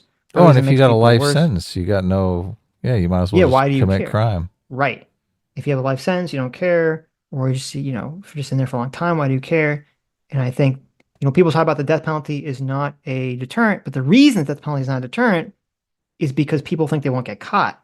If you're in prison and there are cameras everywhere and you're gonna get caught for committing a crime, I think that changes things. I think the death penalty would actually act as a deterrent. I don't So- care about any of that deterrent shit. I know you Like, don't. You have a yeah. completely different take on it than I do. But Yeah. because I'm thinking more in terms of like structurally what I think would be better from a very zoomed out perspective of sort of having better outcomes for society. You're talking about like on a zoomed in personal level about like what the families would feel like who have been wronged by crime. Yeah, I'm trying to get justice for the family so the family can go on and live Right. a semi-normal life. Yeah, and I mean, I agree with your point. If there's a family who a person has committed some heinous crime, and it's not a question whether they did or not, and that person is taken out by the state, I do think that brings a sense of emotional closure that would help them move forward. I do agree with that. So Yeah. Did you watch any of that trial with the dude who represented himself who ran through the Christmas parade? Oh I did, my yeah, God, literally. it's so heinous. One of the Yeah. women saw him run over her daughter, and her daughter fucking died. Yep. Yeah, Horrible. and he's asking her questions on the stand that are just like, this guy, look. Did they ever find out what the fuck the motivation of the guy was? Because it was very like weird, and was he running away from the police? Was it intentional hate crime? It was kind of like, I remember the time it was sort of vague, and I don't know if it was ever like determined what was going on there exactly. My read of the situation was he got in a fight with his girlfriend and got triggered and just decided he was going to do something heinous because he's pissed. Well, they said that he had some issue, and the police were called on him, I thought, and I thought he was escaping the police or something, right? Yeah, That's but what's it had no. I don't think it had anything to do with that. No? Okay. I think I it don't was know. just he was You pissed. think he at was his just like, girlfriend. he was just raging off and decided to harm the world, essentially. Yeah, exactly. Okay, He's maybe, taking yeah. out his That's very possible. aggressions on who he wanted to take out on his girlfriend on Right. like just innocent people. Gross. Yeah, totally gross.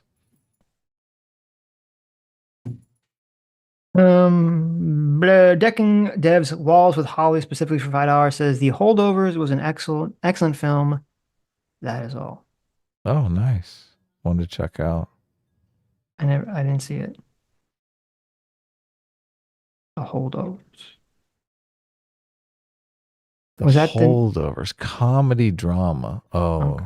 I don't like comedy dramas. When I see comedy drama, I'm like, ugh. You don't like that movie? You don't like those movies? It's brand new though. Maybe it's good. I don't know. It looks like a what's his name movie, even though it's not. I'm keeping an open Just mind. the way like it I like looks. what's his name. The Life Aquatica guy. With no family and nowhere to go over Christmas holiday in 1970. Yeah, Paul it looks remains like a at Wes school. Anderson movie, just like kind of like the framing and shots. I and do everything. like Wes Anderson. Well, those are like comedy dramas. I feel like they're more just comedies. There's always some like weird, quirky, horrible shit going on in the background of all those movies. I know. Yeah. It does have a very Wes Anderson vibe. Doesn't it? Just like the way I'm looking at stills of everything and like the poster. So So who actually did the movie? I don't know. I'd never heard of them before. It's a brand new movie though. Alexander Payne directed it, and David Hemmingson wrote it. Yeah. Let's He see. did Sideways. Oh yeah, Sideways. That movie was majorly overrated. They did About Schmitz. I haven't seen either of these movies. Yeah, Sideways was so overrated. Everyone was like creaming their pants over Sideways. And I'm like, this is just fucking boring. I remember everyone excited about it, but I never saw it. The writer wrote episodes of American Dad and Kitchen Confidential, so there you go. Oh yeah. There's some good American Dad episodes. Sure. Mike Hassange, thanks so much for being 60. Oh, there it is. I knew it. Mike Hassange for 60 months of discipline equals freedom. I knew it. Whoa, look at But I was that. surprised that you had the one. I guess you've only done the membership, but thank you. It says a few months ago, Adam said he snuck into an R-rated movie when he was 12. I forgot the name. I Googled the movie. It came out in 1982. I commented Adam must have been born in 1970. I was close. A-Team reigns supreme. Yes, you were. And that movie was Fast Times at Ridgemont High. Oh, there you go. Yeah. Wow, you saw the boobies at 12, huh? Oh yeah, of course. That's why you became such a coomer. Of course. See, proof that you shouldn't show pornography to children. We had to like wait around for someone to come out the outside door of the movie theater so we could like get to like grab it. That's hilarious. So we sneak in the back. Yeah. Yeah. Wow. We're very good at this. Did you do it intentionally to see the boobies? We'd sit you in the know? bushes. No, I did it because everyone. I was in junior. Yeah, it was junior high. So everyone's totally. talking about Fast Times at Ridgemont High. Oh my God, this movie's amazing. Right. I was like, I want to see it. Look, everyone's talking about it. It's got to be great. There was a It's thing. great. It's feel like- about Yeah. adult. It's about adultish kids that we will soon be. I will be in high school soon. I want to know what high school is like. It's funny because like I bet when you were that age, there was Uh-huh. like a thing where like, oh, if you were in middle school and you got to somehow see an R-rated movie, an adult movie, that was like a mark of pride. Like you were badass. You somehow saw this thing you weren't supposed to see, right? Oh, of course. Yeah, I remember my friend, his dad, he had this derelict dad who was like divorced and a drunkard, and he took him to see it like as soon as it right. came out. Right. And I was so fucking jealous. I was Yes. like, why? Why can't I have a drunk derelict dad? Why does my dad have to have a job?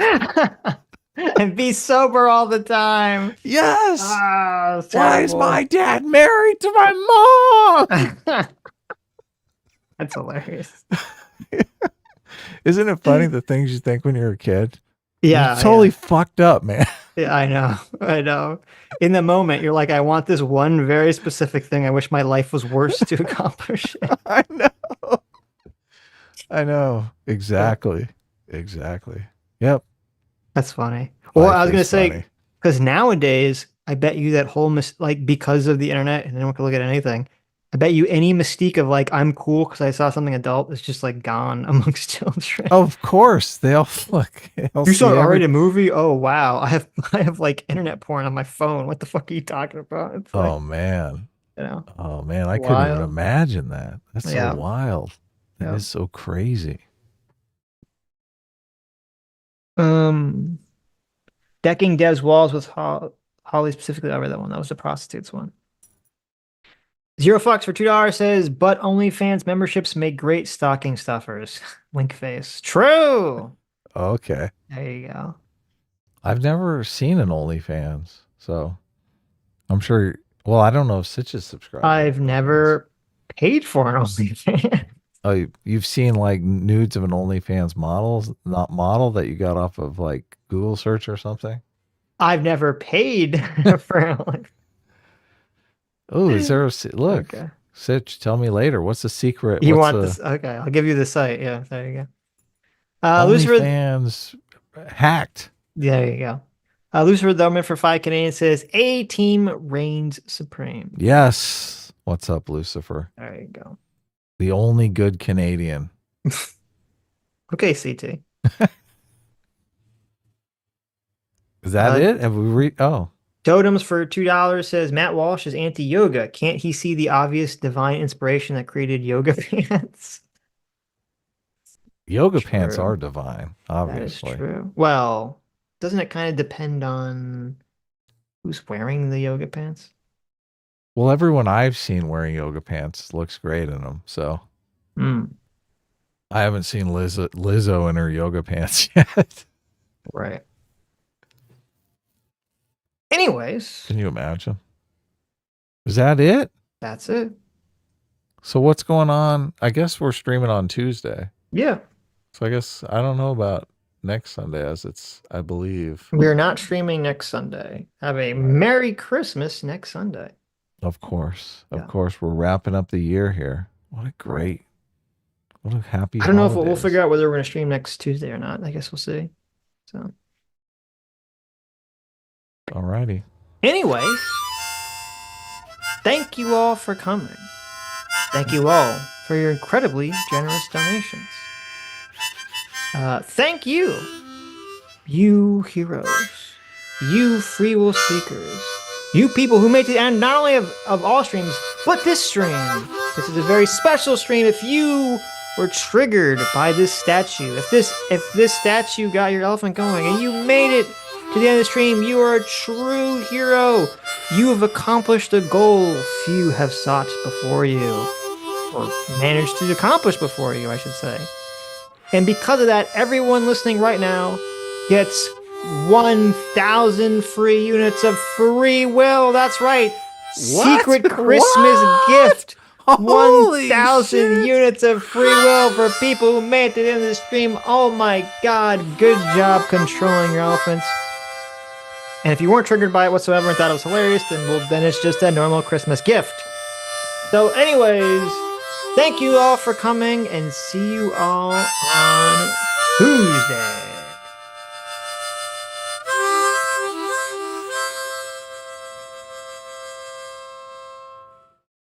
Bye-bye.